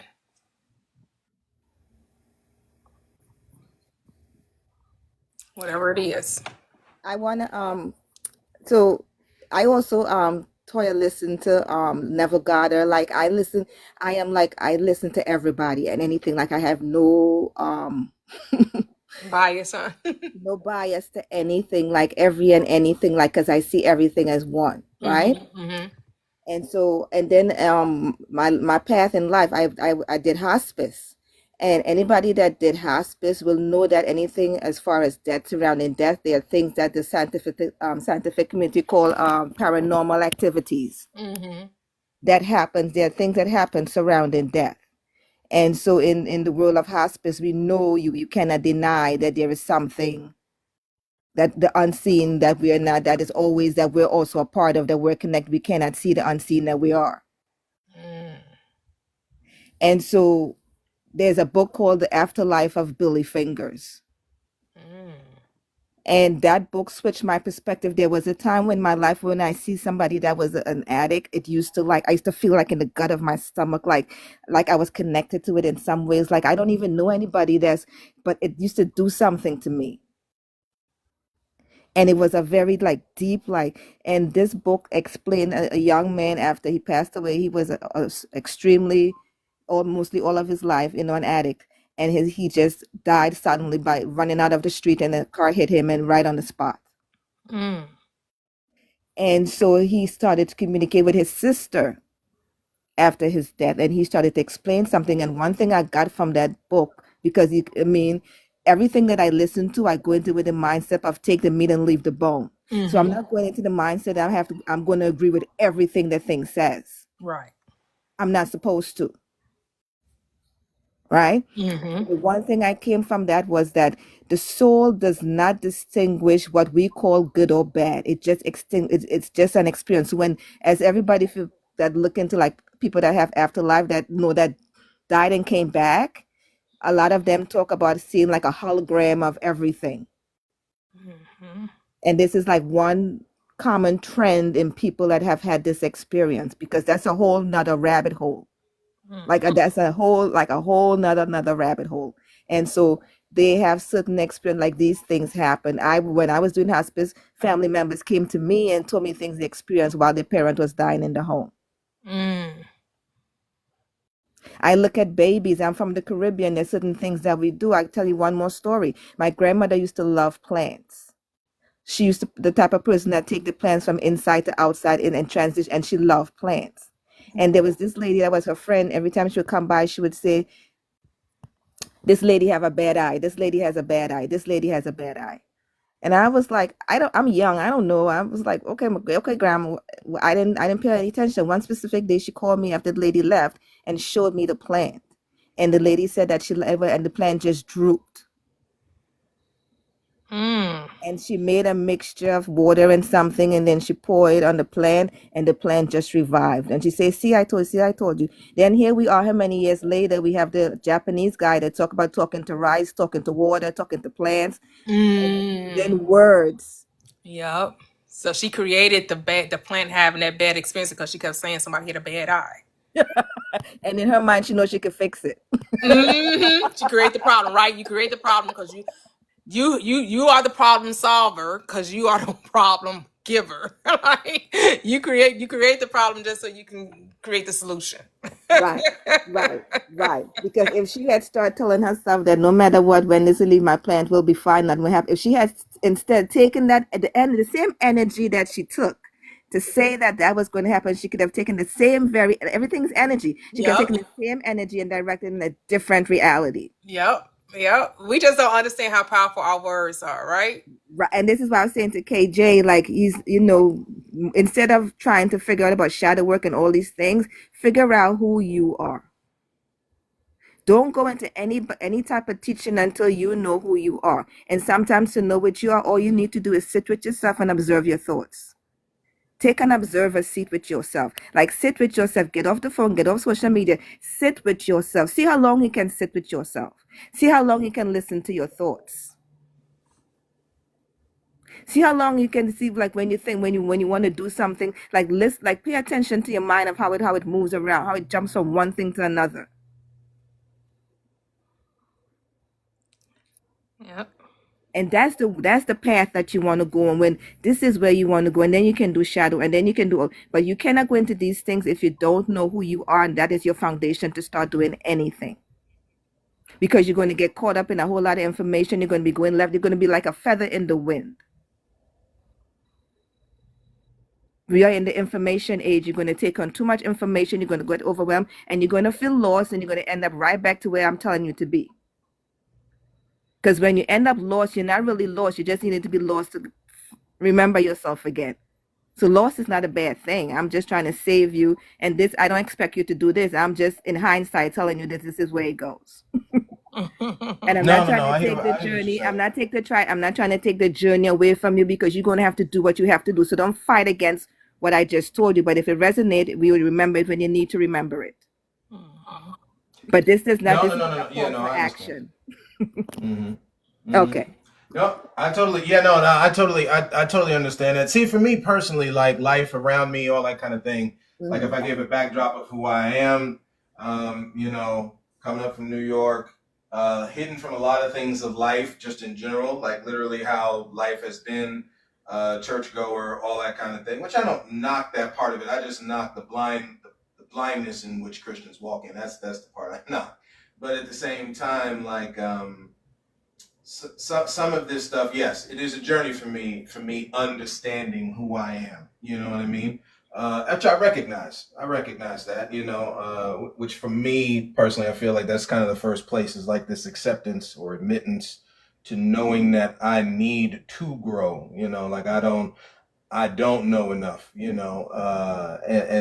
from there, just being open to understanding all these different types of things and seeing where, kind of like what you said, different ways of saying it is like being okay. Well, eat the meat, spit out the bones.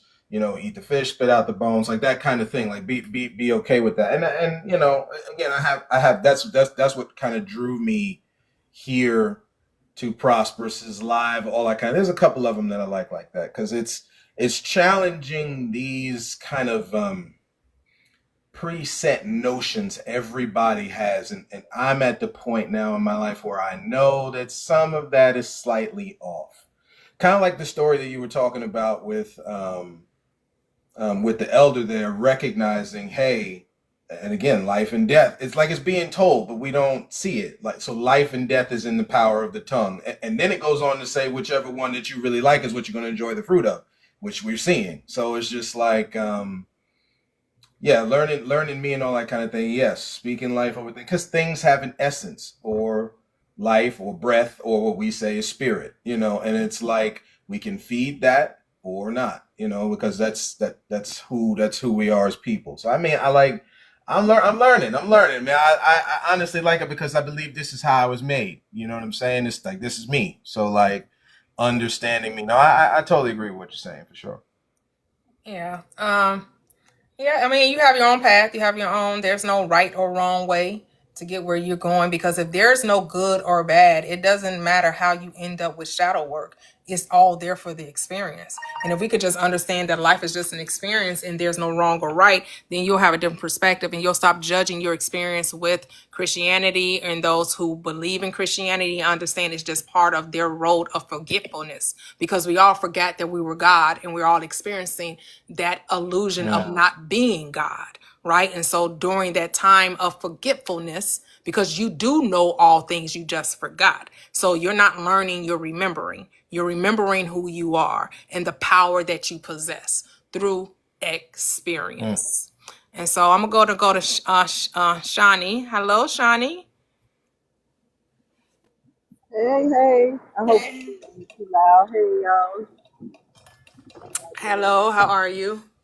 I'm good. Yeah. Good.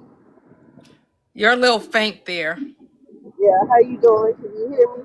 Yes, good. Barely. It's a little some noise in the background. Yeah. It's a little truck by me. Can y'all hear me? Oh, okay. Go Yeah, ahead. I'm outside. I just wanted to say, earlier, a light bulb came on for me. Y'all read me so bad, but I appreciate it. 'Cause y'all read me so good about the fact that, when you talked about how you say you have people in your life that are like using you and doing these things to you and stuff like that. So, short story, the roommate that I stay with, she's been my friend for like 14 years now. And Mm. I'm coming to a realization of where I came to a realization to where I just think she just used me. She just using me. And I kept saying and kept saying, and I said to everybody, and I said to all my friends. So she continues to like ask me for money, extra money, don't pay me back, stuff like that. And when you said what you said earlier, I was like, oh my God. Because I'm sitting here saying, I'm trapped. I just can't get out of this situation I'm in because I want my own place and all that. So I just keep saying, I'm trapped, I'm trapped, I'm trapped. And who making me trapped? Me. Mm-hmm. Because I keep pointing at her and putting it on her, but At any time, I could have said no. I need to do this or no, and it's just you get that feeling sometimes. When you're human, you get that feeling of then you want to help this person and you want to help this person, and in some ways it's hindering you, but not really. So when you said that earlier, like the light bulb came on, and it's like, oh my God, I've been doing it to myself this whole time. It's not her, it's me. So Mm. I just want to say I appreciate that. Uh, I mean, it almost brought tears to my eyes because I've been blaming her, and it's me Wow. this whole Wow. time. This Mm-hmm. whole time it's been me because I've written that into my story. Like I keep saying it over and over. I even say it in my thoughts, like I'm trapped. I can't get out of this situation. But I'm not trying to. I'm just pointing the finger at her, and she's taking from me, and she's doing this, and she's doing that, and it's not really her. Mm-mm. Now you can tell a different story. Yes, now I Yes. Now you can, can and take I your just power back, right? Like, yes.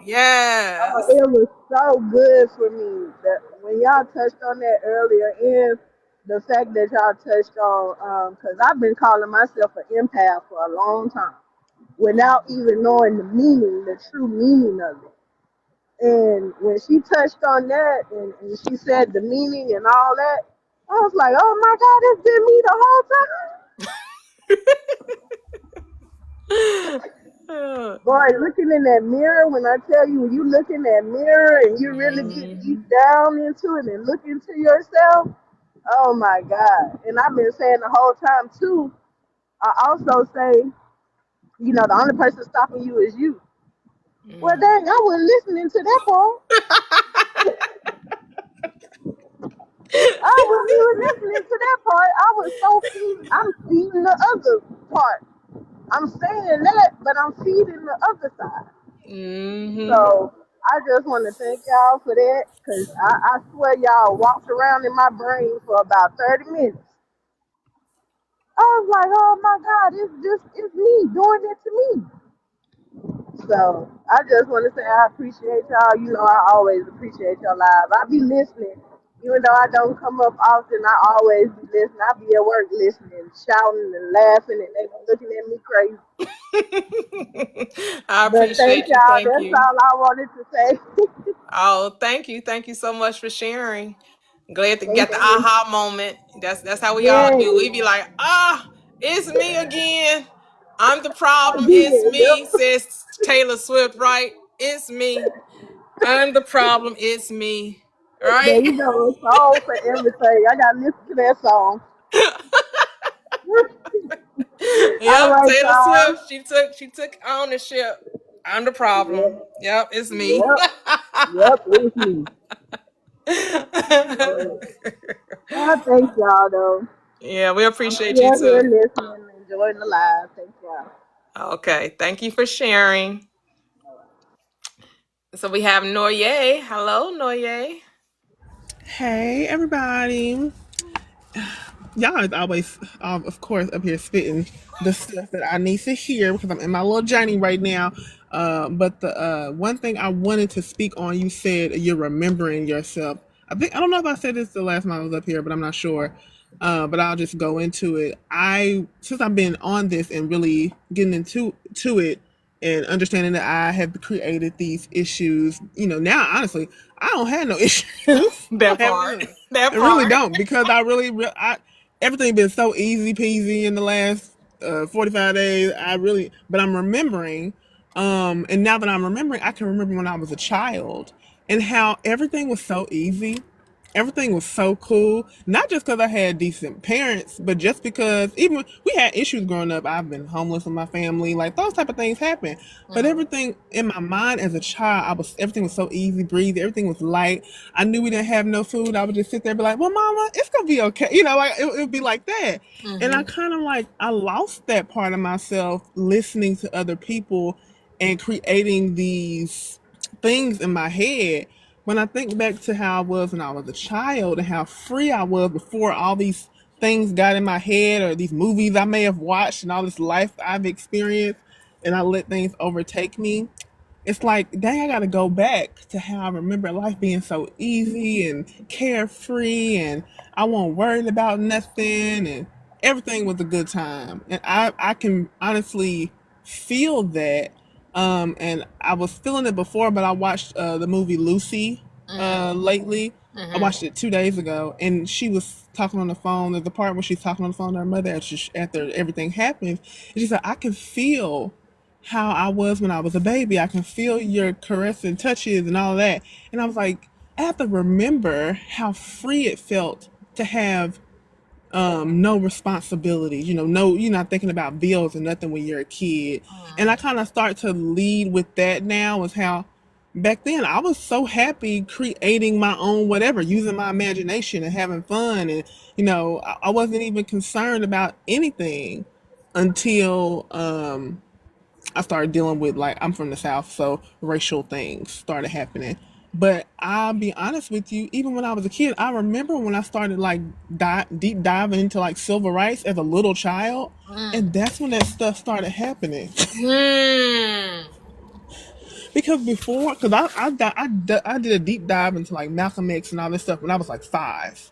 I'm Mm. a little crazy, but I was really interested Mm-hmm. because I did like see things happening like away from me, and I'm like, oh, why do they, dislike, or my parents would be like, you got to be careful because we live in a small town, we in the South, you got to watch it, right? And I'd be like, watch it for what? Be life, everything's fine. And then I would see things at my school when I was a little kid, and I remember I was in the library and I just seen a Malcolm X book, and I was like, what is this? And I picked it up and I was trying to read it, and my mama read it with me, and I think I was like 7 actually, yeah. We was reading it together, and then she was like, you can read it by yourself, you know how to read. So I was reading it by myself, and I was watching movies, and she would get me movies about all this civil rights stuff. And then next thing you know, I don't remember how old I was, but I started experiencing that in my life. Like, I started experiencing people being mean to me because of my race. After Mm. I started reading and deep diving because they told me to be careful. I wasn't Mm. worried about it at first. Yep. Yep. And then they was like, be careful, be careful, be careful. I was like, but why? So I did all this research, and for a long time it was a part of my reality that these people were bad, these people were bad, these people were bad. And I'm totally away from that now. I'm just like, we all people. It is what it is. But it just accepting people for, like y'all said, accepting people for where they're at, knowing it's a journey. It's not my, I get up and say all the time, mind my business, child, mind my business. I'm not gonna sit up here and try to make anybody, see it my way. Just like can't nobody make me see it their way. I see it the way I want to. Yep. So, but realizing, like, sometimes you have to go back to that freedom. Children have so much freedom. Some of these things that I'm coming into my mind now, like just choosing to be happy and all that. I had a lot of that when I was younger, and then it's all these experiences that I let drive me into these different ways and avenues.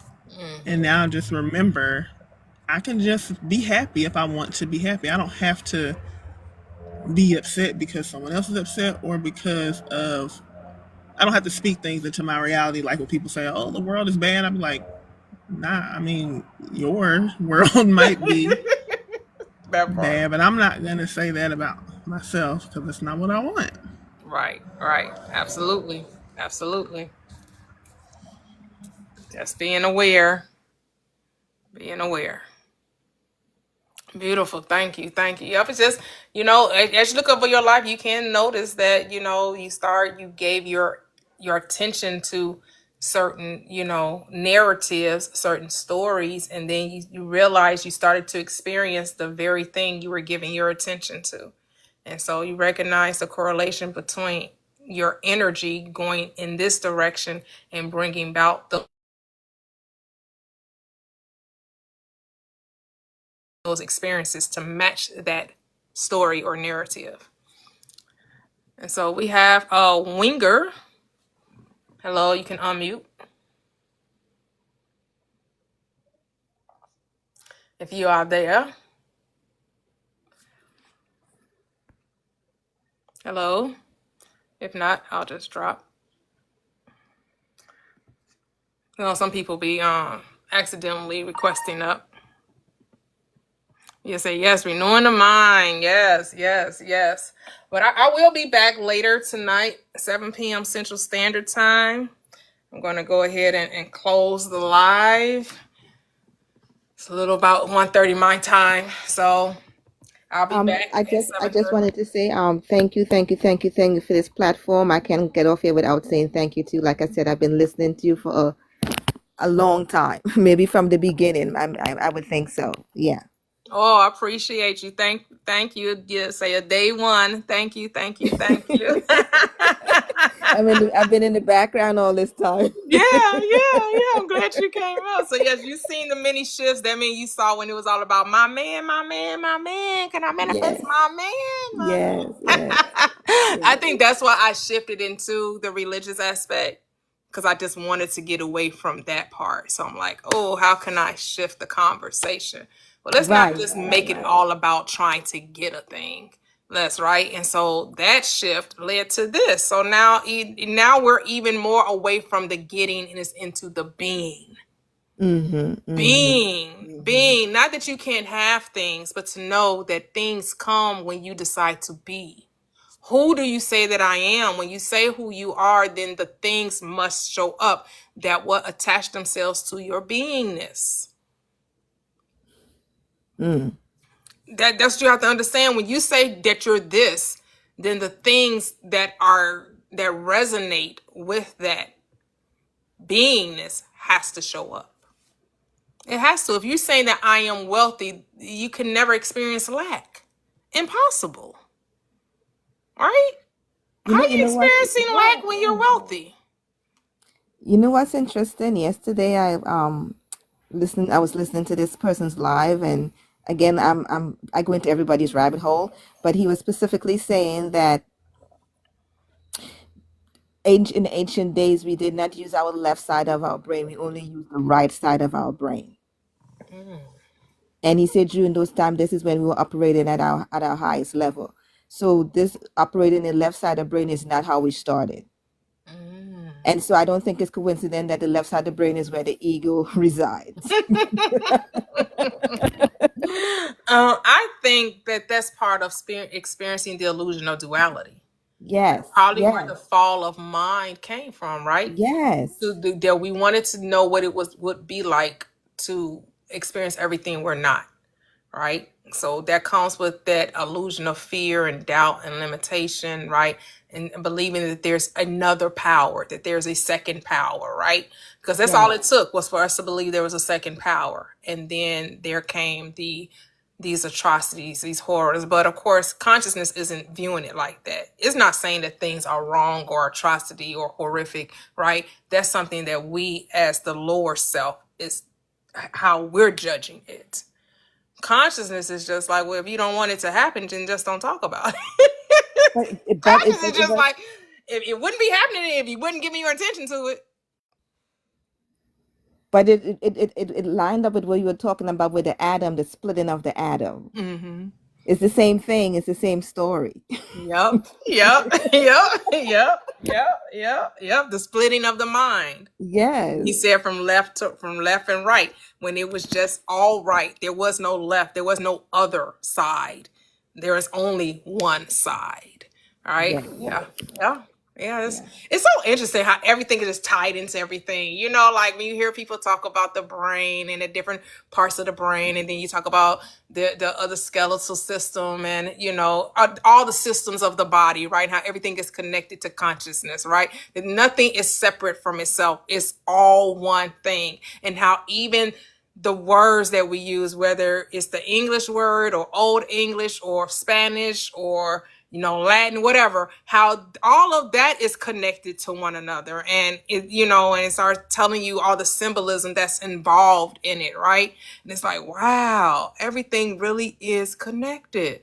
There is no separateness anywhere at all. It's so interesting. but the one that you create in your mind. Then the one you create in your mind, that's the only part, that's the only place separateness exists. And that's not even real. That's the illusion. Right. So, people hear us talk like this and they think that we don't experience what they're experiencing. For some reason, people hear us talk like this. I'm just assuming here, but this is what I get. Like, people think we got it all figured out. And they think that, and this is why pastors get put on the pedestal. And then when you heard that the pastor was a human, then all of a sudden he's a bad person. Oh, yep. That's why you can't put people on pedestals. No, we You're the all one that journey. put the person in a position higher than you. Yep. He didn't put himself there. You put him there in your mind.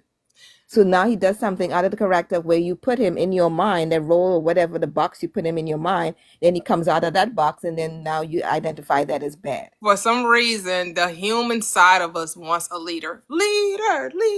We king. Who's gonna be the king? Who's the king? Lead yourself.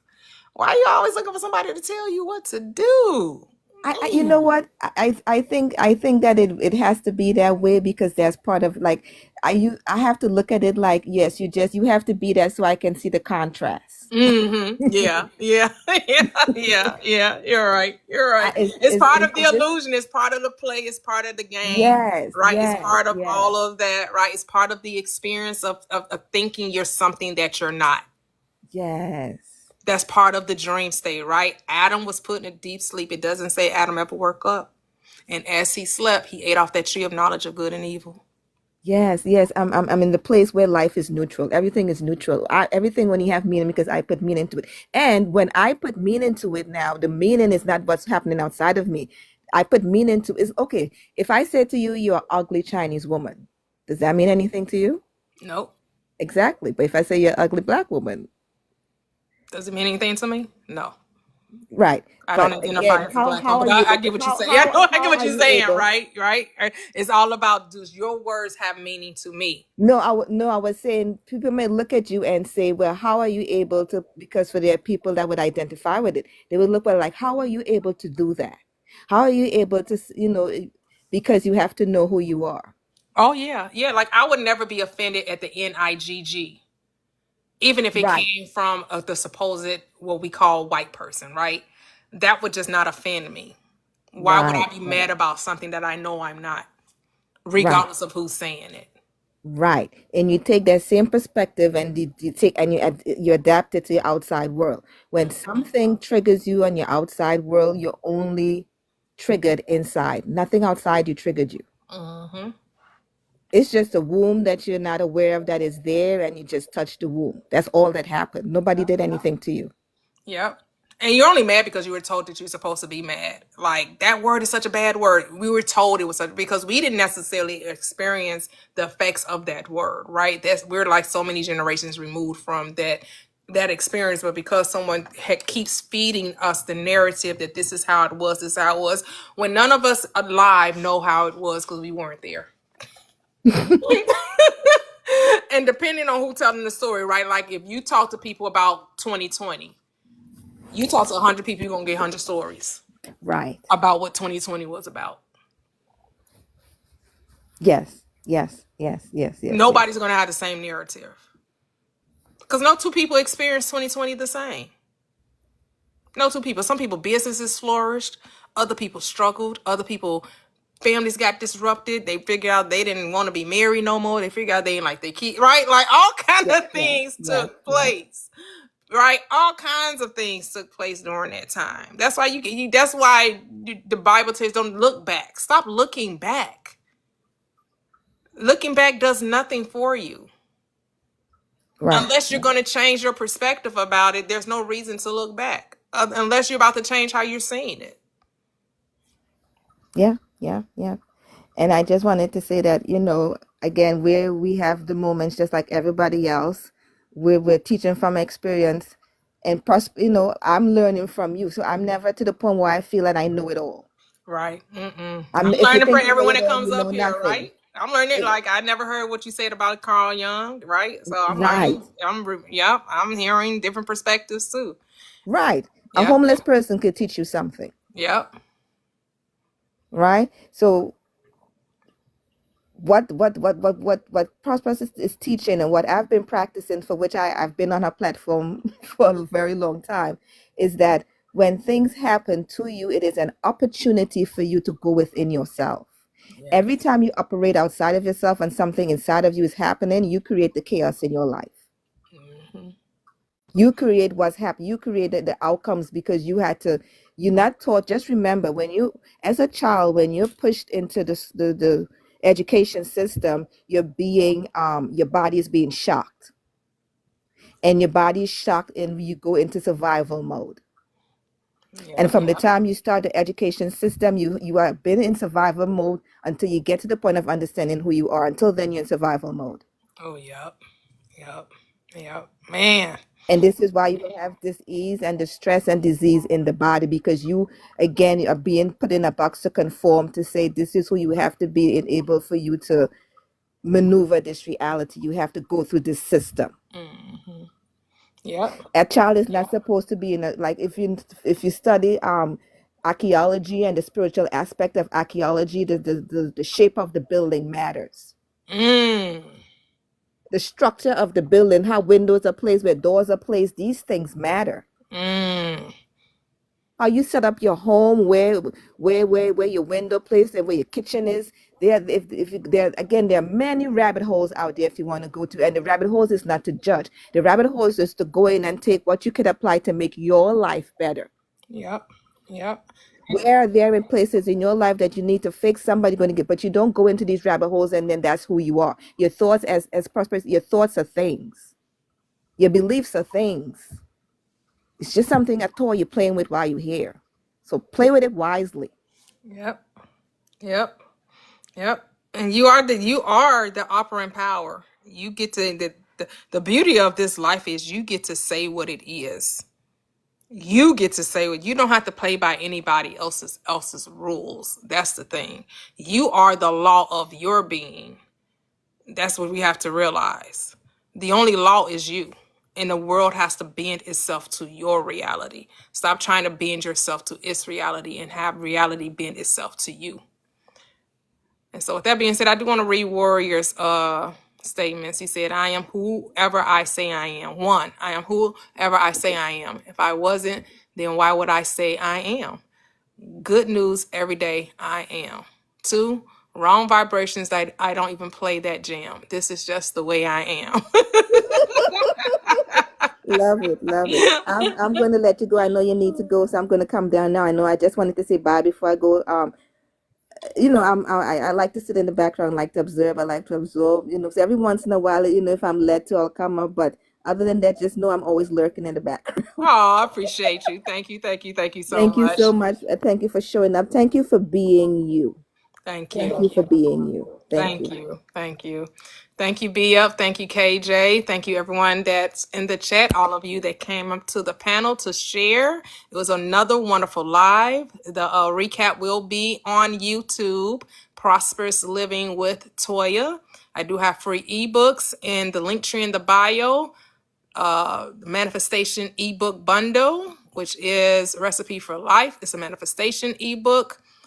30-Day Transformation Journey. It is a book of different scriptures that I give you a little explanation of those scriptures as well. It's a 30-day journey. And then the last one is Daily Diamond Gems. That is a book of all affirmations. It's just personal affirmations as well as scriptures too. So enjoy. They're all free. Link tree in the bio. Oh, we brought other people up. I'm getting ready to leave. Hello, Devancia. Hello, Renee. But I'm getting ready to leave. I guess my mods didn't realize I'm on my way out. I'll see you guys later. Talk to you later. Bye. See you guys 7 p.m. Central Standard Time. You're free to come back and add to the conversation then. Goodbye.